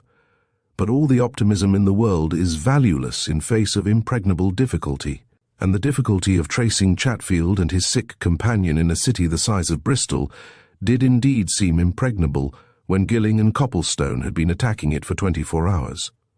They had spent a whole day in endeavouring to get news. They had gone in and out of hotels until they were sick of the sight of one. They had made exhaustive inquiries at the railway station, and of the cabmen who congregated there, nobody remembered anything at all about a big, heavy-faced man, and a man in his company who seemed to be very ill. And on the second night, Copplestone intimated plainly that in his opinion they were wasting their time. "How do we even know that they ever came to Bristol?" he asked, as he and Gilling refreshed themselves with a much-needed dinner. "The Falmouth landlord saw Chatfield take tickets for Bristol. That's nothing to go on. Put it to yourself in this way. Greyle may have found even that journey too much for him. They may, in that case, have left the train at Plymouth, or at Exeter, or at Taunton. It would stop at each place. Seems to me we're wasting time here. Far better get nearer more tangible things. Chatfield, for instance. Or go back to town and find out what your friend Swallow has done." "Swallow," replied Gilling, "has done nothing so far, or I should have heard. Swallow knows exactly where I am, and where I shall be until I give him further notice. Don't be discouraged. My friend one is often on the very edge of a discovery when one seems to be miles away from it. Give me another day, and if we haven't found out something by tomorrow evening, I'll consult with you as to our next step. But I've a plan for tomorrow morning which ought to yield some result." "What?" demanded Copplestone doubtfully. "This. There is in every centre of population an official who registers births, marriages, and deaths. Now we believe the real Master Greyle to be dead. Let us suppose, for argument's sake, that he did die here, in Bristol, whither he and Chatfield certainly set off when they left Falmouth. What would happen? Notice of his death would have to be given to the registrar by the nearest relative or by the person in attendance on the deceased. That person would, in this case, be Chatfield. If the death occurred suddenly and without medical attendance, an inquest would have to be held. If a doctor had been in attendance, he would give a signed certificate of the cause of death, which he would hand to the relatives or friends in attendance, who, in their turn, would have to hand it to the registrar. Do you see the value of these points? What we must do tomorrow morning is to see the registrar, or, as there will be more than one in a place this size, each of them in turn, in the endeavour to find out if, early in October, 1912, Peter Chatfield registered the death of Master Greyle here. But remember, he may not have registered it under that name. He may, indeed, not have used his own name. He's deep enough for anything. That, however, is our next best chance search of the registers. Let's try it anyway, first thing in the morning, and as we've had a stiff day, I propose we dismiss all thought of this affair for the rest of the evening and betake ourselves to some place of amusement theatre, eh?" Copplestone made no objection to that, and when dinner was over, they walked round to the principal theatre in time for the first act of a play which, having been highly successful in London, had just started on a round of the leading provincial theatres.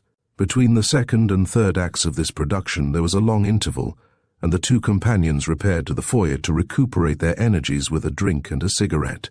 While thus engaged, Copplestone encountered an old school friend with whom he exchanged a few words. Gilling, meanwhile, strolled about, inspecting the pictures, photographs and old playbills on the walls of the saloon and its adjacent apartments, and suddenly he turned back, waited until Copplestone's acquaintance had gone away, and then hurried up and smacked his CO searcher on the shoulder. "Didn't I tell you that one's often close to a thing when one seems furthest off it?" he exclaimed triumphantly. "Come here, my son, and look at what I've just found." He drew Copplestone away to a quiet corner and pointed out an old playbill, framed and hung on the wall. Copplestone stared at it and saw nothing but the title of a well-known comedy, the names of one or two fairly celebrated actors and actresses, and the usual particulars which appear on all similar announcements. "Well?" he asked. "What of this?" "That," replied Gilling, flicking the tip of his finger on a line in the bill. "That, my boy." Copplestone looked again. He started at what he read. Margaret Sayers. Miss Adela Chatfield. "And now look at that," continued Gilling, with an accentuation of his triumphal note. "See, these people were here for a fortnight from October 3rd to 17th minus 1912. Therefore, if Peter Chatfield brought Marston Greyle to Bristol on October 6th, Peter Chatfield's daughter would also be in the town." Copplestone looked over the bill again, rapidly realizing possibilities. "Would Chatfield know that?" he asked reflectively. "It's only likely that he would," replied Gilling. "Even if father and daughter don't quite hit things off in their tastes, it's only reasonable to suppose that Peter would usually know his daughter's whereabouts. And if he brought Greyle here, ill, and they had to stop, it's only likely that Peter would turn to his daughter for help. Anyway, Copplestone, here are two undoubted facts. Chatfield and Greyle booked from Falmouth for Bristol on October 6, 1912, and may therefore be supposed to have come here. That's one fact. The other is, Addie Chatfield was certainly in Bristol on that date, and for 11 days after it." "Well, what next?" asked Copplestone. "I've been thinking that over while you stared at the bill," answered Gilling. "I think the best thing will be to find out where Addie Chatfield put herself up during her stay. I dare say you know that in most of these towns there are lodgings which are almost exclusively devoted to the theatrical profession. Actors and actresses go to them year after year. Their owners lay themselves out for their patrons. What's more, your theatrical landlady always remembers names and faces, and has her favourites. Now, in my stage experience, I never struck Bristol, so I don't know much about it, but I know where we can get information, the stage doorkeeper. He'll tell us where the recognised lodgings are, and then we must begin a round of inquiry." "When?" "Just now, my boy. And a good time, too, as you'll see." "Why?" asked Copplestone. "Best hour of the evening," replied Gilling with glib assurance.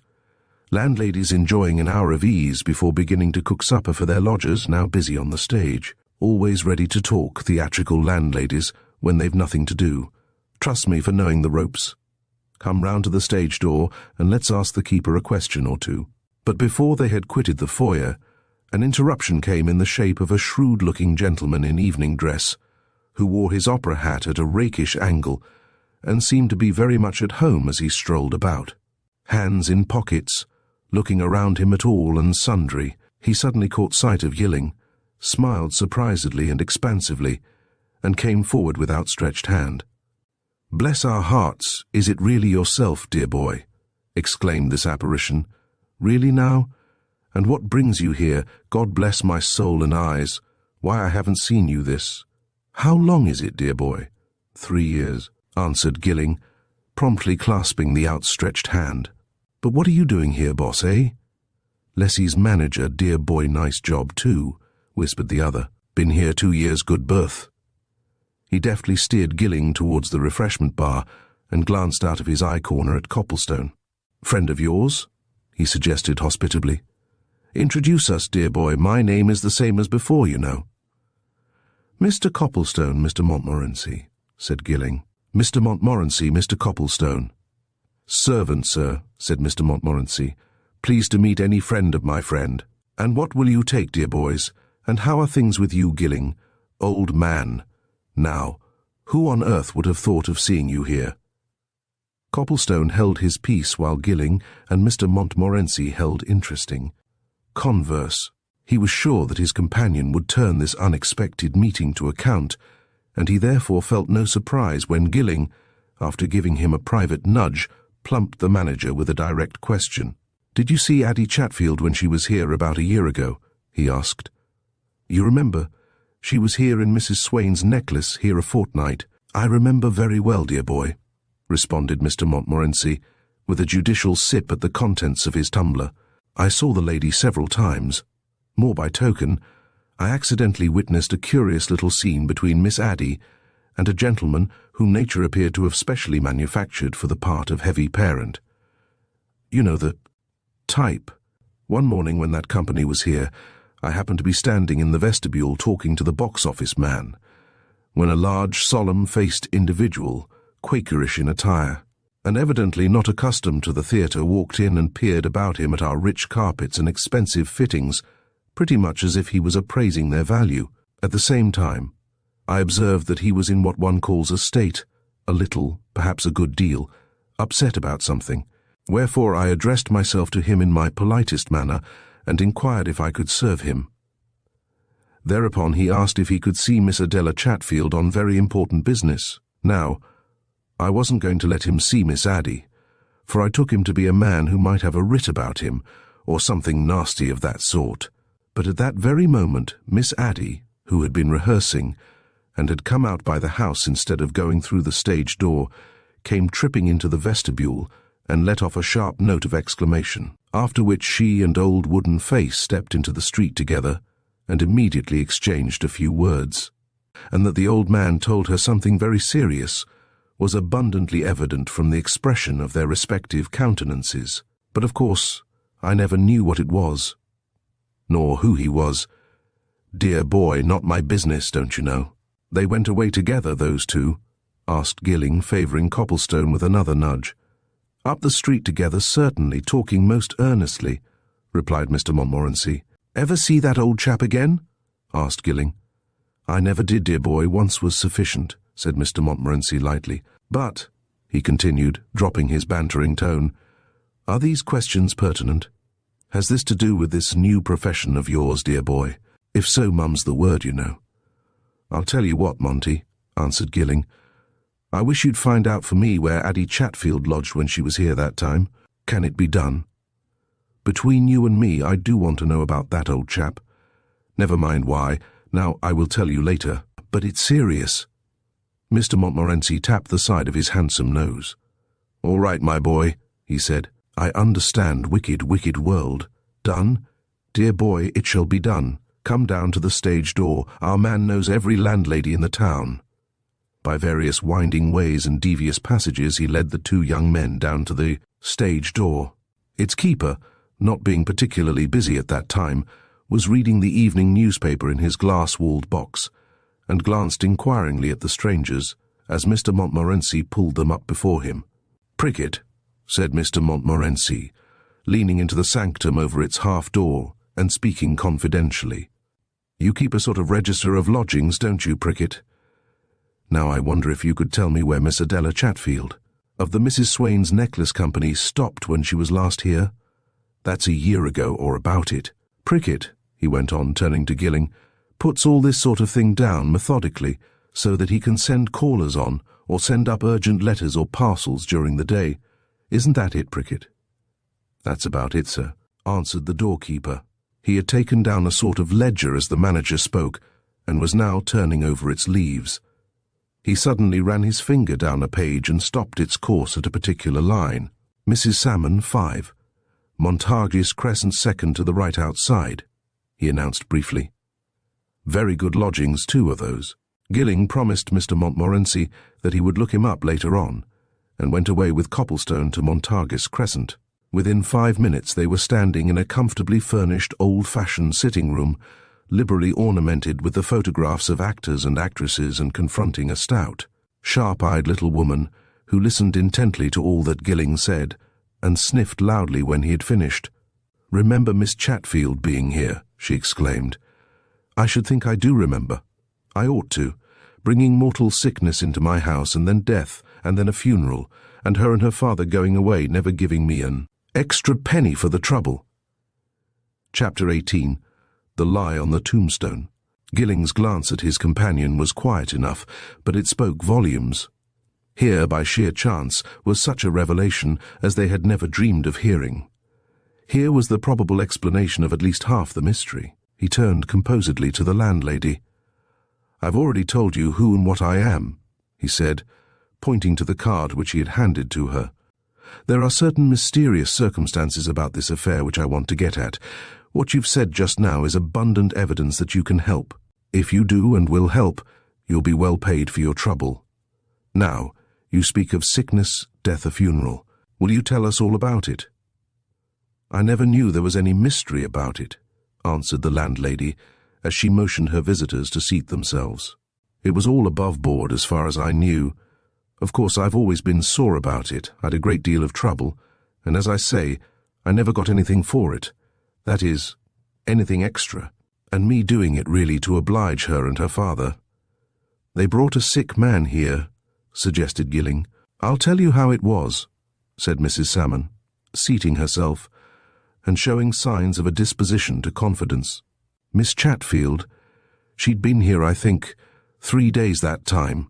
I'd had her once before a year or two previous. One morning, I'm sure it was about the 3rd day that the Swain Necklace Company was here, she came in from rehearsal in a regular take-on. She said that her father had just called on her at the theatre. She said he'd been to Falmouth to meet a relation of theirs who'd come from America, and had found him to be very ill on landing. So ill that a Falmouth doctor had given strict orders that he mustn't travel any further than Bristol, on his way wherever he wanted to go. They'd got to Bristol, and the young man was so done up that Mr. Chatfield had had to drive him to another doctor, one close by here, Dr. Valdi, as soon as they arrived. Dr. Valdi said he must go to bed at once and have at least 2 days' complete rest in bed, and he advised Mr. Chatfield to get quiet rooms instead of going to a hotel. So Mr. Chatfield, knowing that his daughter was here, do you see, sought her out and told her all about it. She came to me and asked me if I knew where they could get rooms. Well now, I had my drawing-room floor empty that week, and as it was only for 2 or 3 days that they wanted rooms, I offered to take Mr. Chatfield and the young man in. Of course, if I'd known how ill he was, I shouldn't.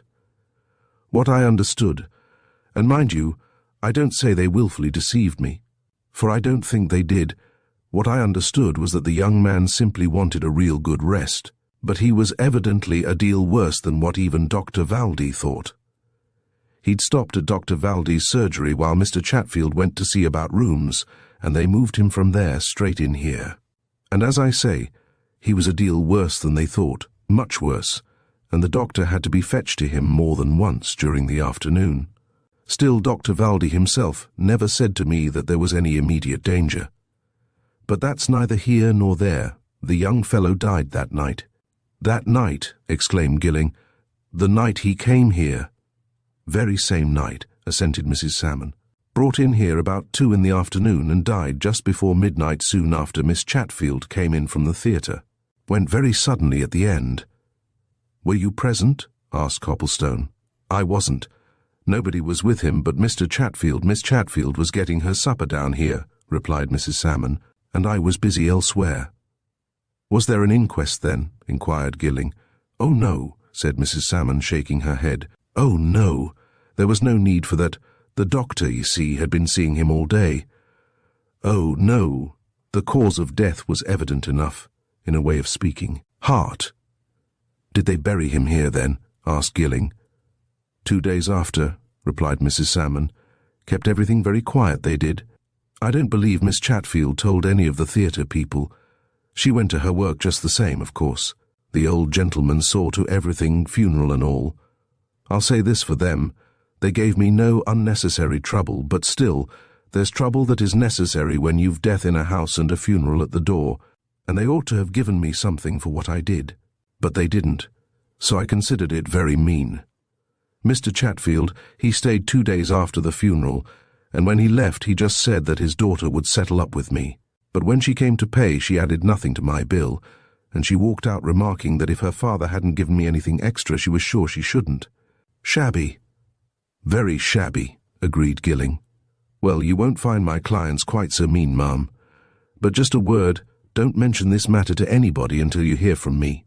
And as I like to give some earnest of payment, here's a banknote, which you can slip into your purse on account, you understand. Now, just a question or two. Did you hear the young man's name?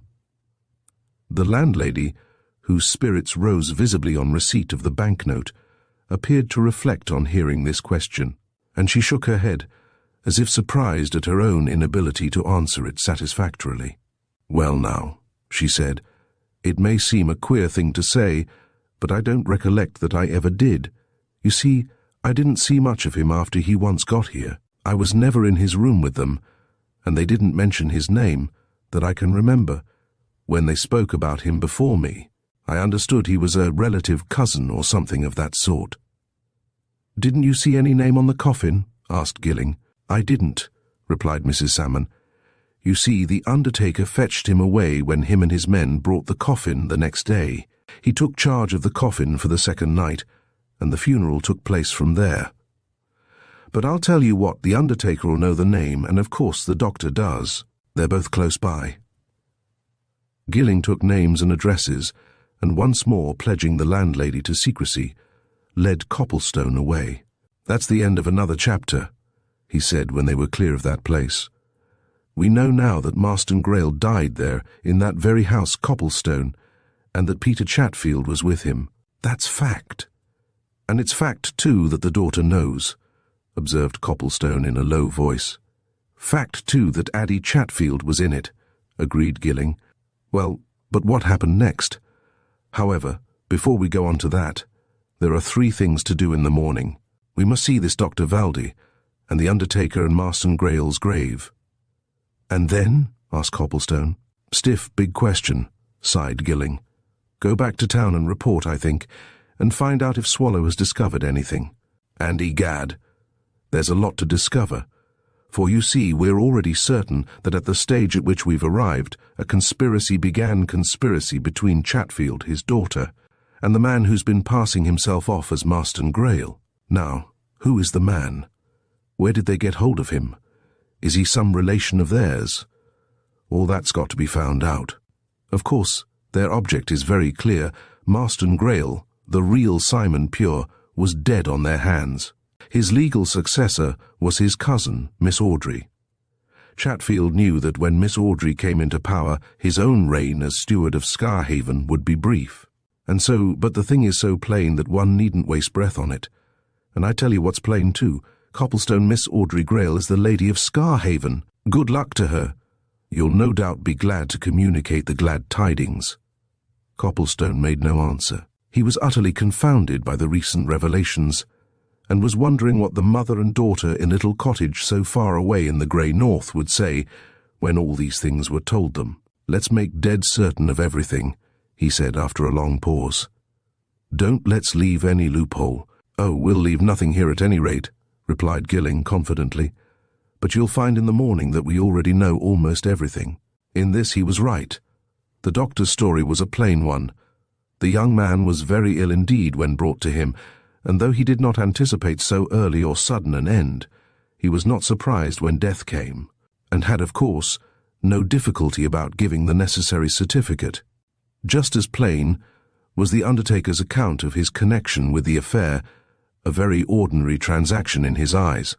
And having heard both stories, there was nothing to do but to visit one of the adjacent cemeteries and find a certain grave the number of which they had ascertained from the undertaker's books. It was easily found, and Copplestone and Gilling found themselves standing at a new tombstone, whereon the monumental mason had carved 4 lines.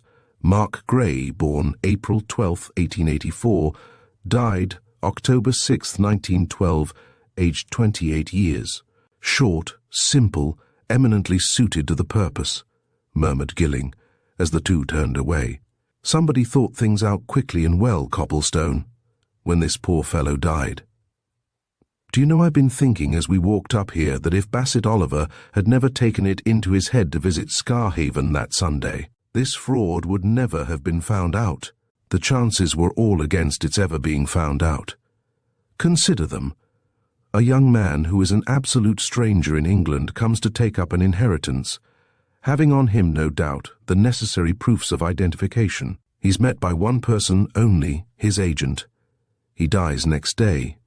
The agent buries him, under a false name, takes his effects and papers, gets some accomplice to personate him, introduces that accomplice to everybody as the real man, and there you are. Oh, Chatfield knew what he was doing. Who on earth wandering in this cemetery would ever connect Mark Gray with Master Greyle? Just so, but there was one danger spot which must have given Chatfield and his accomplices a good many uneasy hours, answered Copplestone. You know that Master Greyle actually registered in his own name at Falmouth, and was known to the landlord and the doctor there. Yes, and Falmouth is 300 miles from London, and 500 from Scarhaven, replied Gilling dryly.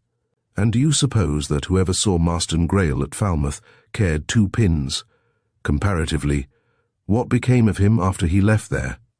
No, Chatfield was almost safe from detection as soon as he got that unfortunate young fellow laid away in that grave. However, we know now what we do know. And the next thing, now that we know Master Greyle lies behind us there, is to get back to town and catch the chap who took his place. We'll wire to Swallow and to Petherton and get the next express. Sir Cresswell, Oliver and Petherton were in conference with Swallow at the solicitor's office when Gilling and Copplestone arrived there in the early afternoon. Gilling interrupted their conversation to tell the result of his investigations. Copplestone, watching the effect, saw that neither Sir Cresswell nor Petherton showed surprise. Petherton, indeed, smiled, as if he had anticipated all that Gilling had to say. I told you that I knew the Greyle family solicitors, he observed. I find that they have only once seen the man whom we will call the Squire. Chatfield brought him there. He produced proofs of identification papers which Chatfield no doubt took from the dead man. Of course, the solicitors never doubted for a moment that he was the real Master Greyle, never dreamed of fraud. Well, the next step. We must concentrate on finding this man, and Swallow has nothing to tell yet. He has never seen anything more of him. You'd better turn all your attention to that, Gilling, you and Swallow. As for Chatfield and his daughter, I suppose we shall have to approach the police. Copplestone presently went home to his rooms in Jermyn Street, puzzled and wondering, and there, lying on top of a pile of letters, he found a telegram from Audrey Greyle. It had been dispatched from Scarhaven at an early hour of the previous day, and it contained but 3 words. Can you come? Chapter 19. The Steam Yacht.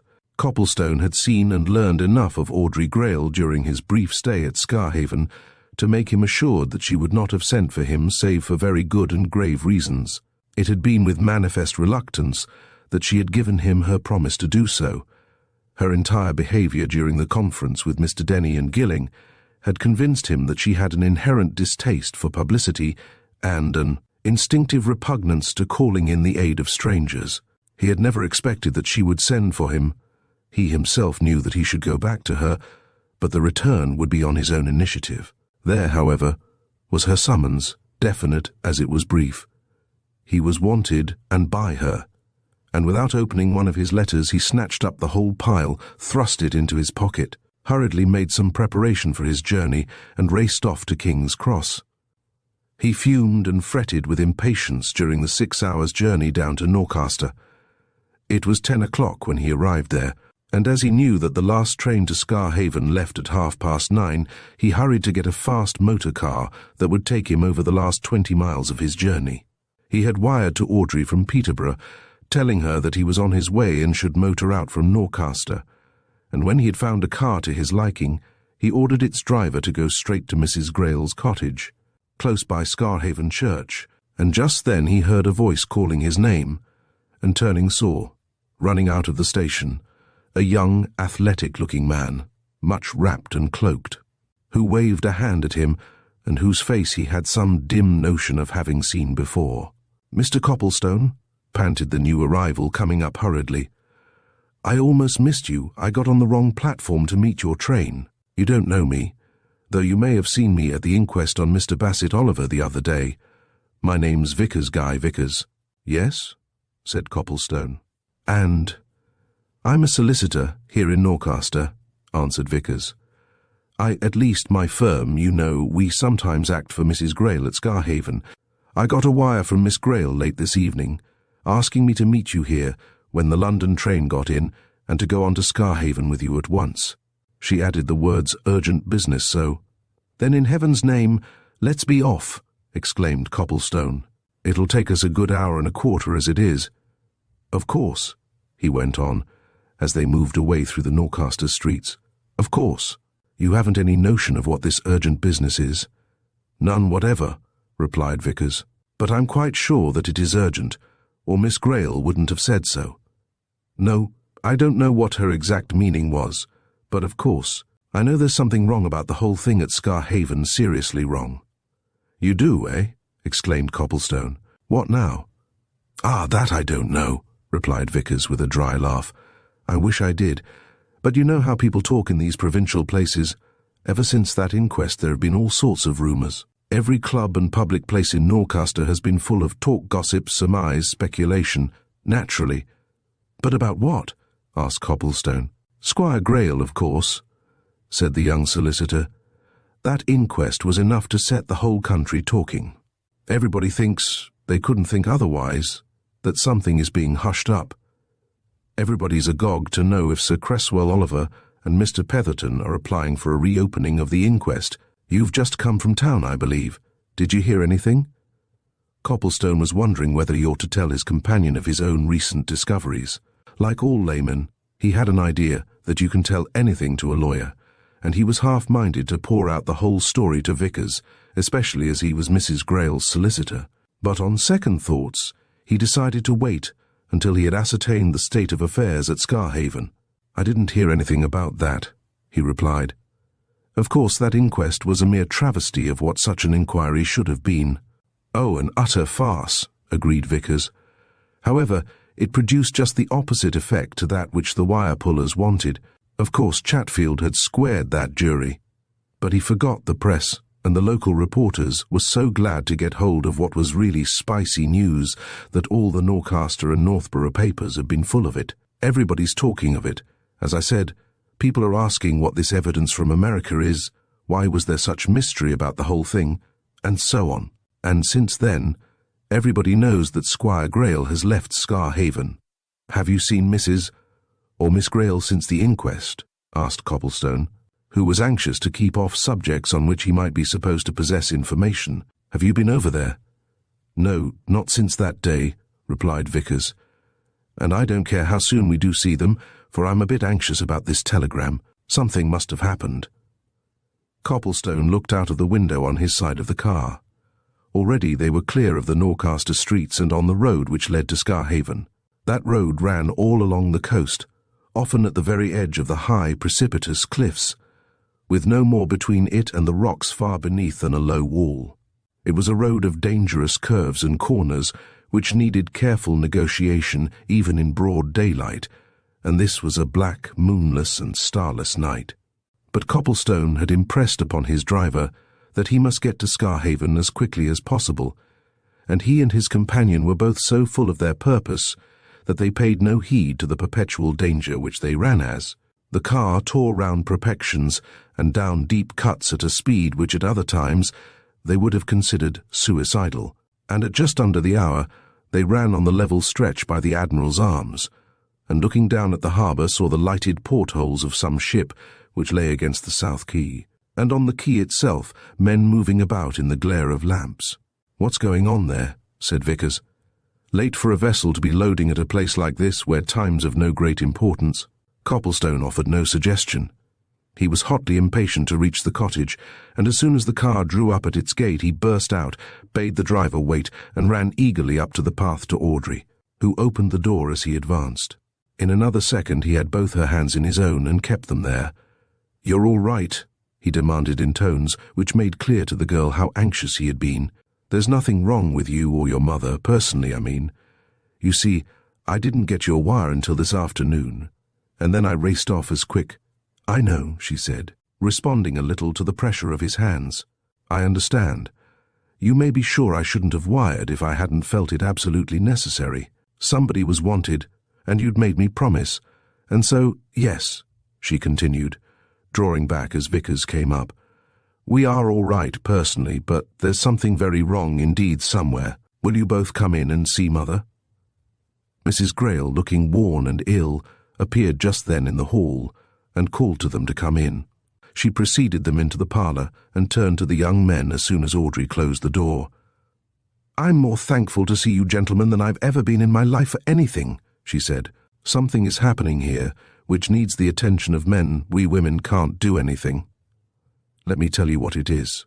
Yesterday morning, very early, the squire's steam yacht, the Pike, was brought into the inner harbour and moored against the quay just opposite the park gates. We, of course, could see it, and as we knew he had gone away, we wondered why it was brought in there. After it had been moored, we saw that preparations of some sort were being made.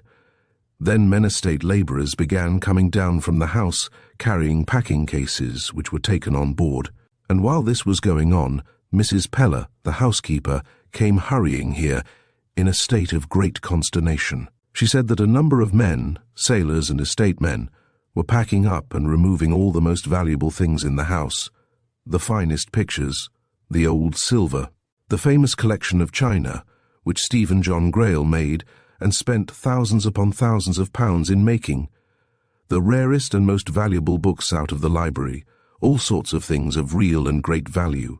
Everything was being taken down to the estate carpenter, who was in charge of all this, said it was by the squire's orders, and produced to Mrs. Peller his written authority.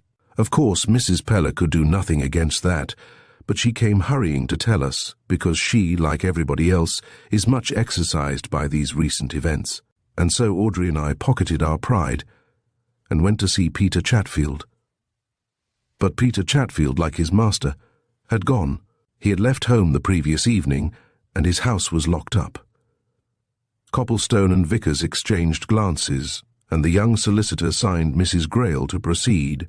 Then, she added, to add to that, as we came away from Chatfield's house, we met Mr. Elkin, the bank manager from Norcaster. He had come over in a motor car to see me privately. He wanted to tell me, in relation to all these things, that within the last few days the squire and Peter Chatfield had withdrawn from the bank the very large balances of two separate accounts. One was the squire's own account, in his name. The other was an estate account, on which Chatfield could draw. In both cases, the balances withdrawn were of very large amount. Of course, as Mr. Elkin pointed out, it was all in order, and no objection could be raised. But it was unusual, for a large balance had always existed on both these accounts. And, Mr. Elkin added, so many strange rumours are going about Norcaster and the district that he felt seriously uneasy, and thought it his duty to see me at once. And now, what is to be done? The house is being stripped of the best part of its valuables, and in my opinion, when that yacht sails, it will be for some foreign port. What other object can there be in taking these things away? Of course, as nothing is entailed, and there are no heirlooms, everything is absolutely the squire's property, so Copplestone, who had been realizing the serious significance of these statements, saw that it was time to speak, if energetic methods were to be taken at once. "I'd better tell you the truth," he said, interrupting Mrs. Greyle. "I might have told you, Vickers, as we came along, but I decided to wait until we got here and found out how things were. Mrs. Greyle, the man you speak of as the squire, is no more the owner of Scarhaven than I am. He is not Marston Greyle at all. The real Marston Greyle, who came over from America, died the day after he landed, in lodgings at Bristol to which Peter Chatfield and his daughter had taken him. And he is buried in a Bristol cemetery under the name of Mark Gray, Gilling, and I found that out during these last few days. It's an absolute fact. So the man who has been posing here as the rightful owner is an imposter. A dead silence followed this declaration. The mother and daughter, after one long look at Copplestone, turned and looked at each other.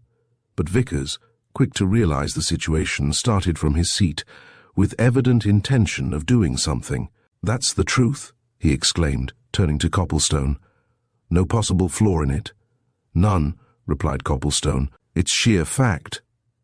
"Then in that case," said Vickers, "Miss Greyle is the owner of Scarhaven, of everything in the house, of every stick, stone and pebble about the place, and we must act at once.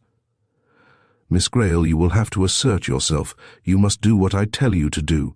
You must get ready at once this minute, and come down with me and Mrs. Greyle to that yacht and stop all these proceedings. In our presence, you must lay claim to everything that's been taken from the house, yes, and to the yacht itself. Come, let's hurry." Audrey hesitated and looked at Mrs. Greyle. "Very well," she said quietly. "But not my mother." "No need," said Vickers. "You will have us with you." Audrey hurried from the room, and Mrs. Greyle turned anxiously to Vickers. "What shall you do?" she asked. "Warn all concerned," answered Vickers, with a snap of the jaw which showed Copplestone that he was a man of determination. "Warn them, if necessary, that the man they have known as Marston Greyle is an impostor, and that everything they are handling belongs to Miss Greyle. The Scarhaven people know me, of course there ought not to be any great difficulty with them, and as regards the yacht people—" "You know," interrupted Mrs. Greyle, "that this man, the impostor, has made himself very popular with the people here. You saw how they cheered him after the inquest. You don't think there is danger in Audrey going down there?" "Wouldn't it be enough if you and I went?" suggested Copplestone. "It's very late to drag Miss Greyle out." "I'm sorry, but it's absolutely necessary," said Vickers. "If your story is true, I mean, of course, since it is true, Miss Greyle is owner and mistress, and she must be on the spot. It's all we can do anyway," he continued, as Audrey, wrapped in a big ulster, came back to the parlour. "Even now we may be too late. And if that yacht once sails away from here—" There were signs that the yacht's departure was imminent when they went down to the South Quay and came abreast of her. The lights on the shore were being extinguished. The estate labourers were gone. Only 2 or 3 sailors were busy with ropes and gear, and Vickers hurried his little party up a gangway and onto the deck.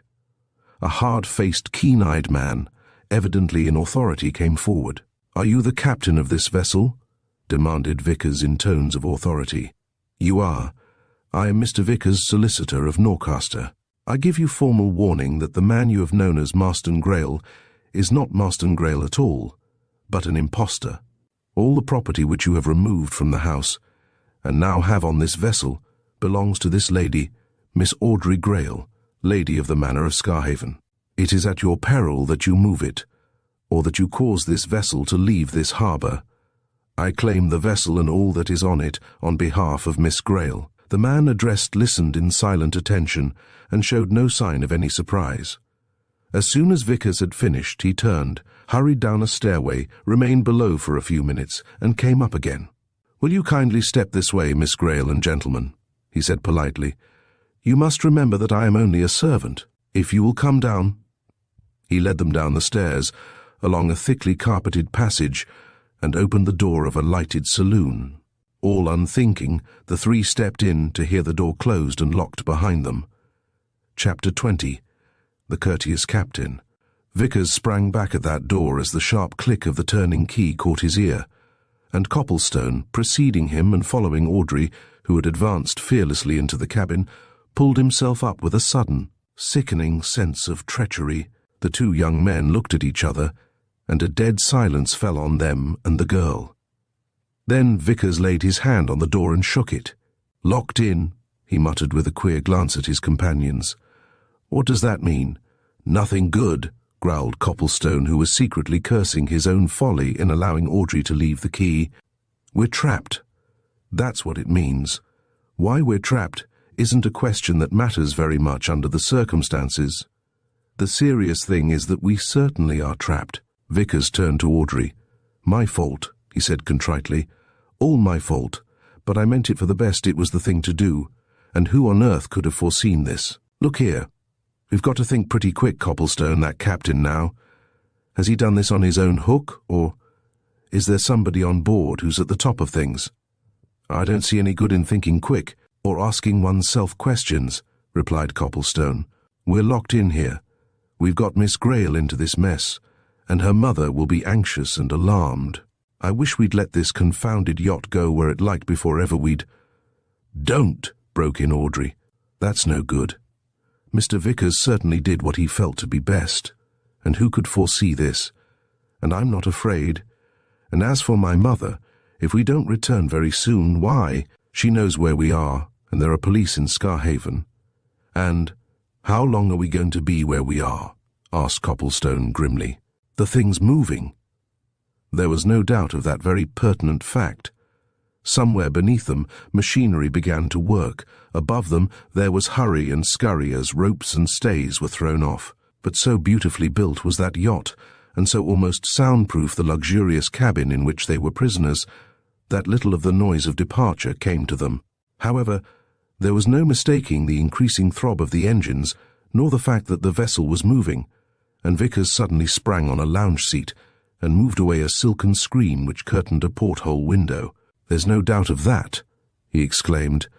We're going through the outer harbour. We've passed the light at the end of the quay. What do these people mean by carrying us out to sea? Copplestone, with all submission to you, whether it's relevant or not, I wish we knew more of that captain chap. I know him, remarked Audrey. I have been on this yacht before. His name is Andreas.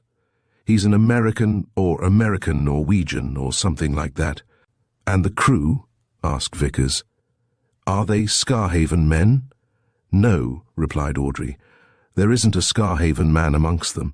My cousin, you know whom I mean, bought this yacht just as it stood, from an American millionaire early this spring, and he took over the captain, crew, and everything. So we're in the hands of strangers, exclaimed Vickers, while Copplestone dug his hands into his pockets and began to stamp about. I wish I'd known all that before we came on board. But what harm can they do us? Said Audrey, incredulous of danger. You don't suppose they'll want to murder us, surely? My own belief is that we never should have been locked up here if you hadn't let them know how much we know, Mr. Vickers. Let them— I don't understand, said Vickers, turning a puzzled glance on her. Why?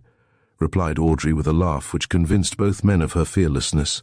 You let the captain see that we know a great deal, and he thereupon ran downstairs, presumably to tell somebody of what you said, and here's the result. You think, then, suggested Vickers, you think that— I think the somebody, whoever he is, wants to know exactly how much we do know, answered Audrey with another laugh. And so we're being carried off to be cross-examined at somebody's leisure. Let's hope they won't use thumbscrews and that sort of thing. And anyway, she continued, looking from one to the other, hadn't we better make the best of it? We're going out to sea, that's certain. Here's the bar. A sudden lifting of the thickly carpeted floor, a dip to the left, another to the right, a plunge forward, a drop back, then a settling down to a steady, persistent roll, showed her companions that Audrey was right. The yacht was crossing the bar which lay at the mouth of Scarhaven Bay. Outside that lay the North Sea, and Copplestone suddenly wondered which course the vessel was going to take, north, east, or south. But before he could put his thoughts into words, the door was suddenly unlocked, and Captain Andreas, suave, polite, deprecating, walked into the cabin. 1,000 pardons, and 2 words of explanation, he exclaimed, as he executed a deep bow to his lady prisoner. First, Miss Greyle, I have sent a message to your mother that you are quite safe and will join her in due course. Second, this is merely a temporary detention. You shall all be landed, all in good time. Vickers, as a legal man, assumed his most professional air. Do you know what you are rendering yourself liable to, sir, by detaining us at all? He demanded. An action Captain Andreas bowed again assumed his deprecating smile. He waved the 2 men to seats, and himself took a chair with his back to the door by which he entered. My dear sir, he said courteously, you forget that I am but a servant. I am under orders, However, I give my word that no harm shall come to you, that you shall be treated with every polite attention, and that you shall be landed." "When and where?" asked Vickers. "Tomorrow, certainly," replied Andreas. "As to where, I cannot exactly say, but where you will be in touch with, shall we say, civilization." He showed a set of fine white teeth in such a curious fashion as he spoke the last word that Copplestone and Vickers instinctively glanced at each other, with a mutual instinct of distrust. "Won't do," said Vickers. "I insist that you put about and go into Scarhaven again." Andreas spread out his open palms and shook his head. "Impossible," he answered. "We are already en voyage. Time presses. Be placable, tomorrow you shall be released." Vickers was about to answer this appeal with an angry refusal to be either placable or tractable, but he suddenly stopped the words which rose to his tongue. There was something in all this, some mystery, some queer game, and it might be worthwhile to find it out. "Where are you taking this yacht?" he demanded brusquely. "Come now." "I am under orders," said Andreas with another smile. "Whose orders?" persisted Vickers. "Look here, it's no use trying to burk facts. Who's on board this vessel? You know what I mean. Is the man who calls himself Squire of Scarhaven here?" Andreas shook his head quietly and gave his questioner a shrewd glance. "Mr. Vickers," he said meaningly, "I know you. You are a lawyer, though a young one. Lawyers are guarded in their speech. Now we are alone, we four. No one can hear anything we say. Tell me, is that right what you said to me on deck, that the man who has called himself Master Greyle is not so at all?" "Absolutely right," replied Vickers. "An impostor?" demanded Andreas. "He is. And never had any right to anything?" "No right whatever." "Then," said Andreas with a polite inclination of his head and shoulders to Audrey, "the truth is that everything of the Scarhaven property belongs to this lady." "Everything!" exclaimed Vickers. "Land, houses, furniture, valuables, everything. All the property which you have on this yacht, pictures, china, silver, books, objects of art, as I am instructed, removed from the house, are Miss Greyle's sole property. Once more I warn you of what you are doing, and I demand that you immediately return to Scarhaven.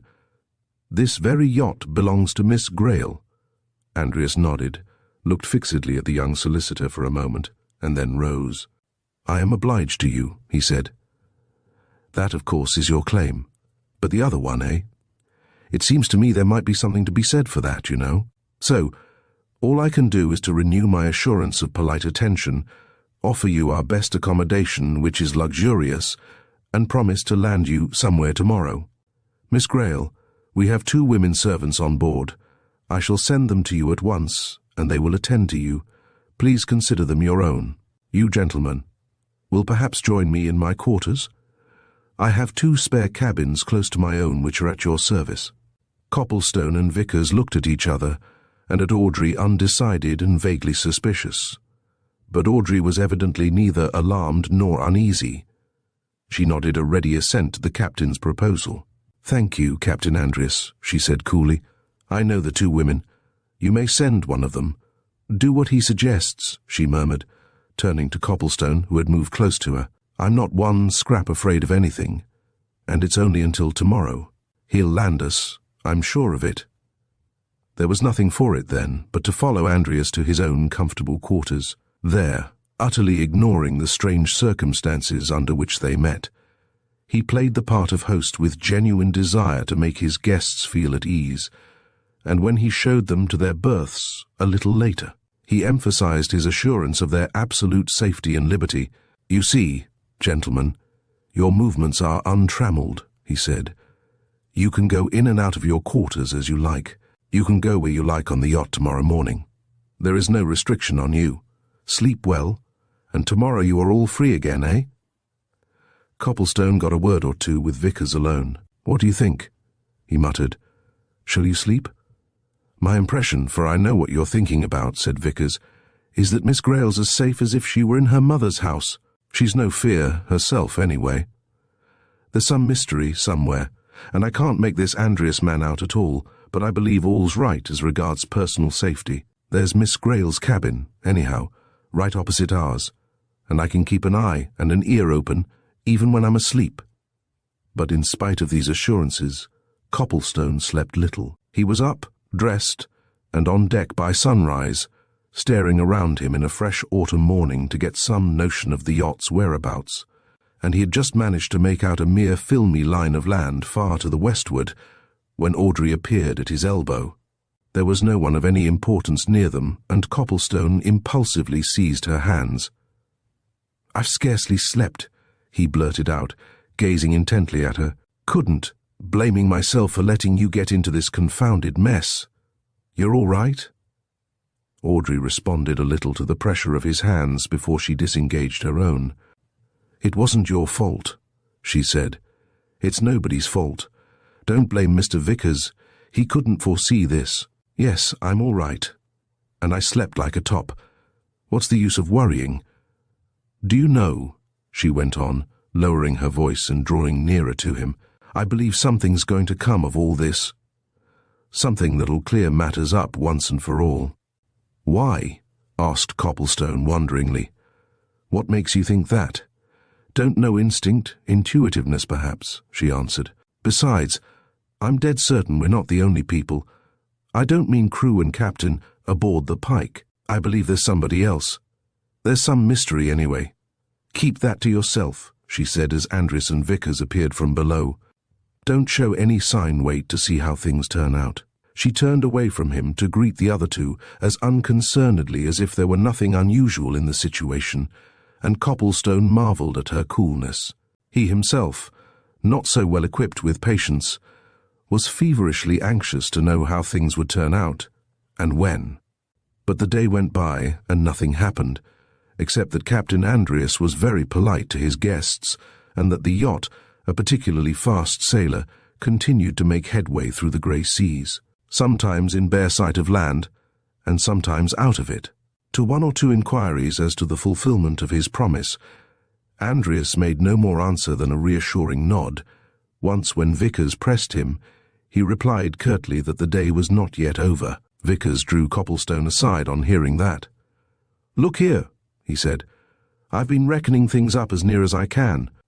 I make out that we've been running due north, or northeast, ever since we left Scarhaven last night. I reckon, too, that this vessel makes quite 22 or 3 knots an hour. We must be off the extreme northeast coast of Scotland, and night's coming on." "There are ports there that he can put into," said Copplestone. "The thing is, will he keep his promise? Remember, he must know very well that if we once land anywhere within reach of a telegraph office, we can wire particulars about him to every port in the world if we like, and he's got to go somewhere, eventually, you know." Vickers shook his head as if this were a problem he would give up. It was beyond him, he said, to even guess at what Andries was after, or what was going to happen. And nothing did happen until, as the 3 prisoners sat at dinner with their polite gaoler, the Pike came to a sudden stop and hung gently on a quiet sea. Andries looked up and smiled. "A pleasant night for your landing," he remarked.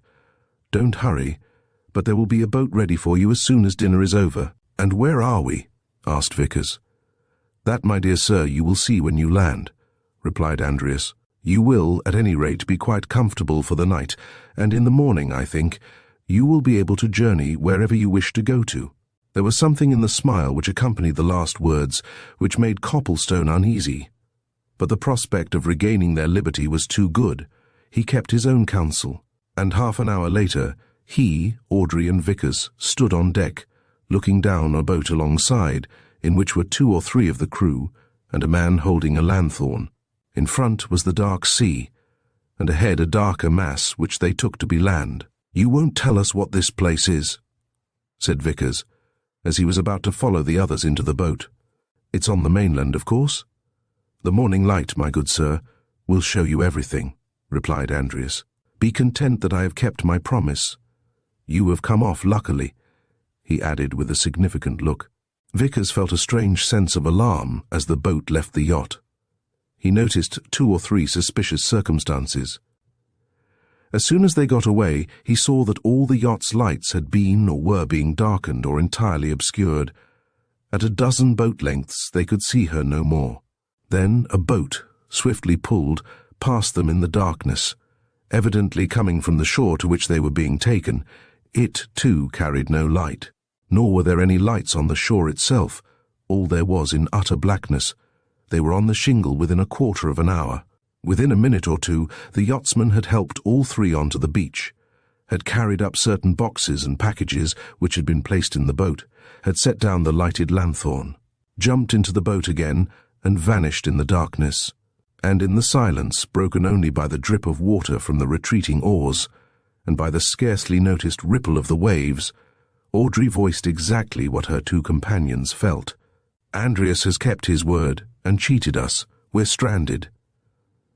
From somewhere out of the darkness came a groan deep and heartfelt, as if in entire agreement with Audrey's declaration. That it proceeded from a human being was evident enough, and Vickers hastily snatched up the lanthorn and strode in the direction from which it came. And there, seated on the shingle, his whole attitude one of utter dejection and misery, the three castaways found a sharer of their sorrows. Peter Chatfield, Chapter 21. Marooned. To each of these three young people this was the most surprising moment which life had yet afforded. It was an astonishing thing to find a fellow mortal there at all, but to find that mortal was the Scarhaven estate agent was literally short of marvellous. What was also astounding was to see Chatfield's only too evident distress, swathed in a heavy old-fashioned ulster, with a plaid shawl round his shoulders and a deerstalker hat tied over head and ears with a bandana handkerchief. He sat on the beach nursing his knees, slightly rocking his fleshy figure to and fro, and moaning softly with the regularity of a minute bell. His eyes were fixed on the dark expanse of waters at his feet. His lips, when he was not moaning, worked incessantly. As he rocked his body, he beat his toes on the shingle. Clearly, Chatfield was in a bad way, mentally. That he was not so badly off materially was made evident by the presence of a half-open kit bag which obviously contained food and a bottle of spirits. For any notice that he took of them, Audrey, Vickers, and Copplestone might have been no more than the pebbles on which they stood. In spite of the fact that Vickers shone the light on his fat face, and that three inquisitive pairs of eyes were trained on it, Chatfield continued to stare moodily and disgustedly out to sea, and to take no notice of his gratuitous company. And so utterly extraordinary was his behaviour and attitude that Audrey suddenly and almost involuntarily stepped forward and laid a hand on his shoulder. "Mr. Chatfield," she exclaimed, "what's the matter? Are you ill?" The emphasis which she gave to the last word roused some quality of Chatfield's subtle intellect. He flashed a swift look at his questioner, a look of mingled contempt and derision, spiced with a dash of sneering humour, and he found his tongue. "Ill," he snorted. "Ill. She asks if I'm ill, me, a respectable man what's maltreated and robbed before his own eyes by them, as ought to fall in humble gratitude at his feet. Ill. Ill. Ill with something that's worse nor any bodily aches and pains, let me tell you that. But not done for, neither."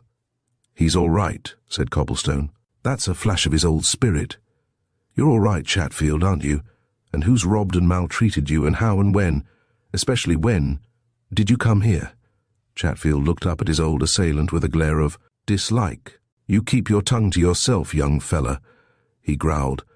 "I shouldn't never have been here at all if it hadn't been for the likes of you a-poking your nose where it isn't wanted. It's 'cause of you three coming aboard of that there yacht last night as I am here a castaway." "Well, we're castaways too, Mr. Chatfield," said Audrey. "And we can't help believing that it's all your naughty conduct that's made us so. Why don't you tell the truth?" Chatfield uttered a few grumpy and inarticulate sounds. "It'll be a bad day for more than one when I do that.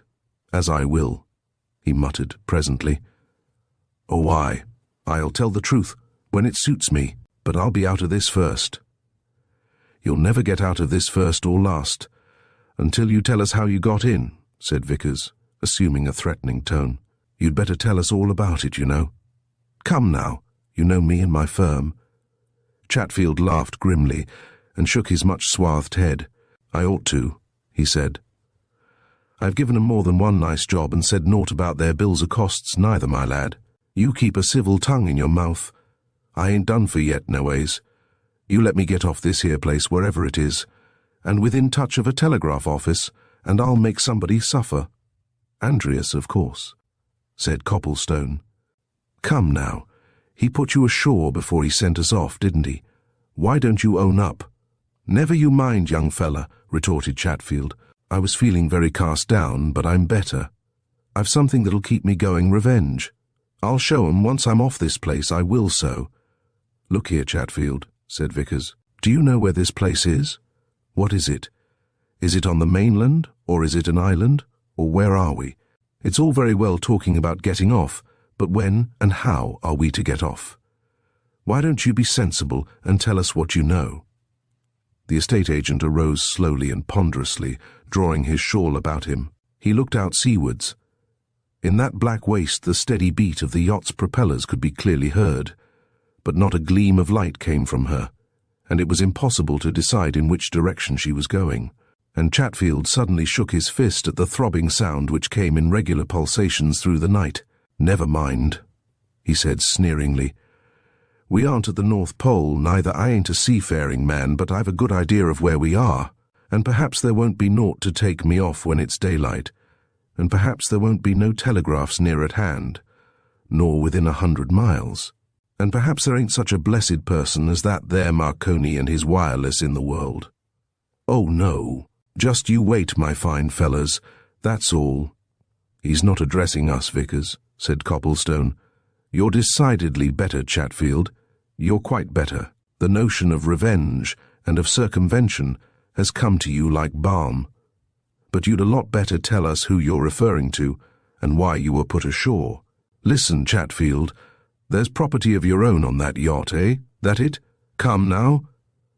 Chatfield gave his questioner a look of indignant scorn. He stooped for the kit bag, picked it up, and turned away. "I don't want to have naught to do with you," he remarked over his shoulder. "You keep yourselves to yourselves, and I'll keep myself to myself. If it hadn't been for what you blabbed out last night, them ungrateful devils, I'd never have had such ideas put into their heads." As if he knew his way, Chatfield plodded heavily up the beach and was lost in the darkness. And the three left behind stood helplessly staring at each other. For a long time there was silence, broken only by the agent's heavy tread on the shingle. At last Vickers spoke. "I think I can see through all this," he said. Chatfield's cryptic utterances were somewhat suggestive. Robbed maltreated hem as ought to have fallen in humble gratitude at his feet. Vengeance, revenge, Arconi, telegrams, and grateful devils. Ah, I see it.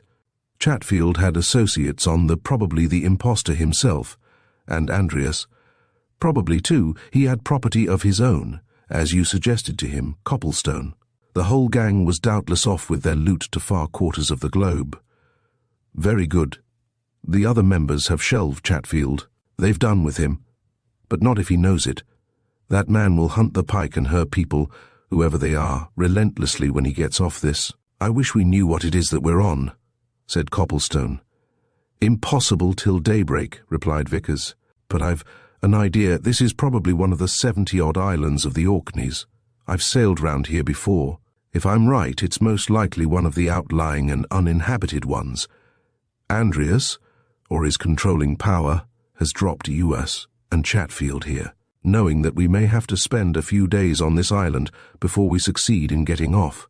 Those few days will mean a great deal to the pike. She can be run into some safe harbourage on this coast, given a new coat of paint and a new name, and be off before we can do anything to stop her. I allow Chatfield to be right in this, that my perhaps too hasty declaration to Andreas revealed to that gentleman how he could make off with other people's property. Nothing will make me believe that Andreas is the solely responsible person for this last development," said Copplestone moodily. "There were other people on board cleverly concealed. And what are we going to do?" Audrey had stepped away from the circle of light made by the lanthorn and was gazing steadily in the direction which Chatfield had taken. "Those are cliffs, surely," she said presently. "Hadn't we better go up the beach and see if we can't find some shelter until morning? Fortunately, we're all warmly clad, and Andreas was considerate enough to throw rugs and things into the boat, as well as provisions. Come along. After all, we're not so badly off, and we have the satisfaction of knowing that we can keep Chatfield under observation. Remember that." But in the morning, when the first gleam of light came across the sea, and Vickers, leaving his companions to prepare some breakfast from the store of provisions which had been sent ashore with them. Set out to make a first examination of their surroundings, the agent was not to be seen. What was to be seen was a breach of rock, sand, shingle, not a mile in length, lying at the foot of high cliffs, and on the grey sea in front not a sign of a sail, nor a wisp of smoke from a passing steamer. The apparent solitude and isolation of the place was as profound as the silence which overhung everything. Vickers made his way up the cliffs to their highest point, and from its summit took a leisurely view of his surroundings. He saw at once that they were on an island, and that it was but one of many which lay spread out over the sea towards the north and the west. It was a wedge-shaped island, this, and the cliffs on which he stood and the beach beneath formed the widest side of it. From thence its lines drew away to a point in the distance which he judged to be 2 miles off. Between him and that point lay a sloping expanse of rough land, never cultivated since creation, whereon there were vast masses of rock and boulder, but no sign of human life. No curling column of smoke went up from hut or cottage. His ears caught neither the bleating of sheep nor the cry of shepherd-all, was still, as only such places can be still. Nor could he perceive any signs of life on the adjacent islands, which, to be sure, were not very near. From the sea mists which wrapped one of them, he saw projecting the cap of a mountainous hill. That hill he recognized as being on one of the principal islands of the group, and he then knew that he and his companions had been set down on one of the outlying islands which, from its position, was not in the immediate way of passing vessels nor likely to be visited by fishermen. He was turning away from the top of the cliff after a long and careful inspection, when he caught sight of a man's figure crossing the rocky slope between him and this far-off point. That, he said to himself, was Chatfield. Did Chatfield know of any place at that point visited by fishing craft from the other islands? Had Chatfield ever been in the Orkneys before? Was there any method in his wanderings? Or was he, too, merely examining his surroundings, considering which was the likeliest part of the island from which to attract attention? In the midst of these speculations, a sudden resolution came to him. One or other of the three must keep an eye on Chatfield. Night or day, Chatfield must be watched. And having already seen that Copplestone and Audrey had an unmistakable liking for each other's society, and would certainly not object to being left together, he determined to watch Chatfield himself. Hurrying down the cliffs, he hastily explained the situation to his companions, took some food in his hands, and set out to follow the agent wherever he went. Chapter 22. The Old Hand. Half an hour later, when Vickers regained the top of the cliff, and once more looked across the island towards the far-off point, the figure which he had previously seen making for it had turned back, and was plodding steadily across the coarse grass and rock-strewn moorland in his own direction. Chatfield had evidently taken a bird's-eye view of the situation from the vantage point of the slope, and had come to the conclusion that the higher part of the island was the most likely point from which to attract attention. He came steadily forward, a big, lumbering figure in the light mist, and Vickers, as he went on to meet him, eyed him with a lively curiosity, wondering what secrets lay carefully locked up in the man's heart, and what happened on the pike that made its captain or its owner bundle Chatfield out of it like a box of bad goods for which there was no more use. And as he speculated, they met, and Vickers saw at once that the old fellow's mood had changed during the night. An atmosphere of smug oiliness sat upon Chatfield in the freshness of the morning, and he greeted the young solicitor in tones which were suggestive of a chastened spirit. "Morning, Mr. Vickers," he said. "A sweetly pretty spot it is that we find ourselves in, sir. Nevertheless, one's affairs sometimes makes us long to quit the side of beauty, however much we would tarry by it. In plain words, Mr. Vickers, I want to get out of this, and I've been looking round, and my opinion is that the best thing we can do is to start as big a fire as we can find stuff for on yon bluff, and keep a feeding on it. In the meantime, while you're considering of that, I'll burn something of my own. I'm weary." He dropped down on a convenient boulder of limestone, settled his big frame comfortably, and producing a pipe and a tobacco pouch, proceeded to smoke. Vickers himself took another boulder, and looked inquisitively at his strange companion. He felt sure that Chatfield was up to something. "You say 'we' now," he remarked suddenly. "Last night you said you didn't want to have anything to do with us. We were to keep to ourselves." And, "Well, well, Mr. Vickers," broke in Chatfield.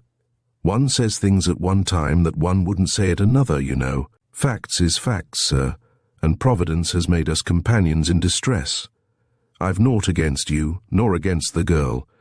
As for t'other young man, he's of a interfering nature, but I forgive him, he's young.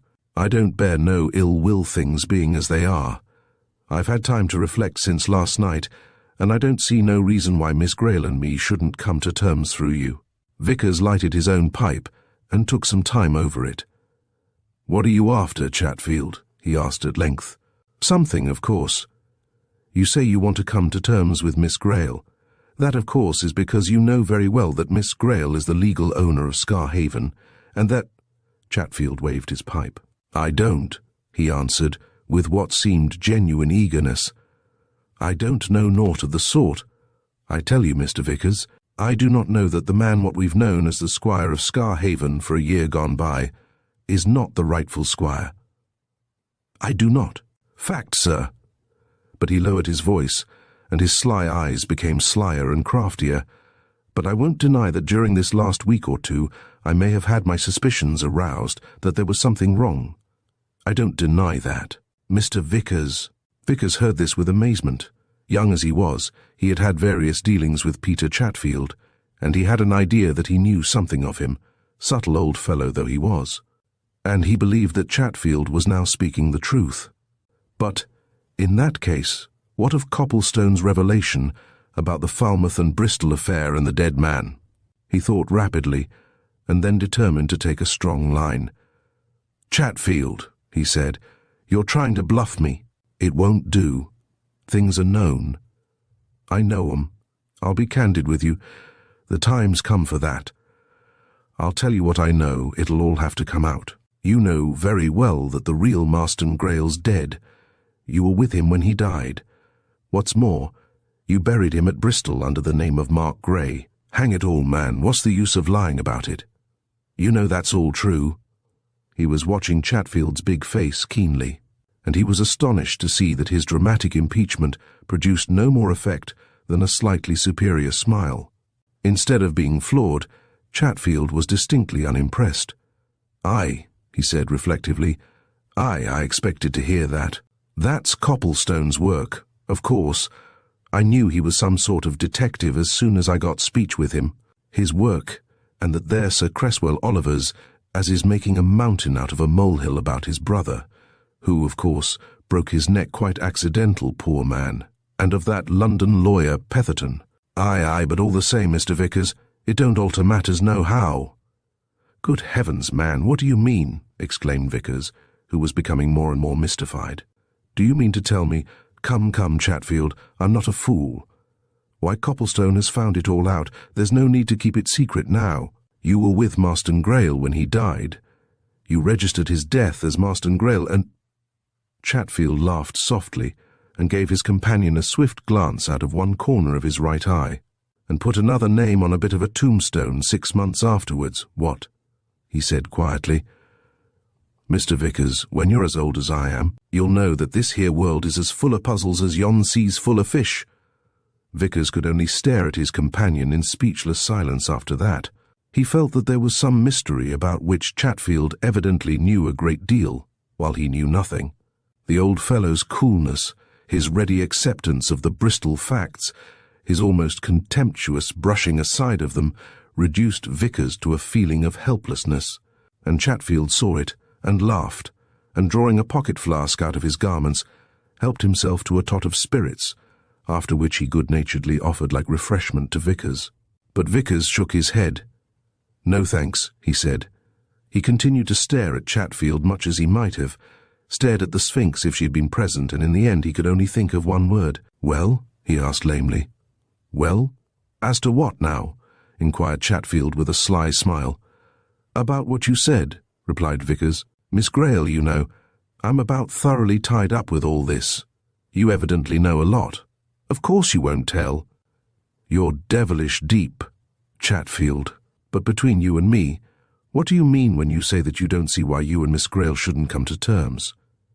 Didn't I say that during this last week or two I'd had my suspicions about the squire? Answered. Chatfield, I did. I have had them suspicions, got 'em stronger than ever since last night. So what I say is this.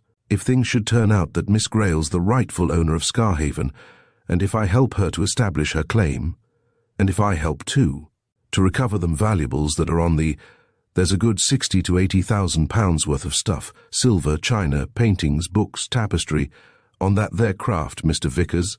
If I say I do all that, what will Miss Greyle give me? That's it in a plain way of speaking. I thought it was, said Vickers dryly. Of course. Very well, you'd better come and talk to Miss Greyle. Come on now. Copplestone and Audrey, having made a breakfast from the box of provisions which Andreas had been good enough to send ashore with them, had climbed to the head of the cliff after Vickers, and they were presently astonished beyond measure to see him returning with Chatfield, under outward signs which suggested amity if not friendship. They paused by a convenient nook in the rocks, and silently awaited the approach of these two strangely assorted companions. Vickers, coming near, gave them a queer and a knowing look. Mr. Chatfield, he said gravely, has had the night in which to reflect. Mr. Chatfield desires peaceable relations. Mr. Chatfield doesn't see now, having reflected, why he and Miss Greyle shouldn't be on good terms. Mr. Chatfield desires to discuss these terms. Is that right, Chatfield? Quite right, sir, assented the agent. He had been regarding the couple who faced him benevolently and indulgently, and he now raised his hat to them. Servant, ma'am, he said with a bow to Audrey. Servant, sir, he continued, with another bow to Copplestone. Ah, it's far better to be at peace one with another than to let misunderstandings exist forever. Mr. Copplestone, sir, you and me's had words in times past. I brush 'em away, sir, like that they're the memories departed. I desire naught but better feelings.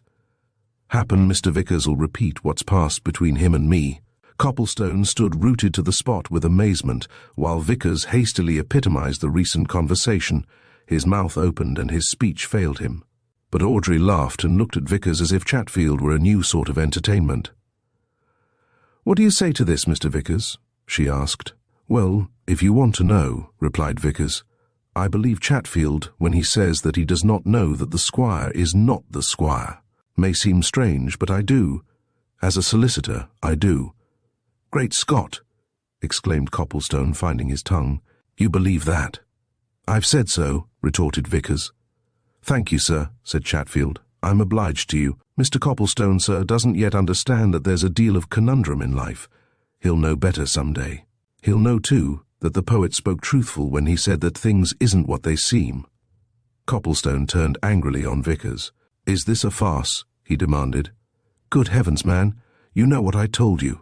Mr. Chatfield has a version, answered Vickers. Why not hear it? On terms, Mr. Vickers, remarked Chatfield. On terms, sir. What terms? Asked Audrey. To Mr. Chatfield's personal advantage, of course. Chatfield, who was still the most unconcerned of the group, seated himself on the rocks and looked at his audience. I've said to Mr. Vickers here that if I help Miss Greyle to the estate, I ought to be rewarded handsome, he said. Mind you, I don't know that I can, for as I say, I do not know, as a matter of strict fact, that this man, as we've called the squire, isn't the squire. But recent events, very recent events, has made me suspicious that he isn't, and happen I can do a very good bit turning him out. Now, if I help in that there work, will Miss Greyle continue me in my post of estate agent at Scarhaven? Not for any longer than it will take to turn you out of it, Mr. Chatfield, replied Audrey with an energy and promptitude which surprised her companions. So we need not discuss that. You will never be my agent. Very good, ma'am. That's quite according to my expectations, said Chatfield meekly. I was always a misunderstood man. However, this here proposition will perhaps be more welcome. It's always been understood that I was to have a retiring pension of £500 per annum. The family has always promised it. I've letters to prove it. Will Miss Greyle stand to that if she comes in? I've been a faithful servant for nigh on to 50 years, Mr. Vickers, as all the neighbourhood is aware. If I come in, as you call it, you shall have your pension, said Audrey. Chatfield slowly felt in a capacious inner pocket and produced a large notebook and a fountain pen. He passed them to Vickers. "We'll have that there in writing, signed and witnessed," he said. "Put, if you please, Mr. Vickers, I agree that if I come into the Scarhaven estate, Peter Chatfield shall at once be pensioned off with £500 a year, to be paid quarterly, same to be properly assured to him for his life. And then, if Miss Greyle will sign that document and you gentlemen will witness it, I shall consider that henceforth I am in Miss Greyle's service, and," he added with a significant glance all round, "I shall be a deal more use as a friend, nor what I should be as what you might term an enemy, Mr. Vickers knows that." Vickers held a short consultation with Audrey, the result of which was that the paper was duly signed, witnessed and deposited in Chatfield's pocket, and Chatfield nodded his satisfaction. "All right," he said. "Now then, ma'am, and gentlemen, the next thing is to get away out of this, and get on the track of them as put us here. We'd better start a big fire out of this dry stuff." "But what about these revelations you were going to make?" said Vickers. "I understood you were to tell us." "Sir," replied Chatfield, "I'll tell and I'll reveal in due course, and in good order. Events, sir, is the thing. Let me get to the nearest telegraph office and we'll have some events right smart. Let me attract attention. I've sailed in these seas before. There's steamers goes out of Kirkwall yonder frequent. We must get hold of one. A telegraph office, that's what I want. I'm a-going to set up a blaze, and I'll set up a blaze elsewhere as soon as I can lay hands on a bundle of telegraph forms." He leisurely took off his shawl and overcoat, laid them on a shelf of rock, and moved away to collect the dry stuff which lay to hand. The three young people exchanged glances. "What's this new mystery?" asked Audrey. "All bluff some deep game of his own," growled Copplestone. "He's the most consummate old liar I ever—" "You're wrong this time, old chap," interrupted Vickers. "He's a bad, but he's on our side now, I'm convinced. It is a game he's playing, and a deep one, and I don't know what it is. But it's for our benefit. Chatfield simply transferred his interest and influence to us, that's all, for his own purposes, of course."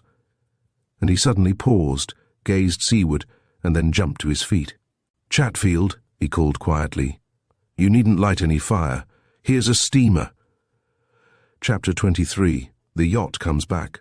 Chatfield, his arms filled with masses of dried bracken and coarse grass, turned sharply on hearing Vickers' call and stared hard and long in the direction which the young solicitor pointed out.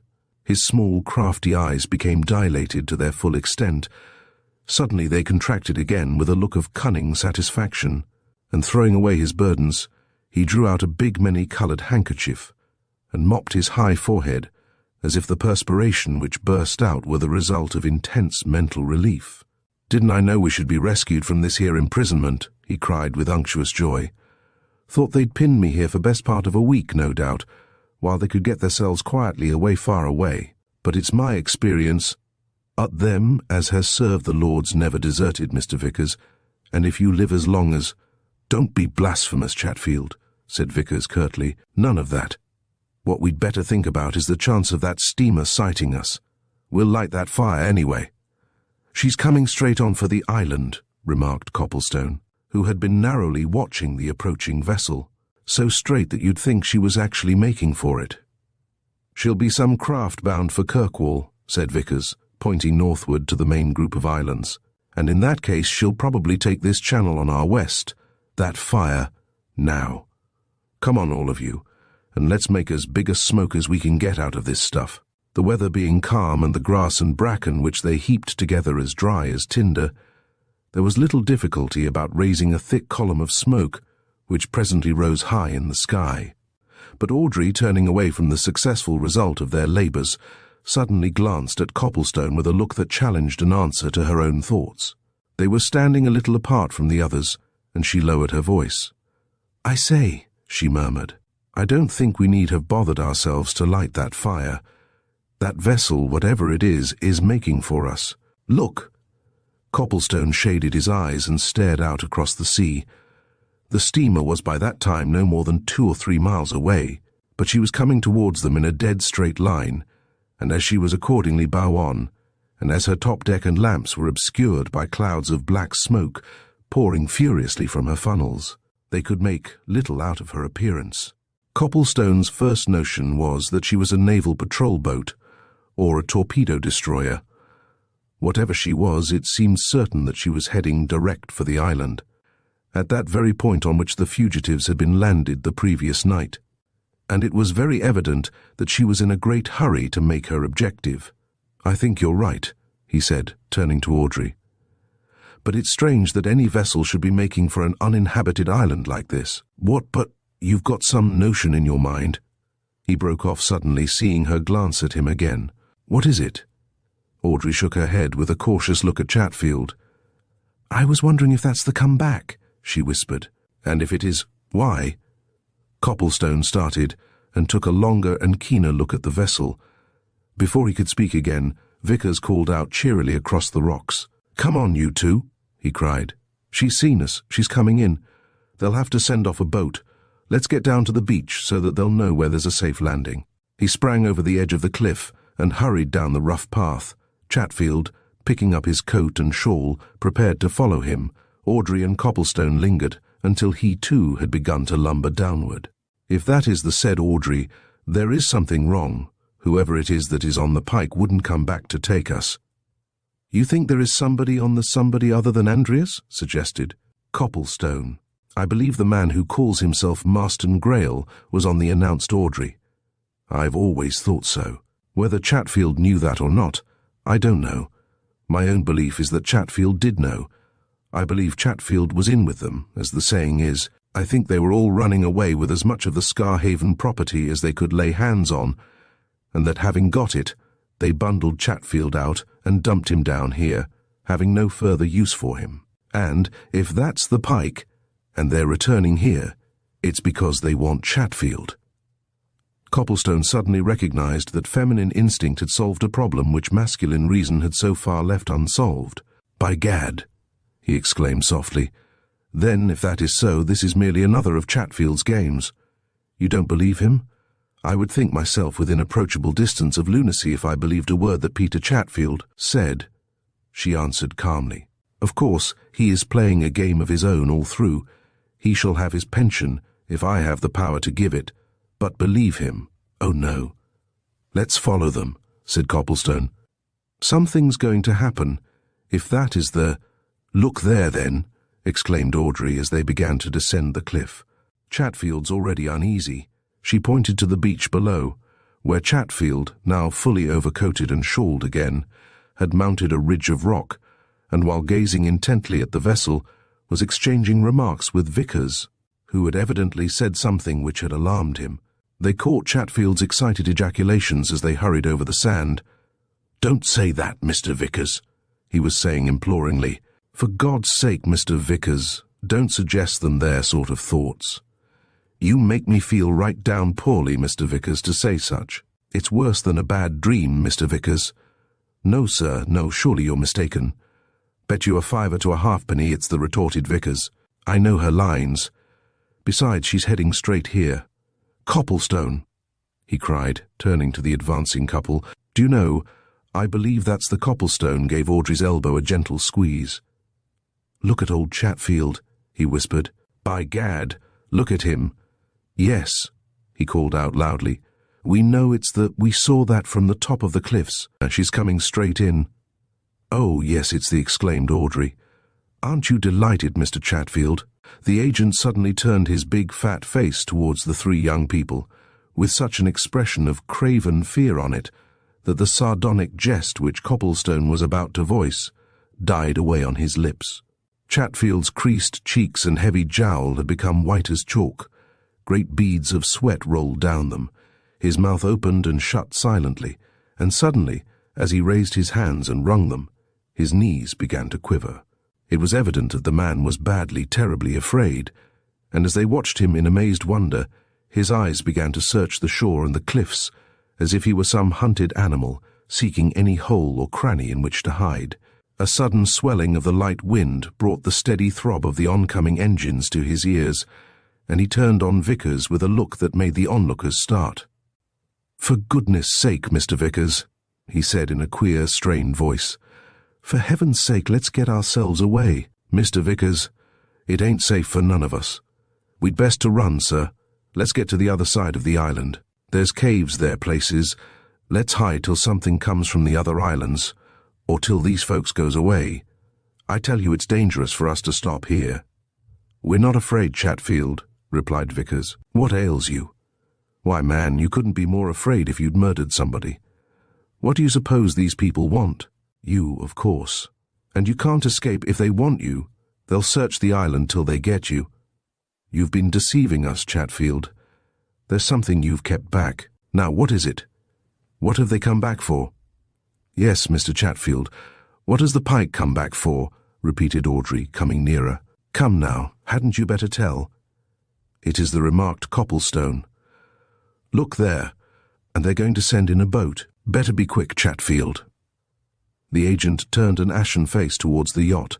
She had swung round and come to a halt, and the rattle of a boat being let down came menacingly to the frightened man's ears. He tittered a deep groan, and his eyes again sought the cliffs.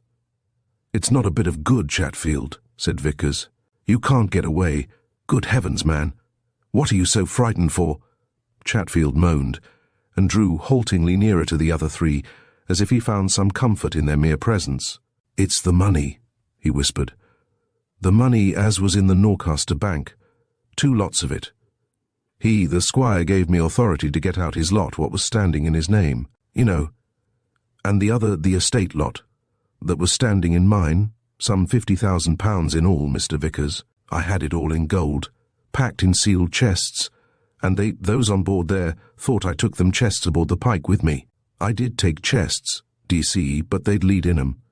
The real stuff is hidden buried, never mind where, and I know what they've come back for. They've opened the chests I took on board, and they've found there's naught but lead, and they want me. They'll torture me to make me tell where the real chests, the money is torture me. Oh, for God's sake, keep 'em away from me, help me to hide, help me to get away, and I'll tell Miss Greyle then where the money's hid, and, oh Lord, they're coming. Mr. Vickers, Mr. Vickers." He cast himself bodily at Vickers, as if to clutch him, but Vickers stepped agilely aside, and Chatfield fell on the sand, where he lay groaning while the others looked from him to each other. "Ah," said Vickers at last. "So that's it, is it, Chatfield? Trying to cheat everybody all round, eh? I suppose you'd have told Miss Greyle later that these people had collared all that gold. And then you'd have helped yourself to it? And now I know what you were doing on that yacht when we boarded it. You were one of the gang, and you meant to hook it with them."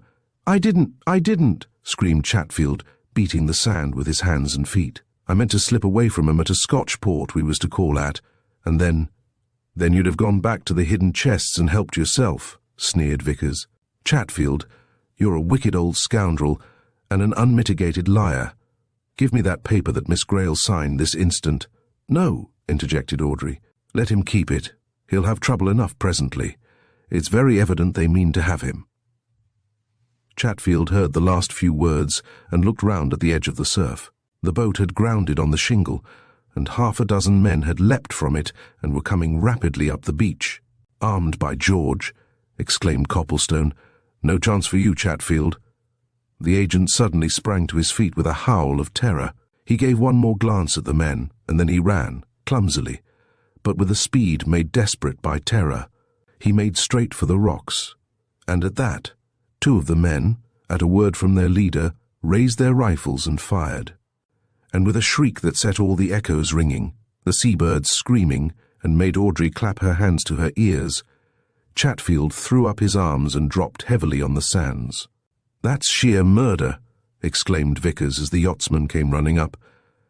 "You'll answer for that, you know, unless you mean to murder all of us." The leader, a smiling-faced fellow, touched his cap respectfully and grinned from ear to ear. "Lord bless you, sir, we shot 20 feet over his head," he said. "He's too precious to shoot. They want him badly on board there. Now then, men, pick him up and get him into the boat. He'll come round quick enough when he finds he hasn't even a pellet in him. Handy now. Captain's compliments, sir," he went on, turning again to Vickers and pointing to certain things which were being unloaded from the boat, "and as he understands that no vessel will pass here for 2 more days. Sir, he sent you further provisions, some more wraps, and some books and papers." Chapter 24. The Torpedo-Boat Destroyer.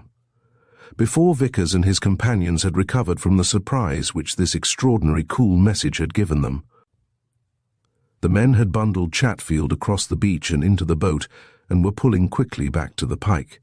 Audrey broke the silence with a ringing laugh. "Captain Andreas is certainly the perfection of polite pirates," she exclaimed. "More food, more wraps and books and papers. Was any marooned mariner ever one half so well treated?" "What's the fellow mean about no vessel passing here for 2 more days?" growled Copplestone, who was glaring angrily at the yacht. "What's he so meticulously correct for?"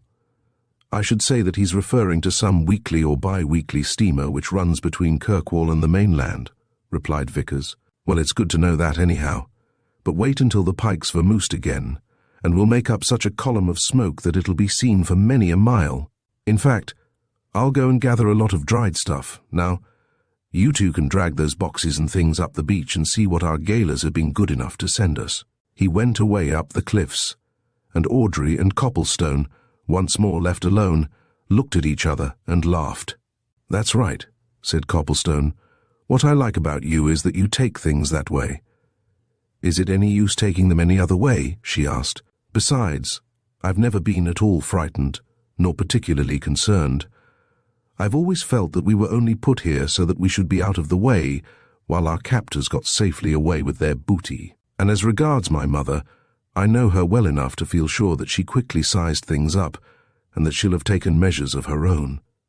Don't be surprised if we're rescued through her means, or if she has set somebody to work to catch the predatory." "Good," said Copplestone. "But as regards the pike, I wonder if you observed something during the few minutes she was here.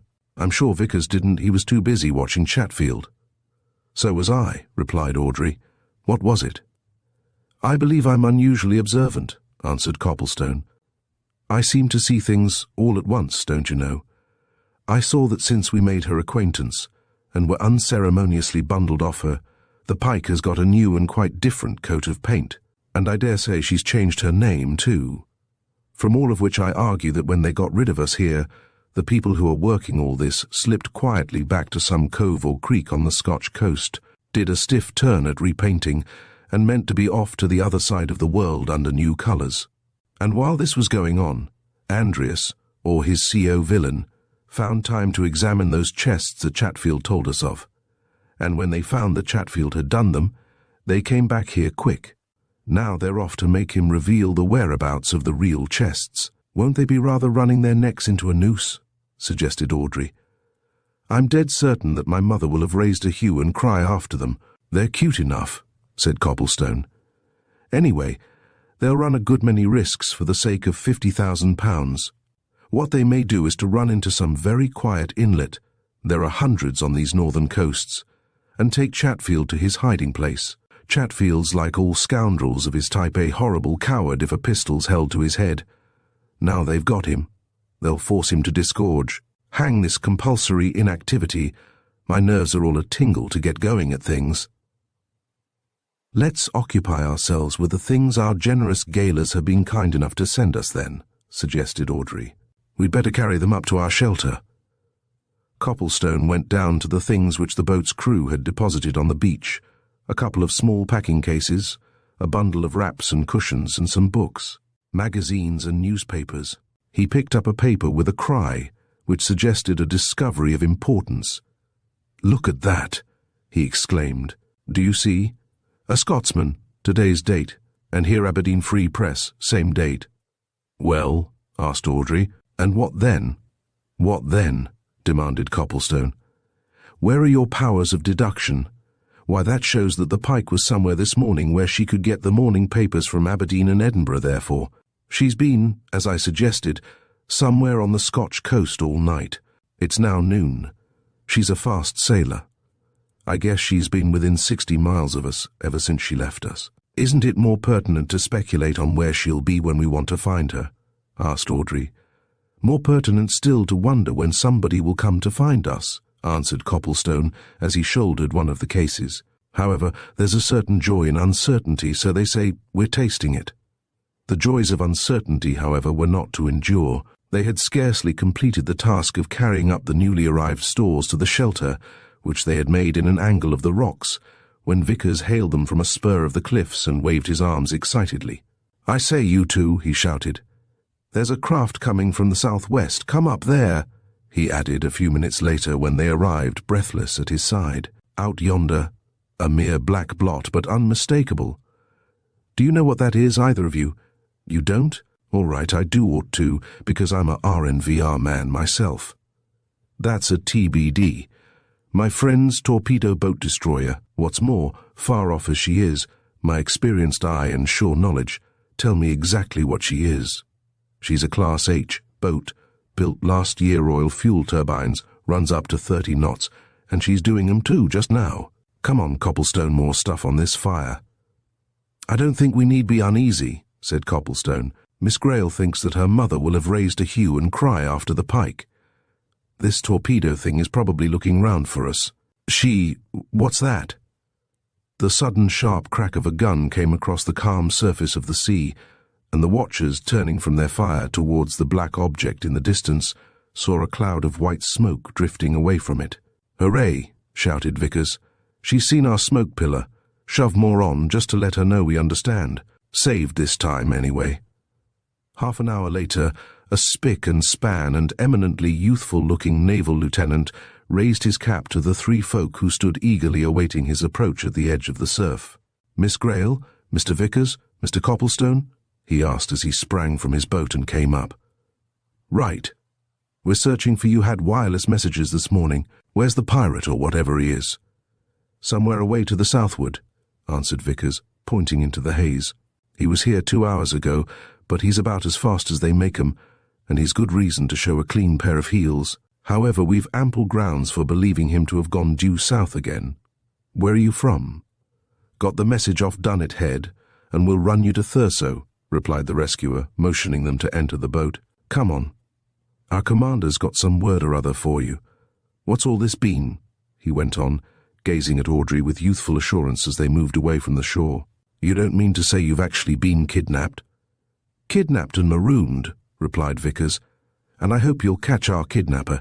He's got a tremendous amount of property on him which belongs to this lady, and he'll make tracks for the other side of the Atlantic as soon as he gets hold of some more which he's gone to collect." The lieutenant regarded Audrey with still more interest.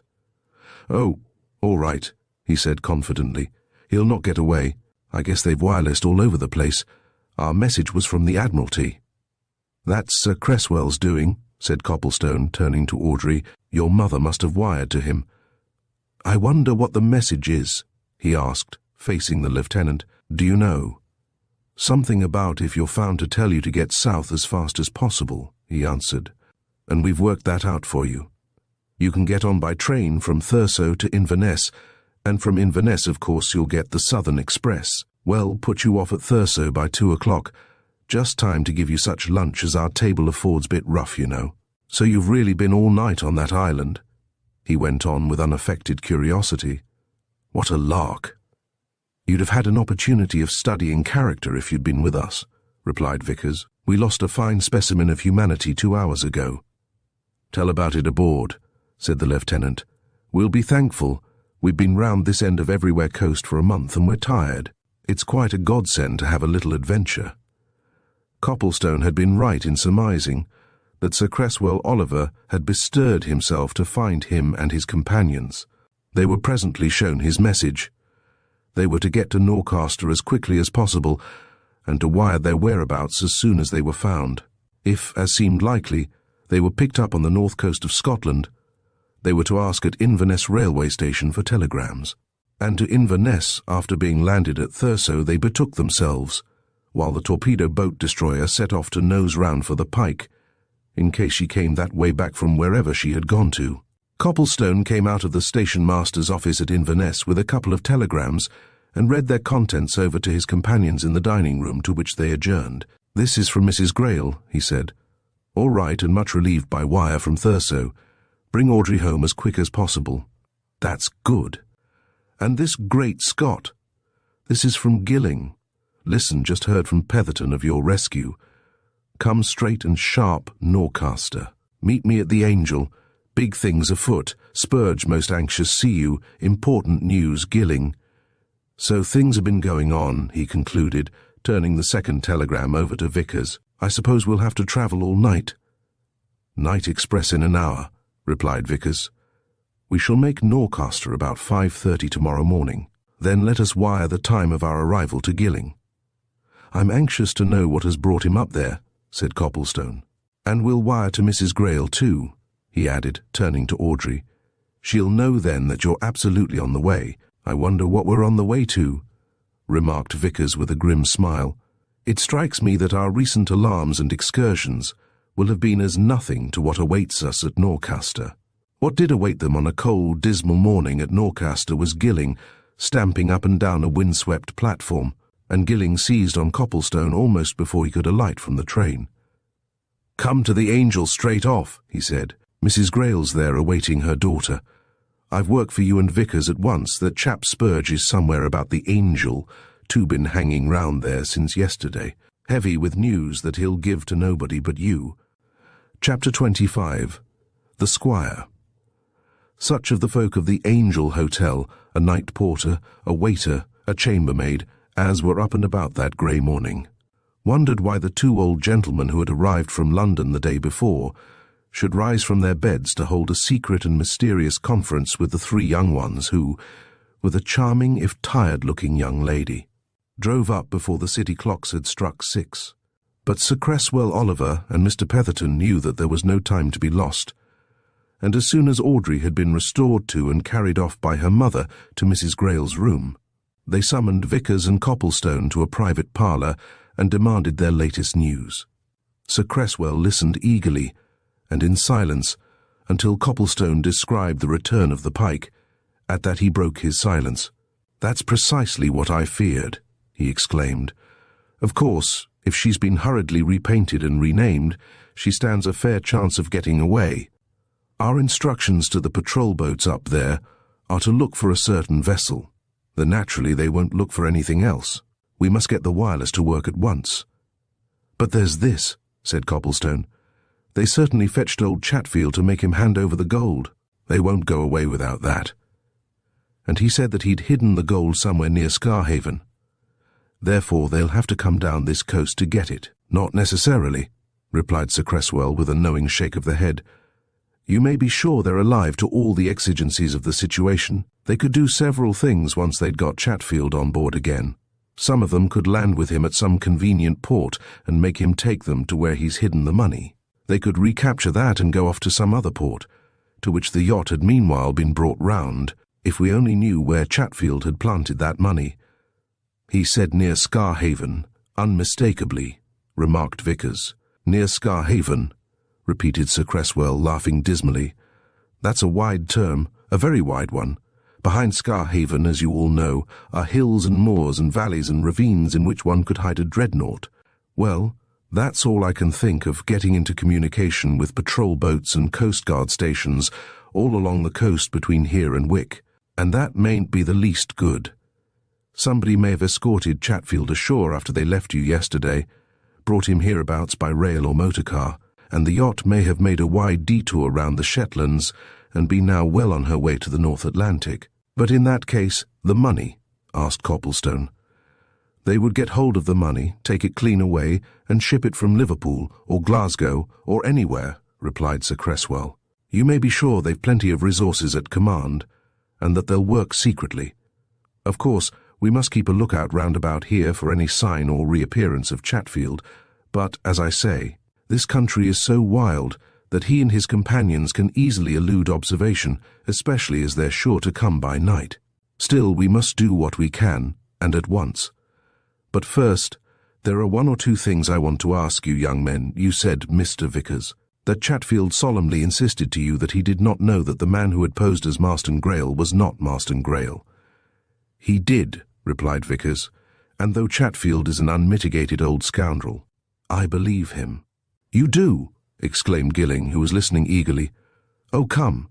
I do, as a professional man," answered Vickers, stoutly, and with an appealing glance at his brother solicitor. "Mr. Petherton will tell you that we lawyers have a curious gift of intuition.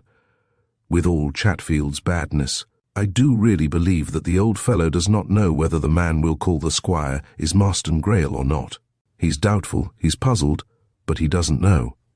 Odd, murmured Sir Cresswell after a minute's silence. Odd. Very, very odd. That shows that there's still some extraordinary mystery about this which we haven't even guessed at. Well now, another question. You got the idea that someone else was aboard the yacht? Someone other than Andreas in authority? Yes, answered Vickers. We certainly thought that. Did you think it was the man we know as the squire? Asked Sir Cresswell. We had a notion that he might be there, replied Vickers, with a glance at Copplestone, especially after what happened to Chatfield. Of course, we never saw him, or heard his voice, or saw a sign of him. Still, we fancied— Sir Cresswell rose from his chair and motioned to Petherton. Well, he said, I think you and I, Petherton, had better complete our toilets, and then give a look in at the authorities here and find out if anything has been received by wireless or from the Coast Guard stations about the yacht. In the meantime, he added, turning to Vickers and Copplestone, Gilling can tell you what's been going on in your absence. You'll learn from it that our impression is that the squire, as we call him, was on the pike with you. The two elder men went away, and Copplestone turned to Gilling. What have you got? He asked eagerly. Live news.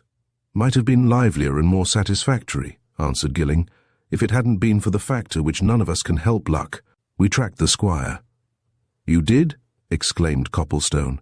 Where? When I said we, I should have said Swallow, continued Gilling. You remember that afternoon of our return from Bristol, Copplestone? It seems ages away now, though as a matter of time it's only 4 days ago.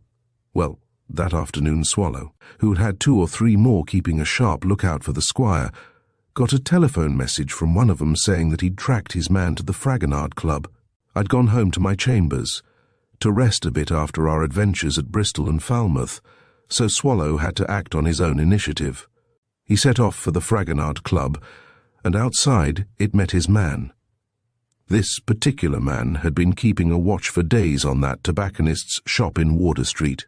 That afternoon he suddenly saw the squire leave it by a side door. He followed him to the Fragonard Club, watched him enter, then he himself turned into a neighbouring bar and telephoned to Swallow. The squire was still in the Fragonard when Swallow got there. From that time he kept a watch. The squire remained in the club for an hour. Which proves, interrupted Copplestone, that he's a member, and that I ought to have followed up my attempt to get in there.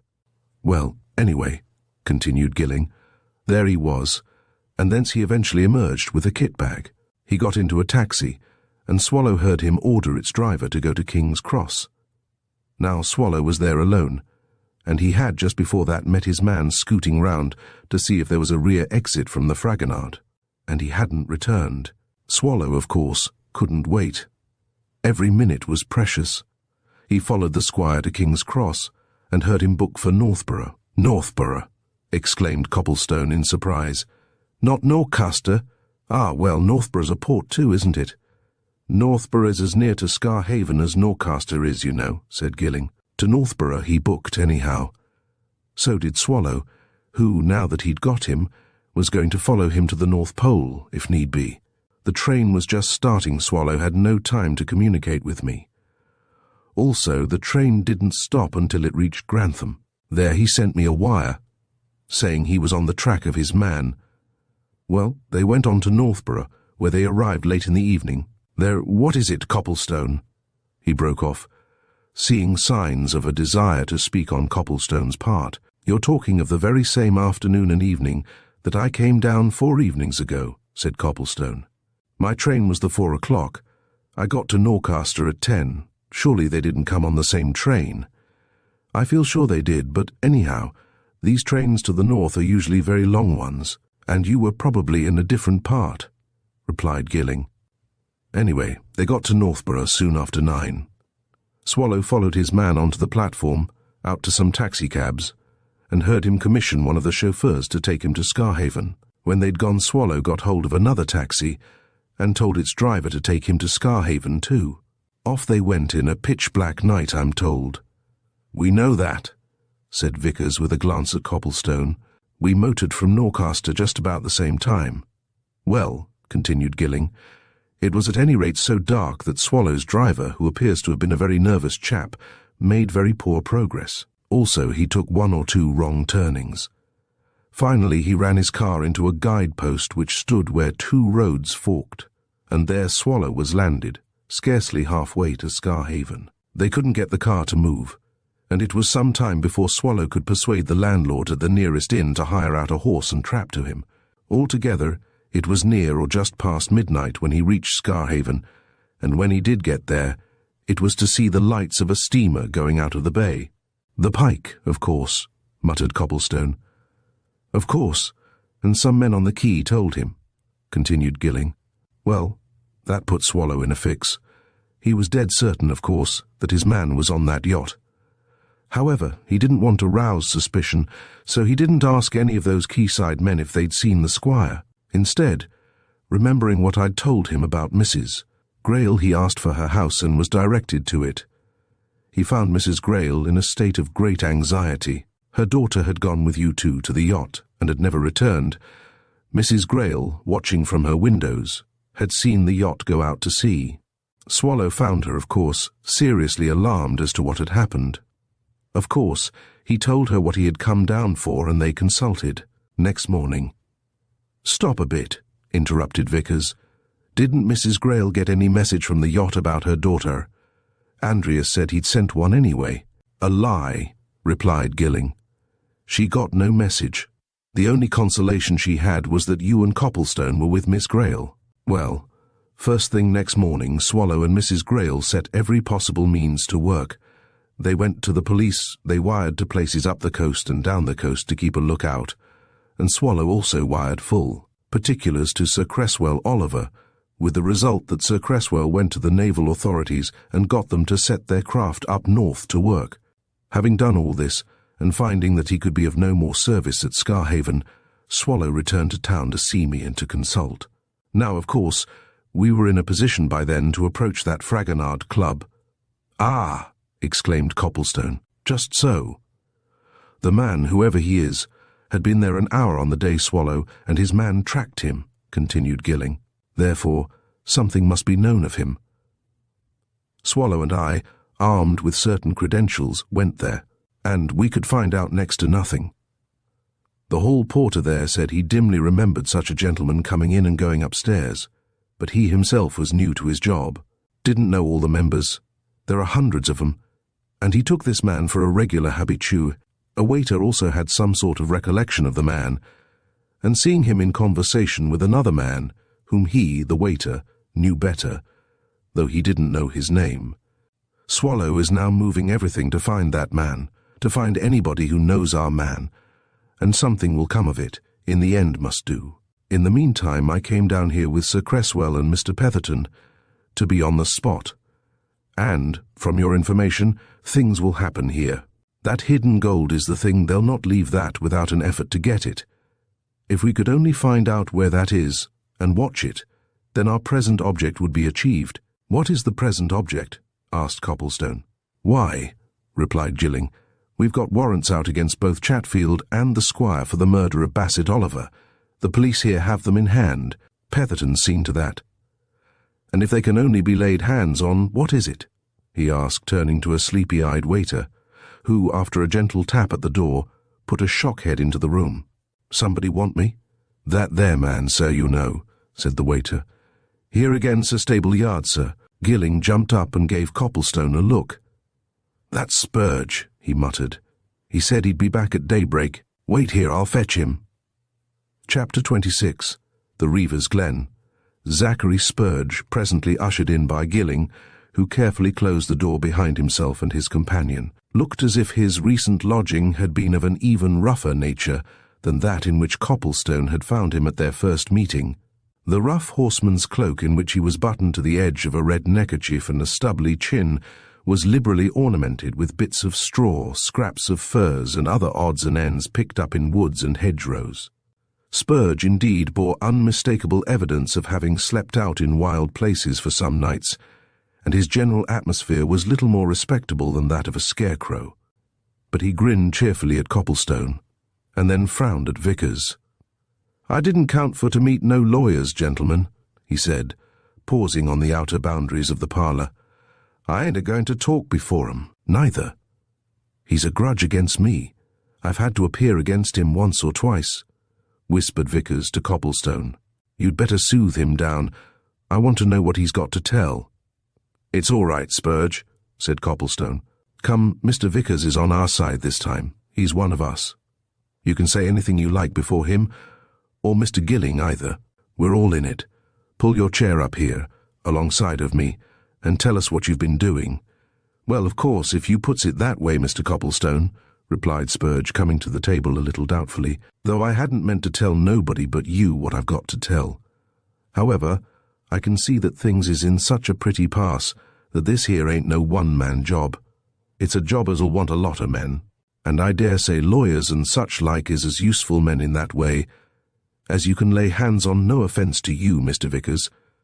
Only you see I've had experience o' your sort before. But if you are taking a hand in this here, well, all right. But now, gentlemen," he continued, dropping into a chair at the table and laying his fur cap on its polished surface, "afore ever I says a word, do you think that I could be provided with a cup of hot coffee or tea, with a stiff dose of rum in it? I'm that cold and starved.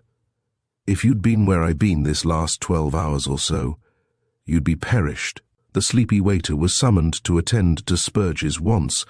Until they were satisfied, the poacher sat staring fixedly at his cap and occasionally shaking his head.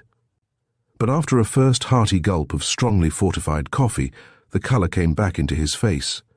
He sighed with relief and signalled to the 3 watchful young men to draw their chairs close to his. "Ah," he said, setting down his cup, "and nobody never wanted aught more badly than I wanted that. And now then, the door being shut on us, quite safe, ain't it, gentlemen? No eavesdroppers? Well, this here it is. I don't know what you've been a-doing of these last few days, nor what may have happened to each and all, but I've news, serious news, as I reckons it to be, of Chatfield." Copplestone kicked Vickers under the table and gave him a look. "Chatfield again?" he murmured. "Well, go on, Spurge."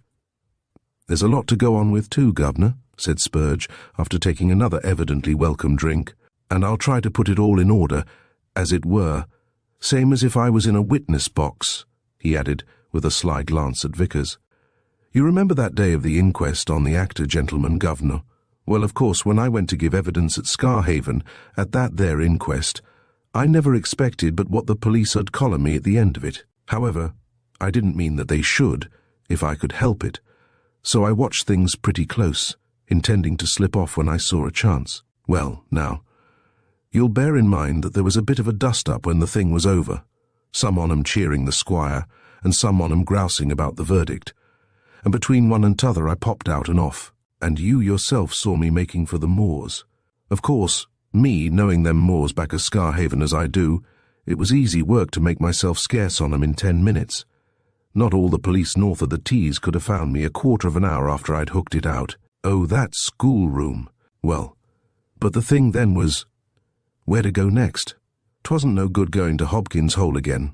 Now that them chaps knew I was in the neighbourhood, they'd sooner smoke me out of there. Once I thought of making for Norcaster here, and going into hiding down by the docks.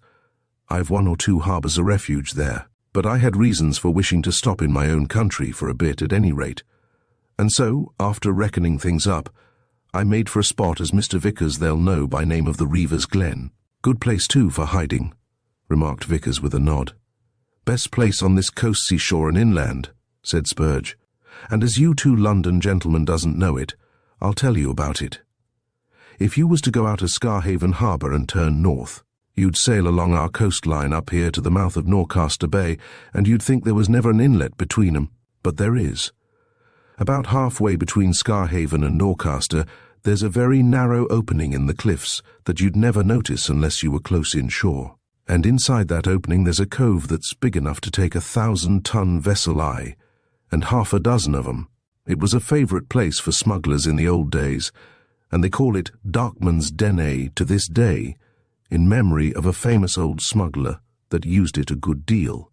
Well now, at the land end of that cove, There's a narrow valley that runs up to the moorland and the hills, full of rocks and crags and precipices and such like something of the same sort as Hobkin's hole, but a deal wilder, and that's known as the Reaver's Glen, because in other days the cattle lifters used to bring their stolen goods, cattle and sheep, down there where they could pen 'em in, as it were.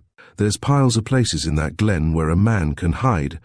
I picked out one right at the top at the edge of the moors, where there's the ruins of an old peel tower.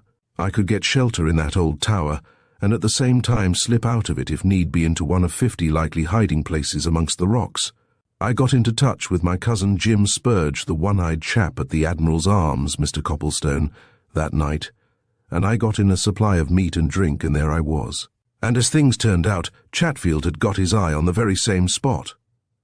Spurge paused for a minute, and picking out a match from a stand which stood on the table, began to trace imaginary lines on the mahogany. "This is how things is there," he said, inviting his companion's attention. "Here, like, is where this peel tower stands. That's a thick wood as comes close up to its walls, that there is a road as crosses the moors, and the wood about, maybe, 100 yards or so behind the tower on the land side. Now, there, one afternoon as I was in that there tower, a reading of a newspaper that Jim had brought me the night before, I hears wheels on that moorland road, and I looked out through a convenient loophole, and who should I see but Peter Chatfield in that old pony trap of his. He was coming along from the direction of Scarhaven, and when he got abreast of the tower he pulled up, got out, left his pony to crop the grass, and came strolling over in my direction. Of course, I wasn't afraid of him.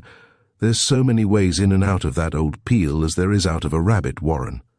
Besides, I felt certain he was there on some job of his own. Well, he comes up to the edge of the glen, and he looks into it and round it, and up and down at the tower, and he wanders about the heaps of fallen masonry that there is there.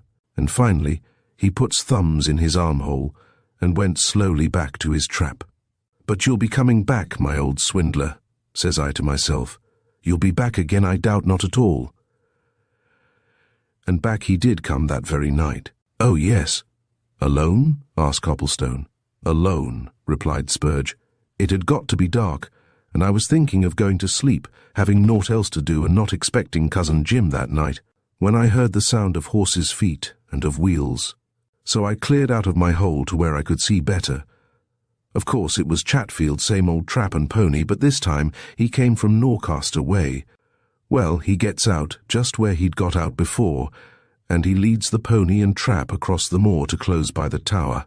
I could tell by the way that trap went over the grass that there was some sort of a load in it, and it wouldn't have surprised me, gentlemen, if the old reptile had brought a dead body out of it. After a bit, I hear him taking something out, something which he bumped down on the ground with a thump. I counted 9 of them thumps, and then after a bit, I heard him begin a moving of some of the loose masonry, what lies in such heaps at the foot of the peel tower dark. Though there was light enough in the sky for him to see to do that. But after he'd been at it some time, puffing and groaning and grunting, he evidently wanted to see better, and he suddenly flashed a light on things from one of them electric torches. And then I see me being not so many yards away from him, 9 small white wood boxes, all clamped with metal bands, lying in a row on the grass, and I see, too, that Chatfield had been making a place for 'em amongst the stones. Yes, that was it. 9 small white wood boxes, so small considering that I wondered what made 'em so heavy. Copplestone favoured Vickers with another quiet kick. They were, without doubt, hearing the story of the hidden gold, and it was becoming exciting. "Well," continued Spurge, "into the place he'd cleared out them boxes went, and once they were all in he heaped the stones over 'em as natural as they were before, and he kicked a lot of small loose stones round about, and over the place where he'd been standing.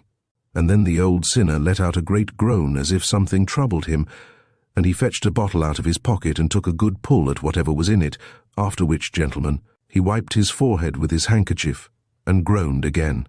He'd had his bit of light on all that time, but he doused it then, and after that he led the old pony away across the bit of moor to the road, and presently in he gets and drives slowly away towards Scarhaven. And so there was I, d'ye see, Mr. Copplestone, left, as it were, sole guardian of what? The three young men exchanged glances with each other while Spurge refreshed himself with his fortified coffee, and their eyes asked similar questions. "Ah," observed Copplestone at last. "You don't know what, Spurge? You haven't examined one of those boxes?"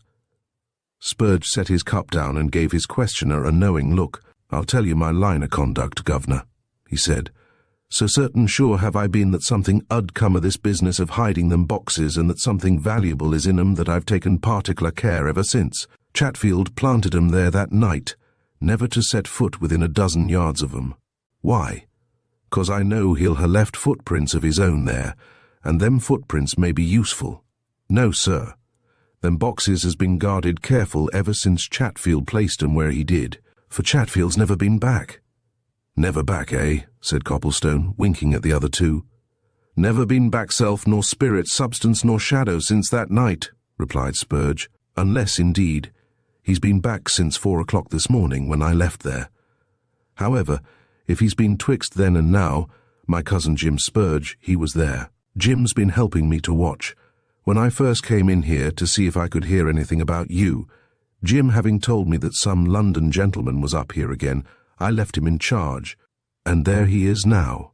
And now you know all I can tell you, gentlemen, and as I understand there's some mystery about Chatfield and that he's disappeared, happen you'll know how to put two and two together. And if I'm of any use—" "Spurge," said Gilling, "how far is it to this Reaver's Glen, or rather to that peel tower?" "Matter of 8 or 9 miles, Governor, over the moors," replied Spurge. "How did you come in, then?" asked Gilling. "Cousin Jim Spurge's bike down in the stable yard now," answered Spurge. "Did it comfortable in under the hour." "I think we ought to go out there, some of us," said Gilling. "We ought." At that moment the door opened, and Sir Cresswell Oliver came in, holding a bit of flimsy paper in his hand. He glanced at Spurge and then beckoned the three young men to join him. "I've had a wireless message from the North Sea, and it puzzles me," he said. "One of our ships up there has had news of what is surely the pike from a fishing vessel. She was seen late yesterday afternoon going due east, mind you. If that was she, and I'm sure of it, our quarry's escaping us."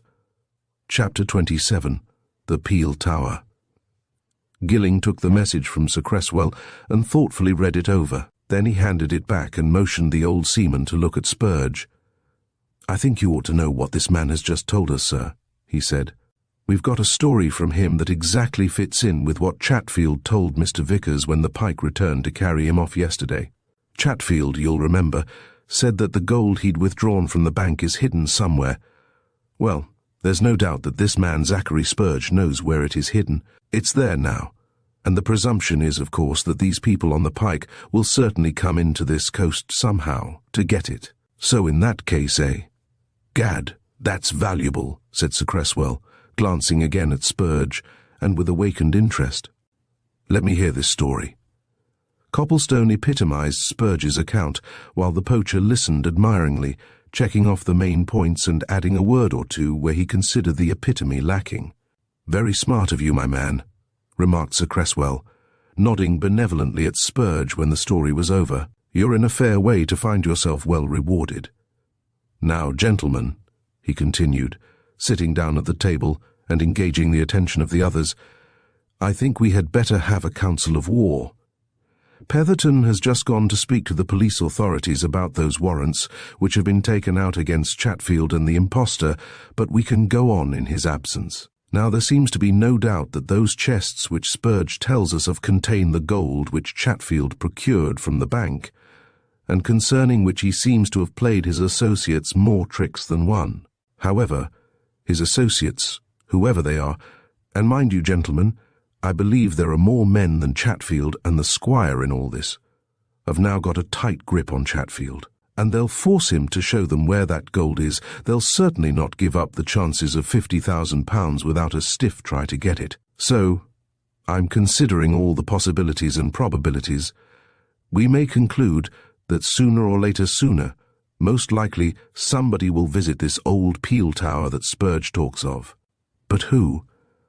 For we're faced with this wireless message. I've no doubt the vessel here referred to is the No Doubt at all. Now she was seen making due east, near this side of the Dogger Bank, late last night. so that it would look as if these men were making for Denmark or Germany rather than for this coast. But since receiving this message, I have thought that point out. The Pike is, I believe, a very fast vessel. Very, answered Vickers. She can do 27 or 8 knots an hour. Exactly, said Sir Cresswell. Then in that case they may have put in at some northern port, landed Chatfield and 2 or 3 men to keep an eye on him and to accompany him to this old tower, while the Pike herself has gone off till a more fitting opportunity arises of dodging in somewhere to pick up the chests, which Chatfield and his party will in the meantime have removed. From what I have seen of it, this is such a wild part of the coast that Chatfield and such a small gang as I am imagining could easily come back here, keep themselves hidden, and recover the chests without observation. So our plain duty is to now devise some plan for going to the Reaver's Glen and keeping a watch there until somebody comes, eh? There's another thing that's possible, sir, said Vickers, who had listened carefully to all that Sir Cresswell had said. The Pike is fitted for wireless telegraphy. Yes, said Sir Cresswell expectantly. And you suggested that there may be more people than Chatfield and the Squire in at this business, continued Vickers. Just so. We Copplestone and myself know very well that the skipper of the Pike, Andreas, is in it. That's undeniable. But there may be others, or one other, or 2 on shore here. And as the Pike can communicate by wireless, those on board her may have sent a message to their shore confederates to remove those chests. So, capital suggestion, said Sir Cresswell, who saw this point at once. So we'd better lose no time in arranging our expedition out there. Spurge, you're the man who knows the spot best. What ought we to do about getting there? In force. Spurge, obviously flattered at being called upon to advise a great man, entered into the discussion with enthusiasm. Your Honour mustn't go in force at all, he said. What's wanted, gentlemen, is strategy. Now, if you'll let me put it to you, me knowing the lie of the land, this is what it ought to be done. A small party ought to go with me to lead. We'll follow the road that cuts across the moorland to a certain point, then we'll take a by-track that gets you to High Nick. There we'll take to a thick bit of wood and coppice that runs right up to the Peel Tower. Nobody'll track us, nor see us from any point, going that way. 3 or 4 of us, these here young gentlemen now, and me'll be enough for the job if armed. A revolver apiece, Your Honour. That'll be plenty. And as for the rest, what you might call a reserve force, Your Honour said something just now about some warrants. Is the police to be in at it then? The police hold warrants for the 2 men we've been chiefly talking about, replied Sir Cresswell. Well, let Your Honour come on a bit later with not more than 3 police plainclothes fellows as far as High Nick, said Spurge. The police'll know where that is. Let 'em wait there. Don't let 'em come further until I send back a message by my cousin Jim, you see, Governor, he added, turning to Copplestone, whom he seemed to regard as his own special associate. We don't know how things may be. We might have to wait hours. As I view it, me having listened careful to what His Honour the Admiral there says, best respects to Your Honour. Them chaps'll never come a-nigh that place till it's night again, or at any rate, dusk, which will be about 7 o'clock this evening. But they may watch during the day, and it 'ud be a foolish thing to have a lot of men about. A small force such as I can hide in that wood, and another in reserve at High Nick, which, Governor, is a deep hole in the hill top. That's the ticket. Spurge is right, said Sir Cresswell. You youngsters go with him. Get a motor car, and I'll see about following you over to High Nick with the detectives. Now, what about being armed? I've a supply of service revolvers at my office down this very street, replied Vickers. I'll go and get them. Here, let's apportion our duties. I'll see to that. Gilling, you see about the car. Copplestone, you order some breakfast for us sharp. And I'll go round to the police, said Sir Cresswell. Now, be careful to take care of yourselves.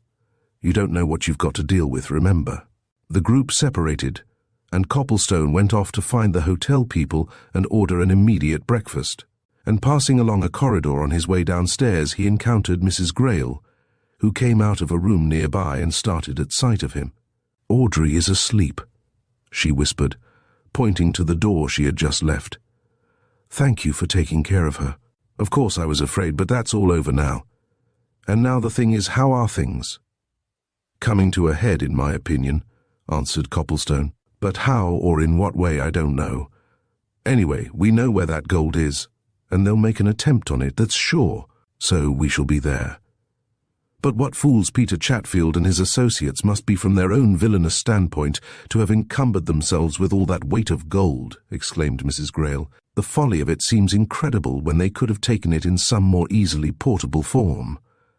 "Ah," laughed Copplestone, "but that just shows Chatfield's extraordinary deepness and craft. He no doubt persuaded his associates that it was better to have actual bullion where they were going, and tricked them into believing that he'd actually put it aboard the Pike. If it hadn't been that they examined the boxes which he put on the Pike and found they contained lead or bricks, the old scoundrel would have collared the real stuff for himself." "Take care that he doesn't collar it yet," said Mrs. Greyle with a laugh as she went into her own room. "Chatfield is resourceful enough for anything. And take care of yourselves." That was the second admonition to be careful, and Copplestone thought of both, as an hour later he, Gilling, Vickers and Spurge sped along the desolate, wind-swept moorland on their way to the Reaver's Glen. It was a typically North Country autumnal morning. Cold, raw, rainy. The tops of the neighbouring hills were capped with dark clouds. Seabirds called dismally across the heather. The sea, seen in glimpses through vistas of fir and pine, looked angry and threatening. "A fit morning for a do of this sort," exclaimed Gilling suddenly. "Is it pretty bare and bleak at this tower of yours, Spurge?" "You'll be warm enough, Governor, where I shall put you," answered Spurge. "One as has knocked about these woods and moors as much as I've had to nose as many places to hide his nose in as a fox does. I'll put you by that tower where you'll be snug enough, and warm enough too, and where nobody'll see you neither, and here's high, Nick, and out we get." Leaving the car in a deep cutting of the hills and instructing the driver to await the return of one or other of them at a wayside farmstead a mile back, the three adventurers followed Spurge into the wood which led to the top of the Beaver's Glen. The poacher guided them onward by narrow and winding tracks through the undergrowth for a good half-mile. Then he led them through thickets in which there was no paths at all. Finally, after a gradual and cautious advance behind a high hedge of dense evergreen, he halted them at a corner of the wood and motioned them to look out through a loosely laced network of branches. "Here we are," he whispered. "Tower Reaver's Glen Sea in the distance. Lone spot, ain't it, gentlemen?" Copplestone and Gilling, who had never seen this part of the coast before, looked out on the scene with lively interest. It was certainly a prospect of romance and of wild, almost savage beauty on which they gazed. Immediately in front of them, at a distance of 20 to 30 yards, stood the old Peel Tower, a solid square mass of grey stone. Intact as to its base and its middle stories, ruinous and crumbling from thence to what was left of its battlements and the turret tower at one angle. The fallen stone lay in irregular heaps on the ground at its foot. All around it were clumps of furze and bramble. From the level plateau on which it stood, the glen fell away in horseshoe formation, gradually narrowing and descending, until it terminated in a thick covert of fir and pine that ran down to the land end of the cove of which Spurge had told them, and beyond that stretched the wide expanse of sea, with here and there a red-sailed fishing boat tossing restlessly on the white-capped waves, and over that and the land was a chill silence, broken only by the occasional cry of the seabirds and the bleating of the mountain sheep. "A lone spot indeed," said Gilling in a whisper. "Spurge, where is that stuff hidden?" "Other side of the tower, in an angle of the old courtyard," replied Spurge. "Can't see the spot from here." "And where's that road you told us about?" asked Copplestone. "The moor road." "Top of the bank yonder beyond the tower," said Spurge. "Runs round yonder corner of this wood and goes right round it to High Nick, where we've cut across from. Hush now, all of you gentlemen, I'm going to signal Jim." Screwing up his mobile face into a strange contortion, Spurge emitted from his puckered lips a queer cry, a cry as of some trapped animal, so shrill and realistic that his hearers started. "What on earth's that represent?" asked Gilling. "It's blood-curdling. Hare with a stoat's teeth in its neck," answered Spurge. "Shh, I'll call him again." No answer came to the first nor to the second summons. After a third equally unproductive, Spurge looked at his companions with a scared face. "That's a queer thing, governors," he muttered. "Can't believe as how our Jim would ever desert a post. He promised me faithfully as how he'd stick here like grim death until I came back. I hope he ain't had a fit, nor aught of that sort. He ain't a strong chap at the best of times. And—" "You'd better take a careful look round, Spurge," said Vickers. "Here, shall I come with you?" But Spurge waved a hand to them to stay where they were. He himself crept along the back of the hedge until he came to a point opposite the nearest angle of the tower, and suddenly he gave a great cry, human enough this time, and the three young men rushing forward found him standing by the body of a roughly clad man, in whom Copplestone recognized the one-eyed odd-job man of the Admiral's arms. Chapter 28. The Footprints. The man was lying face downwards in the grass and weeds which clustered thickly at the foot of the hedgerow, and on the line of rough, weather-beaten neck, which showed between his fur cap and his turned-up collar, there was a patch of dried blood. Very still and apparently lifeless he looked, but Vickers suddenly bent down, laid strong hands on him, and turned him over. "He's not dead," he exclaimed, "only unconscious from a crack on his skull. Gilling, where's that brandy you brought? Hand me the flask." Zachary Spurge watched in silence as Vickers and Gilling busied themselves in reviving the stricken man. Then he quickly pulled Copplestone's sleeve and motioned him away from the group. "Governor," he muttered, "there's been foul play here, and all along of them 9 boxes that I'll warrant. Look you here, Governor Jim's been dragged to where we found him, dragged through this here gap in the hedge and flung where he's lying. See, there's the plain marks all through the grass and stuff. Come on, Governor, let's see where they lead."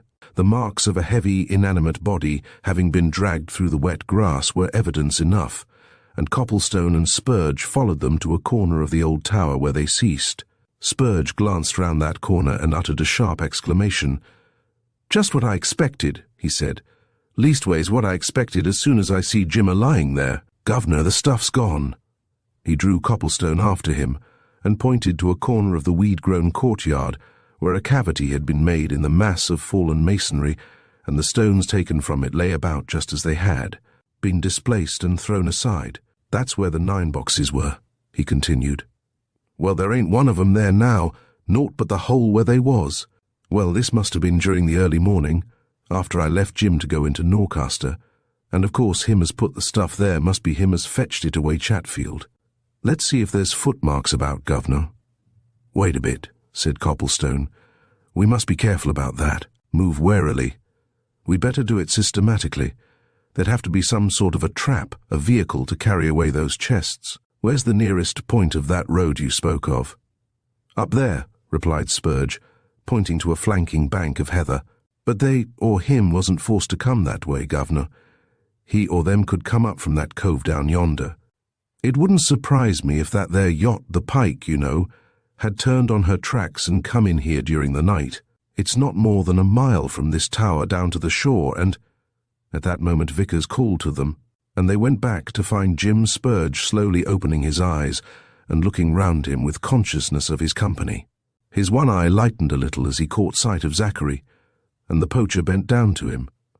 "Jim, old man," he said soothingly. "How are you, Jim? You've been hit by somebody. Who was it, Jim?" "Give him a drop more brandy and lift him up a bit," counselled Gilling. "He's improving, but it needed more than a mere drop of brandy, more than cousinly words of adjuration, to bring the wounded man back to a state of speech. And when at last he managed to make a feeble response, it was only to mutter some incoherent and disjointed sentences about and being struck down from behind, after which he again relapsed into semi-unconsciousness. "That's it, Governor," muttered Spurge, nudging Copplestone. "That's the ticket. Struck down from behind, that's what happened to him. Unawares, so to speak. I can reckon of it up easy. They comes in the darkness after I'd left him here. He hears of 'em, as he says, a-moving about. Then he no doubt starts moving about, watching 'em, as far as he can see. Then one of 'em gives him this crack on the skull, life preserver, if you ask me, and down he goes. And then they drag him in here and leaves him. Don't care whether he's a goner or not they. Well, and what does it prove? That there's been more than one of 'em, Governor, and in my opinion, where they've come from, is down there."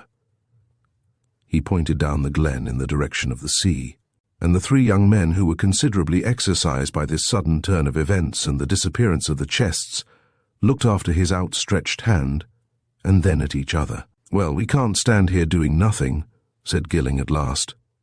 "Look here, we'd better divide forces. This chap'll have to be removed and got to some hospital. Vickers, I guess you're the quickest-footed of the lot.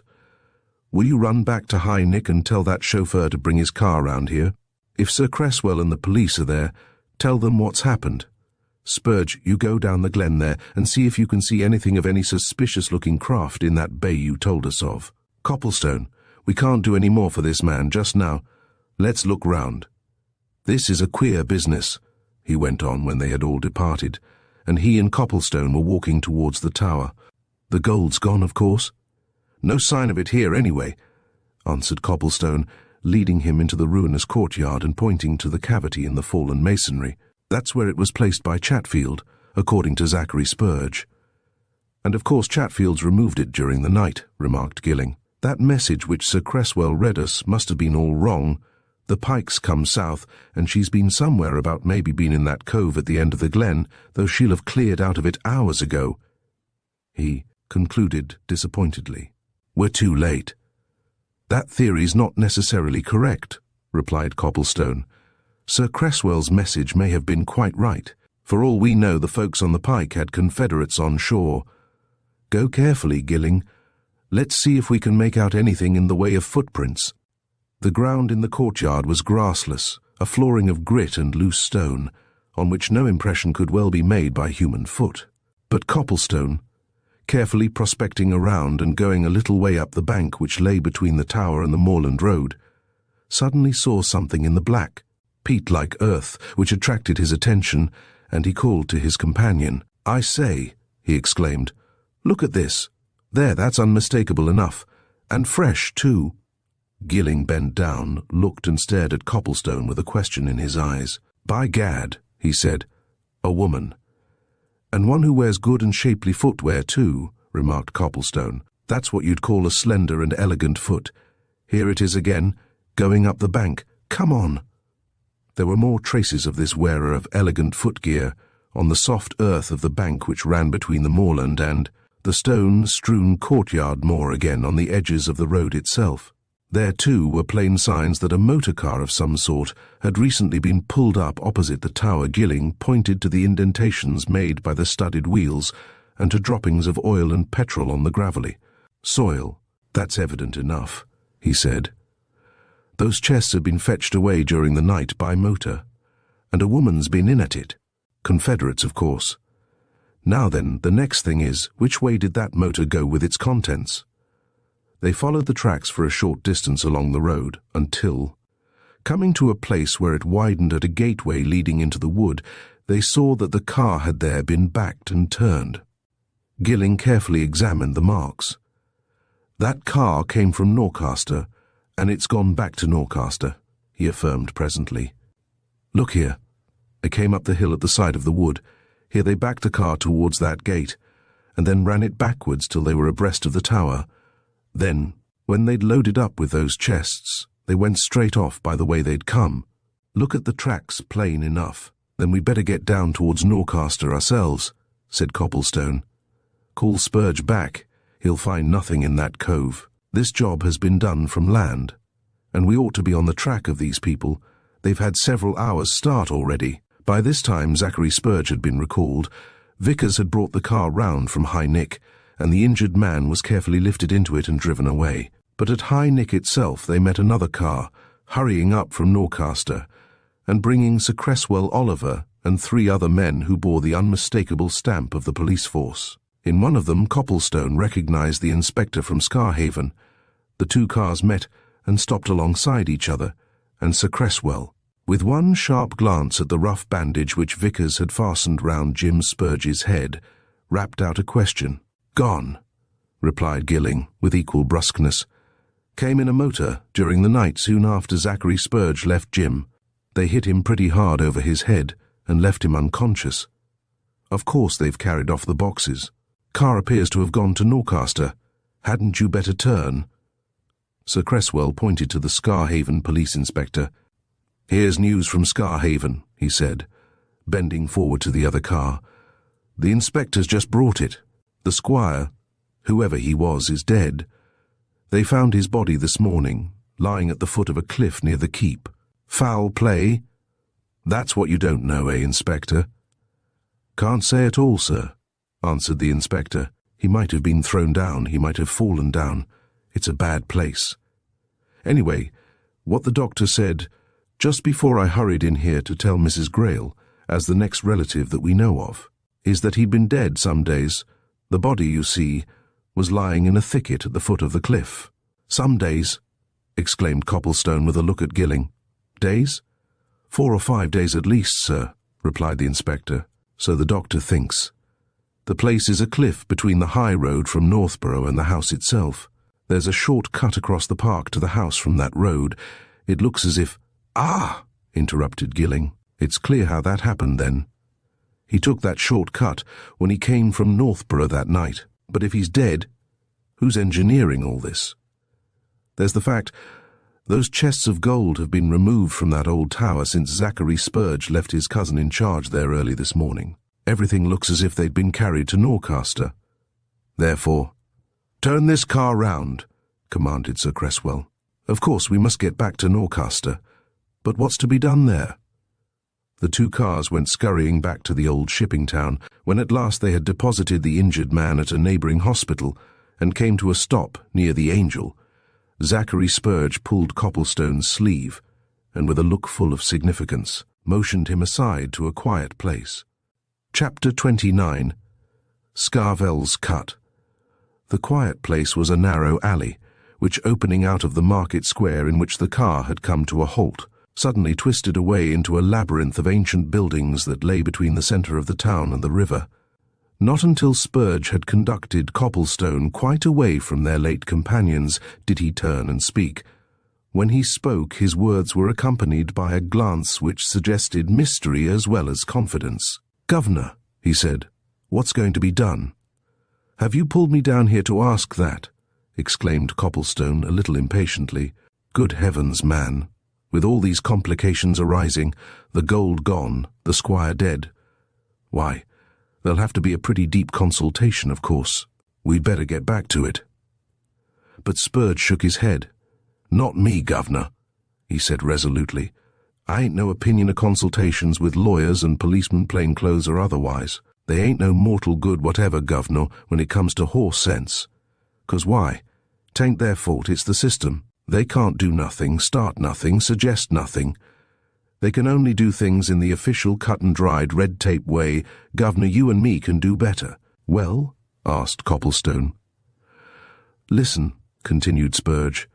"There ain't no doubt that gold was carried off early this morning. Must have been between the time I left Jim and sun-up. 'Cause they'd want to do the job in darkness. Ain't no reasonable doubt, neither, that the motor car what they used came here into Norcaster. Now, Governor, I ask you, where is it possible they'd make for?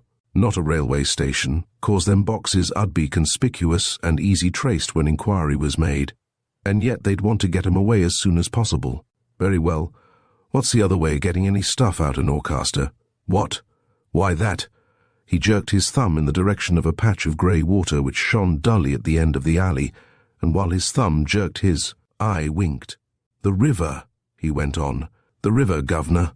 Don't this here river, running into the free and bounding ocean 6 miles away, offer the best chance?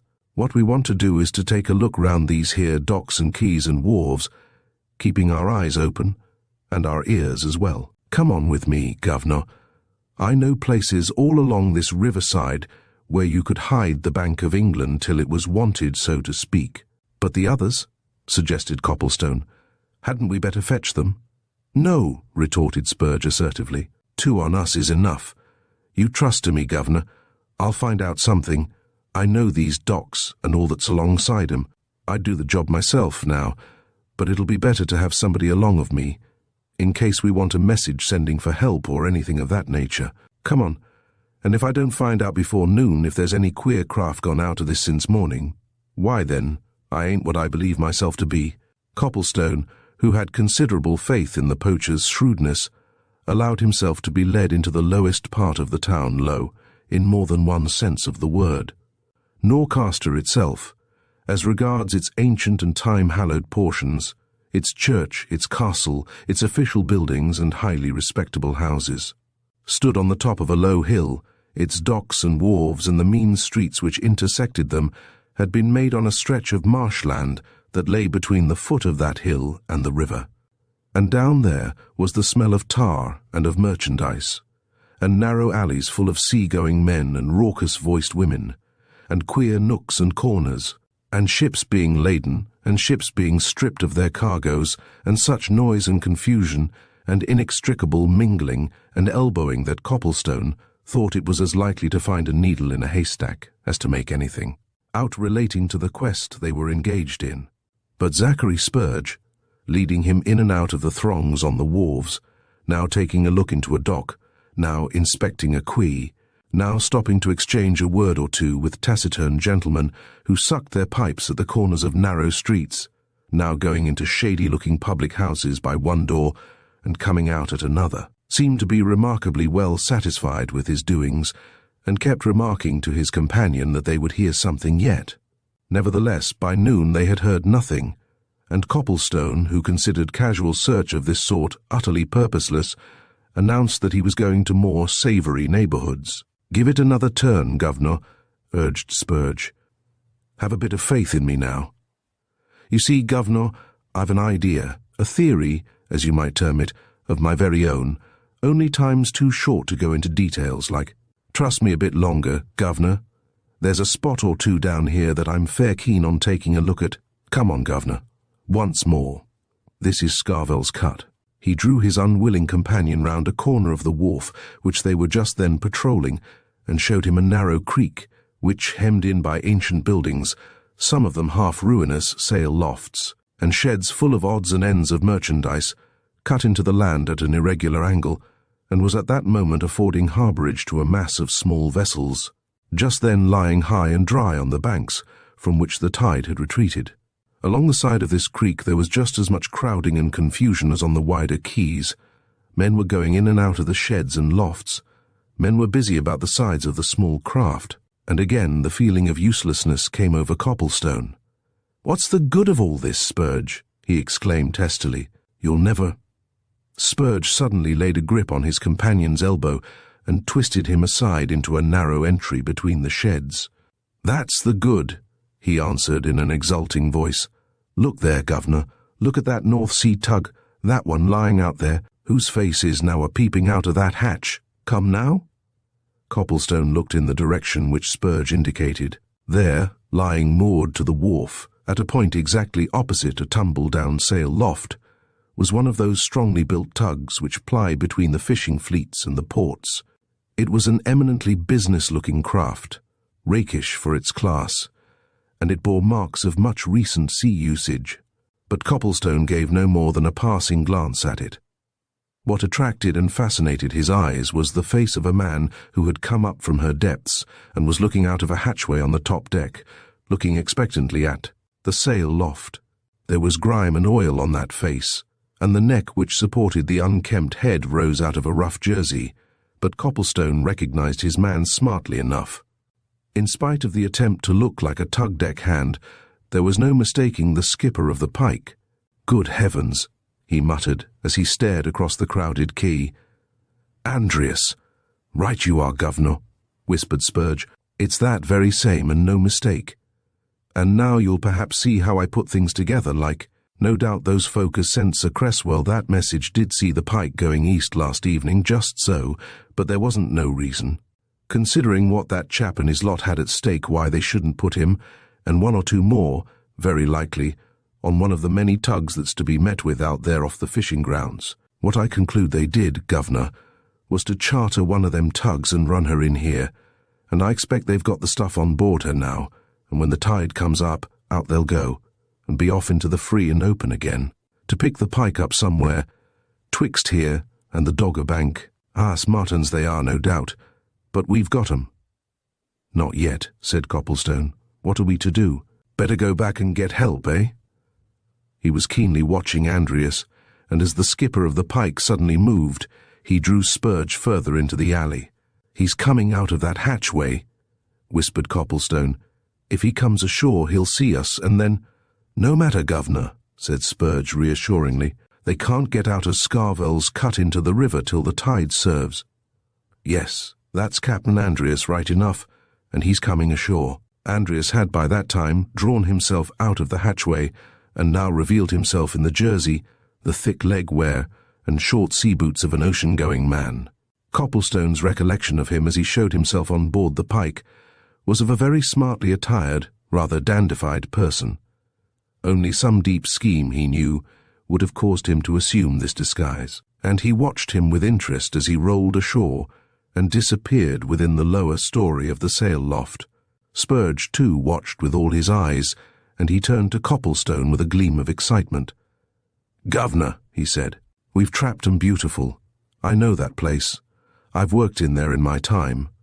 I know a way into it from the back. We'll get in that way and see what's being done. Tain't work no longer. That sail loft, it's all falling to pieces, but first help." "How are we to get that?" asked Copplestone eagerly. "I'll go it," replied Spurge. "I know a man just aback of here that'll run up to the town with a message chap that can be trusted, sure and faithful. Bide here 5 minutes, sir. I'll send a message to Mr. Vickers. This chap'll know him and'll find him. He can come down with the rest and the police, too, if he likes. Keep your eyes skinned, Governor." He twisted away like an eel into the crowd of workers and idlers and left Copplestone at the entrance to the alley, watching. And he had not been so left more than a couple of minutes when a woman slipped past the mouth of the alley, swiftly, quietly, looking neither to right nor left, of whose veiled head and face he caught one glance. And in that glance he recognized her, Addie Chatfield. But in the moment of that glance, Copplestone also recognized something vastly more important. Here was the explanation of the mystery of the early morning doings at the old tower. The footprints of a woman who wore fashionable and elegant boots? Addie Chatfield, of course. Was she not old Peter's daughter, a chip of the old block, even though a feminine chip? And did not he and Gilling know that she had been mixed up with Peter at the Bristol affair? Great Scott! Why, of course, Addie was an accomplice in all these things. If Copplestone had the least shadow of doubt remaining in his mind as to this conclusion, it was utterly dissipated when, peering cautiously round the corner of his hiding place, he saw Addie disappear within the old sail loft into which Andreas had betaken himself. Of course, she had gone to join her fellow conspirators. He began to fume and fret, cursing himself for allowing Spurge to bring him down there alone. If only they had had Gilling and Vickers with them, armed as they were. "All right, Governor," Spurge suddenly whispered at his shoulder. "They'll be here in a quarter of an hour. I telephoned to 'em." "Do you know what?" exclaimed Copplestone excitedly. "Old Chatfield's daughter's gone in there, where Andreas went, just now." "What, the play actress?" said Spurge. "You don't say, Governor." "Ha! Explains everything. That's the missing link. Ha! But we'll soon know what they're after, Mr. Copplestone. Follow me, quiet as a mouse." Once more submitting to be led, Copplestone followed his queer guide along the alley. Chapter 30. The Greengrocer's Cart. Spurge led Copplestone a little way up the narrow alley from the mouth of which they had observed the recent proceedings, suddenly turned off into a still narrower passage, and emerged at the rear of an ancient building of wood and stones which looked as if a stout shove or a strong wind would bring it down in dust and ruin. "Back of that old sail loft what looks out on this cut," he whispered, glancing over his shoulder at Copplestone. "Now, Governor, we're going in here. As I said before, I've worked in this place, did a spell here when I was once lying low for a month or two. I know every inch of it, and if that lot are under this roof, I know where they'll be. They'll show fight, you know," remarked Copplestone. "Well, but ain't we got something to show fight with, too?" answered Spurge, with a knowing wink. "I've got my revolver handy, what Mr. Vickers give me, and I reckon you can handle yours. However, it ain't come to no revolver yet. What I want is to see and hear. Governor, follow me." He had opened a ramshackle door in the rear of the premises as he spoke, and he now beckoned his companion to follow him down a passage which evidently led to the front. There was no more than a dim light within, but Copplestone could see that the whole place was falling to pieces, and it was all wrapped in a dead silence. Away out on the quay was the rattle of chains, the creaking of a windlass, the voices of men and shrill laughter of women, but in there no sound existed, and Spurge suddenly stopped his stealthy creeping forward and looked at Copplestone suspiciously. "Queer, ain't it?" he whispered. "I don't hear a voice, nor yet the ghost of one.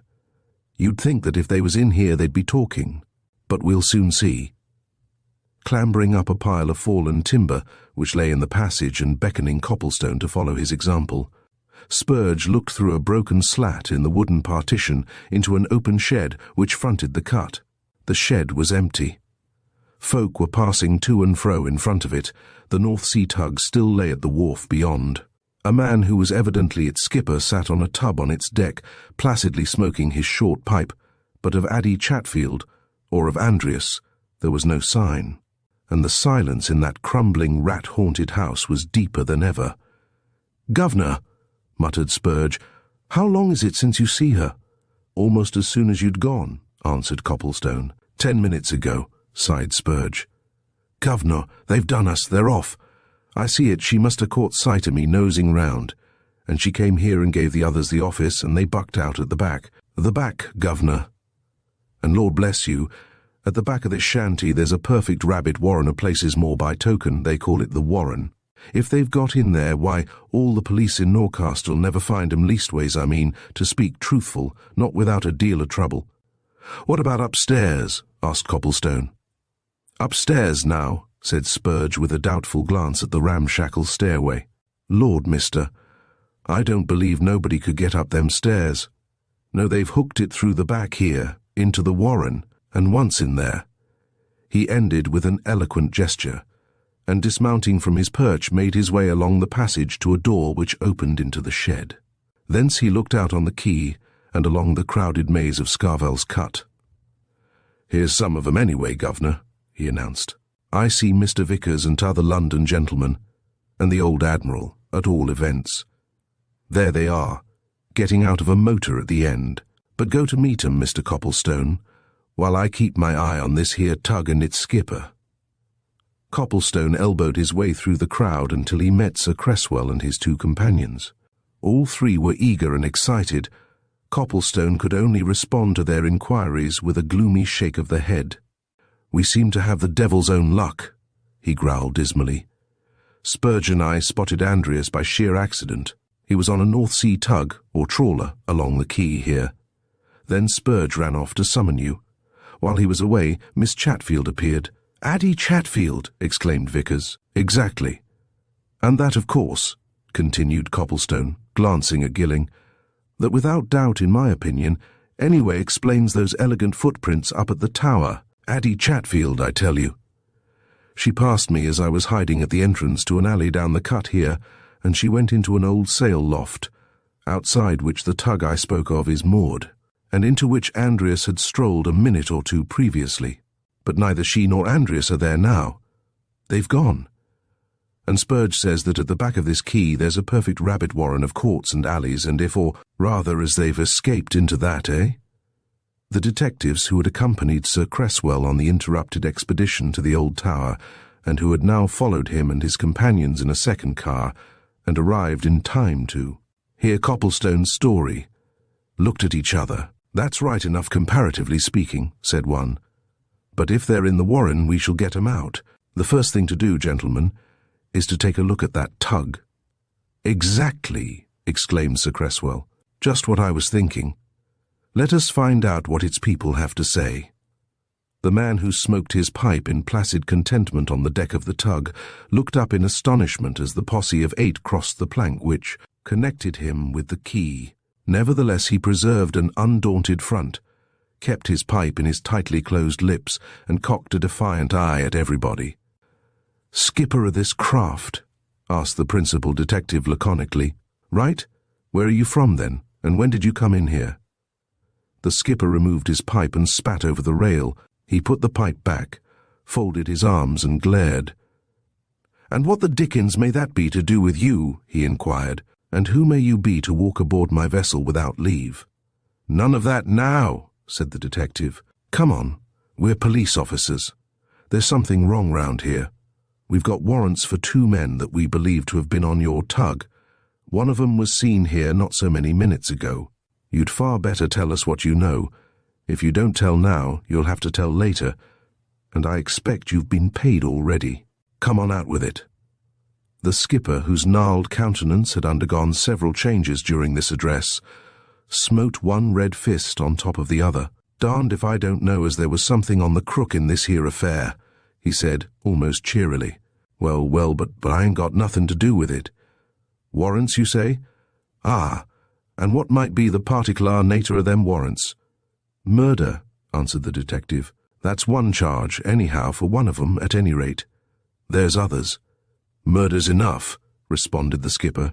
"Well, of course, nobody can tell a man to be a murderer by merely looking at his mug. Not at all. Nobody. However, this here is how it is. Last night it were evening, to be correct dark. I was on the edge of the fleet, out there off the Dogger. A yacht comes up smart and very fast sailor and hails me. Was I going into Norcaster or anywheres about? Being a Northborough tug, I wasn't. Would I go for a consideration then and there? Whereupon I asked what consideration. Then we bargains. Eventual, we struck it at £30 cash down, which was paid prompt. I was to take 2 men straight and slick into Norcaster, to this here very slip, Scarvel's Cut, to wait while they put a bit of a cargo on board, and then to run 'em back to the same spot where I took 'em up. Done. They come aboard. The yacht goes off east. I come careening west. That's all. That part of it, anyway. And the men?" suggested the detective. "What sort were they, and where are they?" "The men now," said the skipper. "Ah, 2 on him, both done up in what you might call deep-sea style, but hadn't never done no deep-sea nor yet any other sort of sea work in their mortal days' hands as white and soft as a lady's. One, an old chap with a dial like a full moon on him, sly old chap. T'other, a younger man, looked as if he'd something about him dangerous chap to cross. Where are they? Darned if I know. What I know certain is this: we gets in here about 8 o'clock this morning, and makes fast here, and ever since then them two's been as it were on the fret and the fidge. Allah's looking out, so to speak, for someone as ain't come yet. The old chap, he went across into that there sailmaker's loft an hour ago, and t'other, he followed of him, recent. I ain't seen him since. Try there, and I say—" "Well?" asked the detective. "Shall I be wanted?" asked the skipper.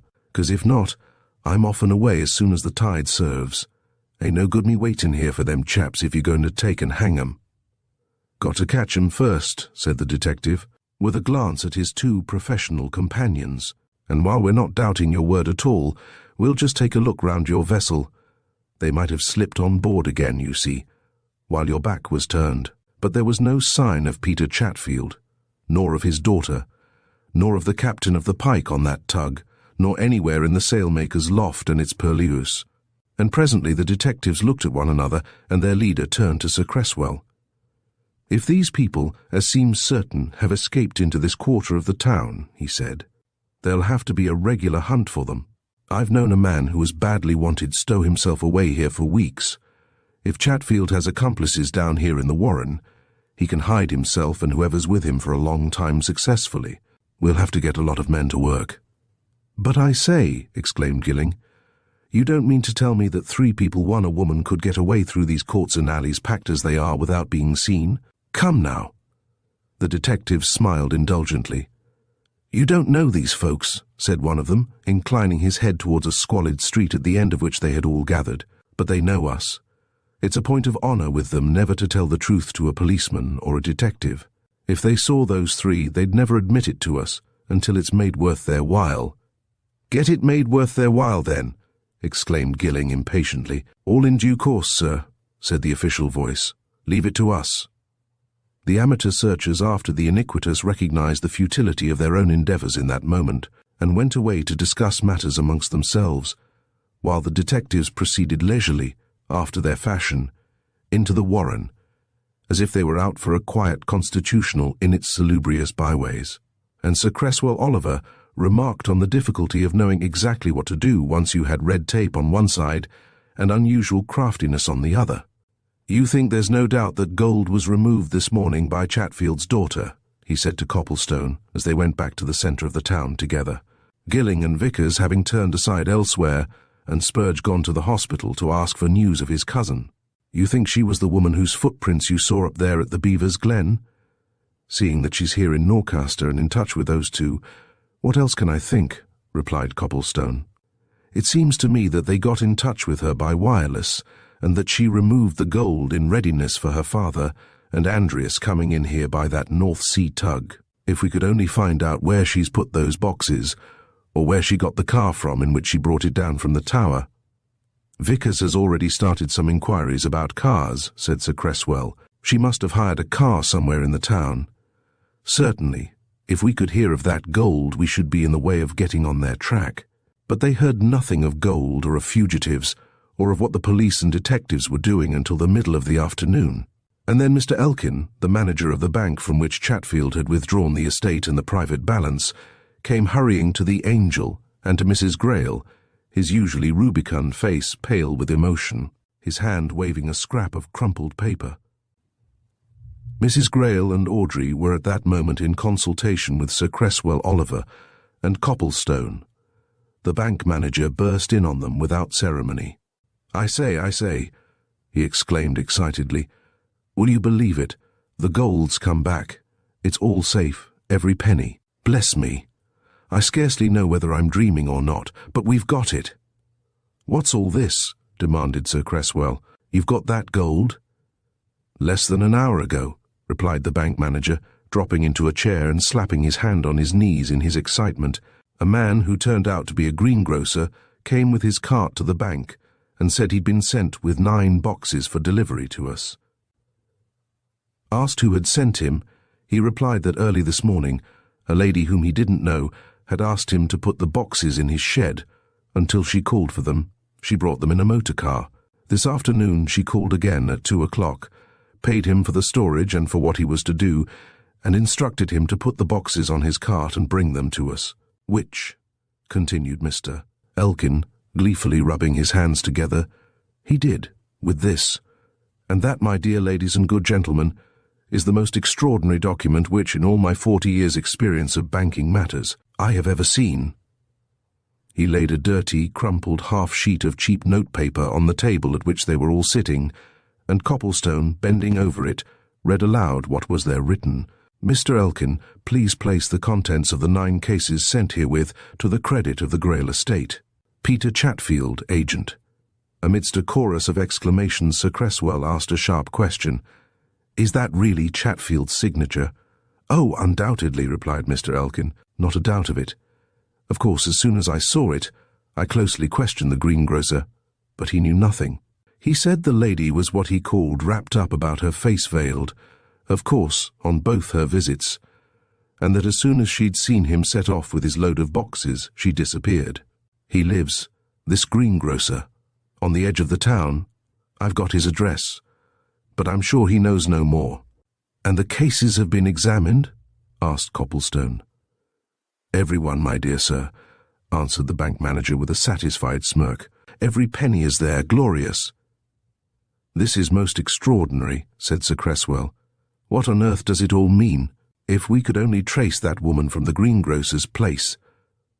But nothing came of an attempt to carry out this proposal, and no news arrived from the police, and the evening had grown far advanced, and Mrs. Greyle and Audrey, with Sir Cresswell, Mr. Petherton and Vickers, Copplestone and Gilling, were all in a private parlour together at a late hour, when the door suddenly opened and a woman entered, who threw back a heavy veil and revealed herself as Addie Chatfield.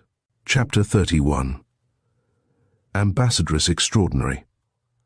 If Copplestone had never seen Addie Chatfield before, if he had not known that she was an actress of some acknowledged ability, her entrance into that suddenly silent room would have convinced him that here was a woman whom nature had undoubtedly gifted with a dramatic instinct.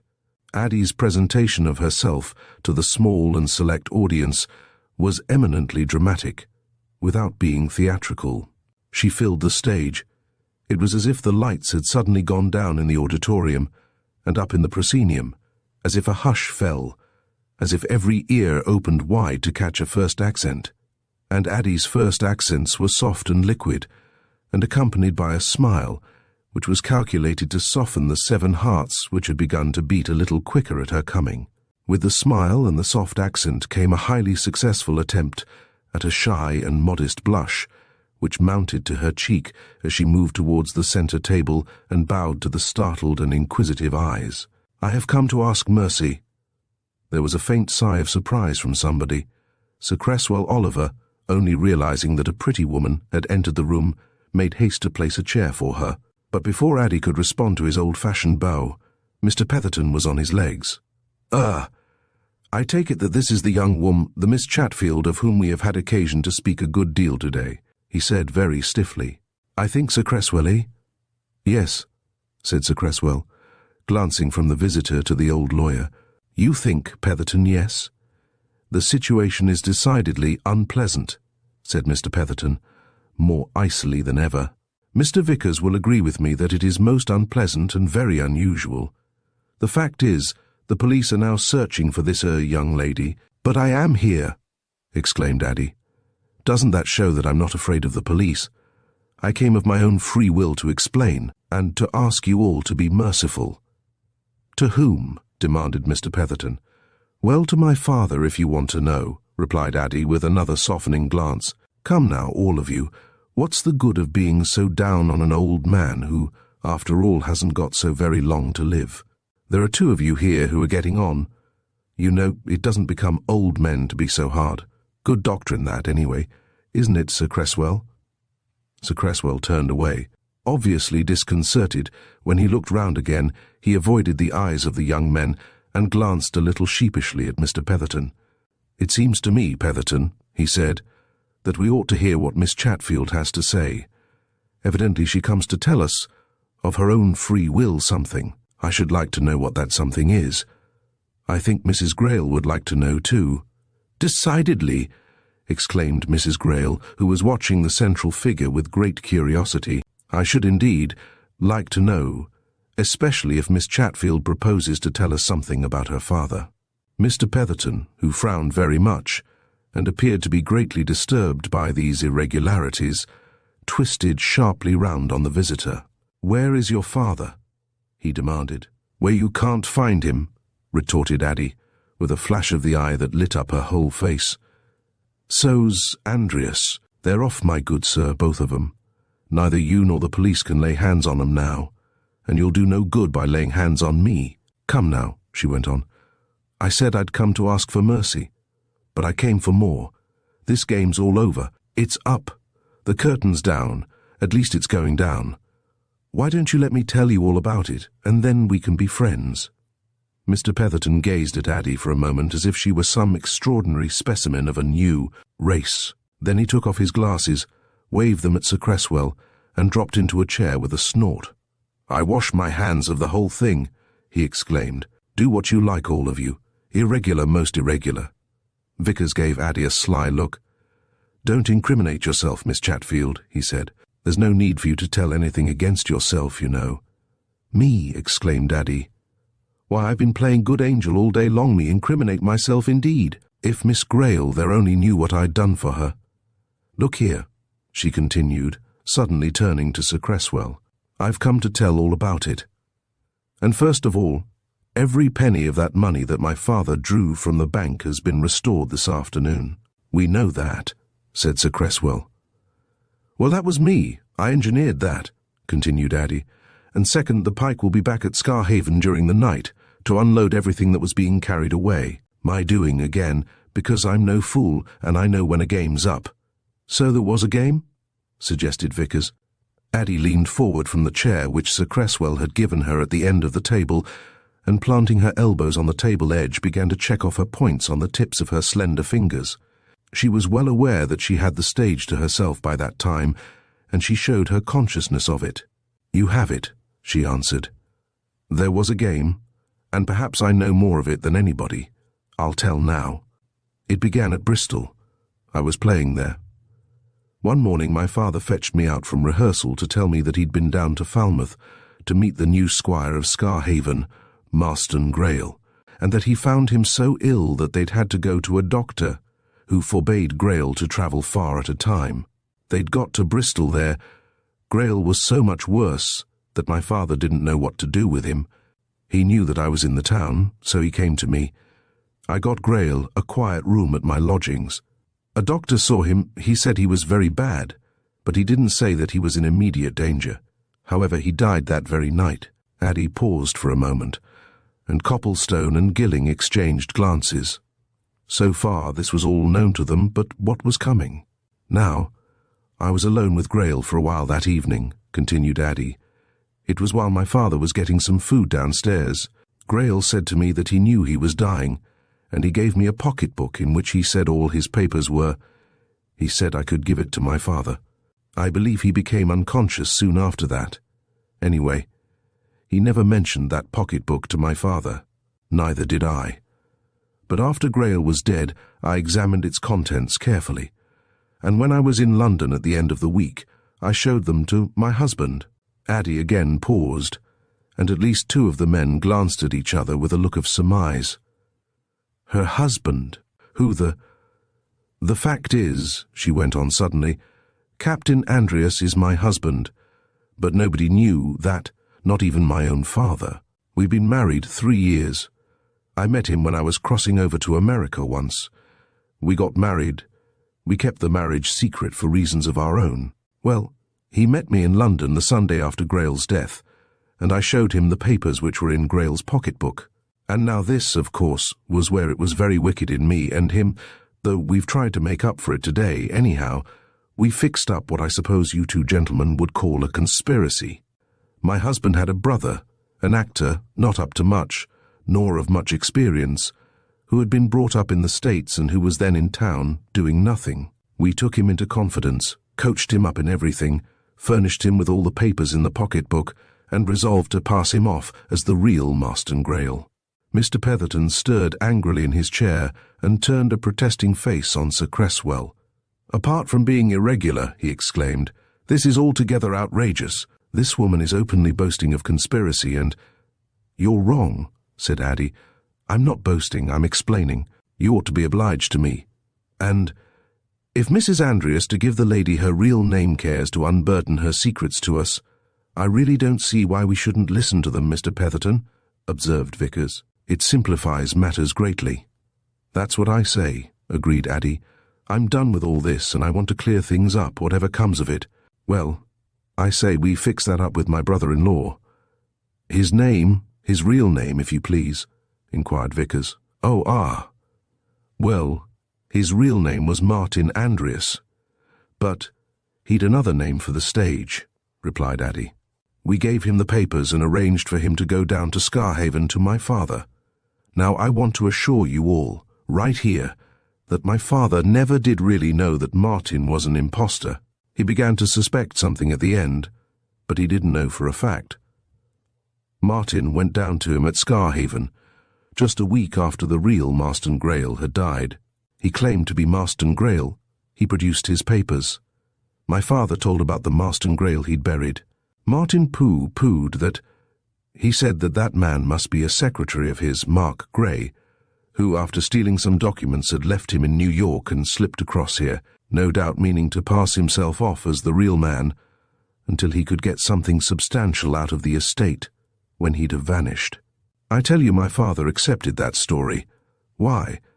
Because he knew that if Miss Greyle there came into the estate, she and her mother would have bundled Peter Chatfield out of his stewardship quick. "Proceed, if you please," said Sir Cresswell. "There are other details about which I am anxious to hear." "Meaning about your own brother," remarked Addie. "I'm coming to that." "Well, on his story and on his production of those papers' birth certificates, Greyle papers of their life in America, and so on, everybody accepted Martin as the real man, and things seemed to go on smoothly till that Sunday when Bassett Oliver had the bad luck to go to Scarhaven. And now, Sir Cresswell, I'll tell you the plain and absolute truth about your brother's death.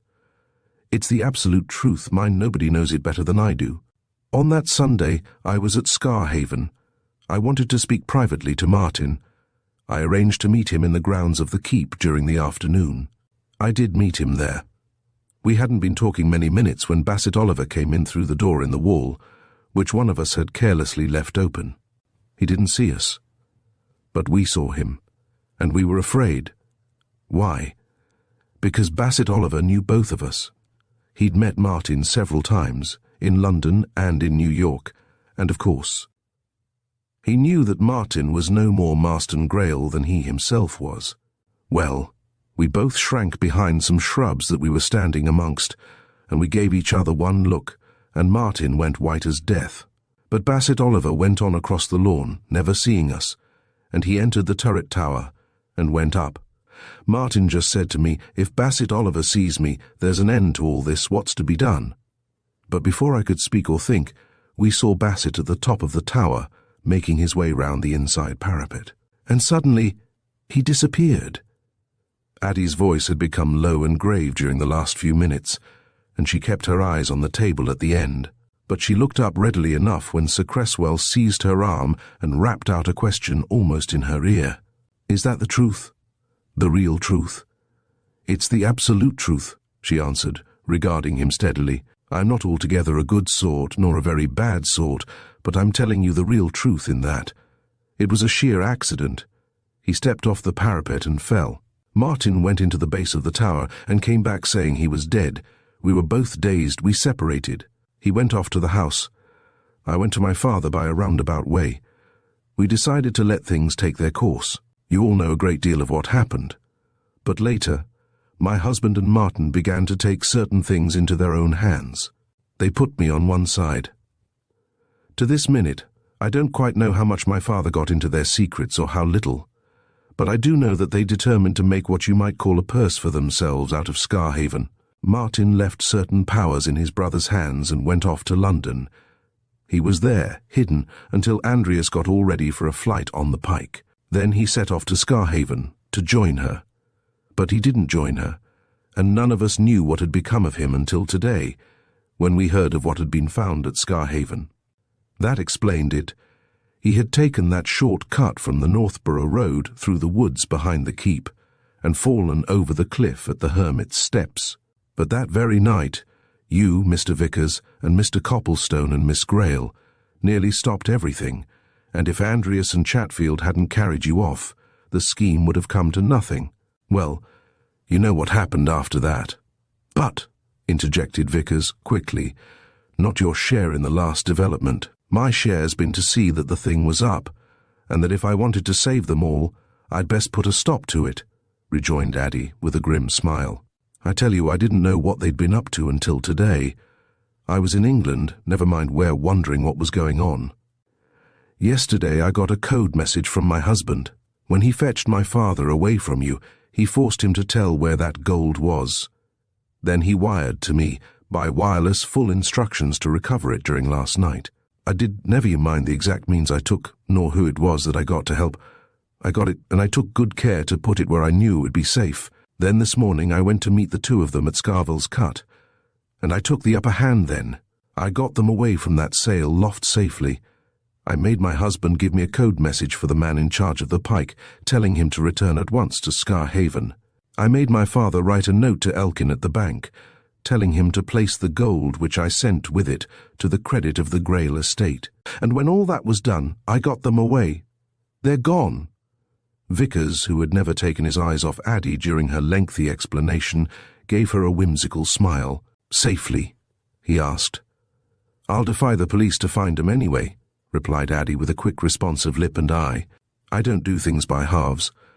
I say, they're gone, but I'm here. Come, now, I've made a clean breast of it all. The thing's over and done with. There's nothing to prevent Miss Greyle there coming into her rights. I can prove 'em, my father can prove them. So, is it any use doing what that old gentleman's just worrying to do? You can all see what he wants. He's dying to hand me over to the police." Sir Cresswell Oliver rose, glanced at Audrey and her mother, received some telepathic communication from them, and assumed his old quarter-deck manner. "Not tonight, I think, Petherton," he said authoritatively. "No, certainly not tonight." Some months later, when Audrey Greyle had come into possession of Scarhaven, and had married Copplestone in the little church behind her mother's cottage, she and her husband, to satisfy a mutual and long-cherished desire, visited a certain romantic and retired part of the country. And in the course of their wanderings they came across a very pretty village, and in it a charmingly situated retreat, which looked so attractive from the road along which they were walking that they halted and peered at it through its trimly kept boundary hedge. And there, seated in the easiest of chairs on the smoothest of lawns, roses about him, a cigar in his mouth, the newspaper in his hand, a glass at his elbow, they saw Peter Chatfield. They looked at him for a long moment. Then they looked at each other and smiled delightedly, as children might smile at a pleasure-giving picture, and they passed on in silence. But when that village lay behind them, Copplestone gave his wife a sly glance and permitted himself to make an epigram. "Chatfield," he said musingly, "Chatfield. Sublimely ungrateful that he isn't in Dartmoor. Thank you for joining us on this journey through Scarhaven Keep by J.S. Fletcher." As the story comes to a close, we reflect on the twists and turns that have captivated our imaginations. The characters we encountered and the mysteries unraveled leave us pondering the intricate nature of truth and deception. We hope you enjoyed this thrilling tale, and that it sparked your curiosity about the shadows that exist in our own lives. Don't forget to subscribe to Storytime Haven for more enthralling stories and literary adventures.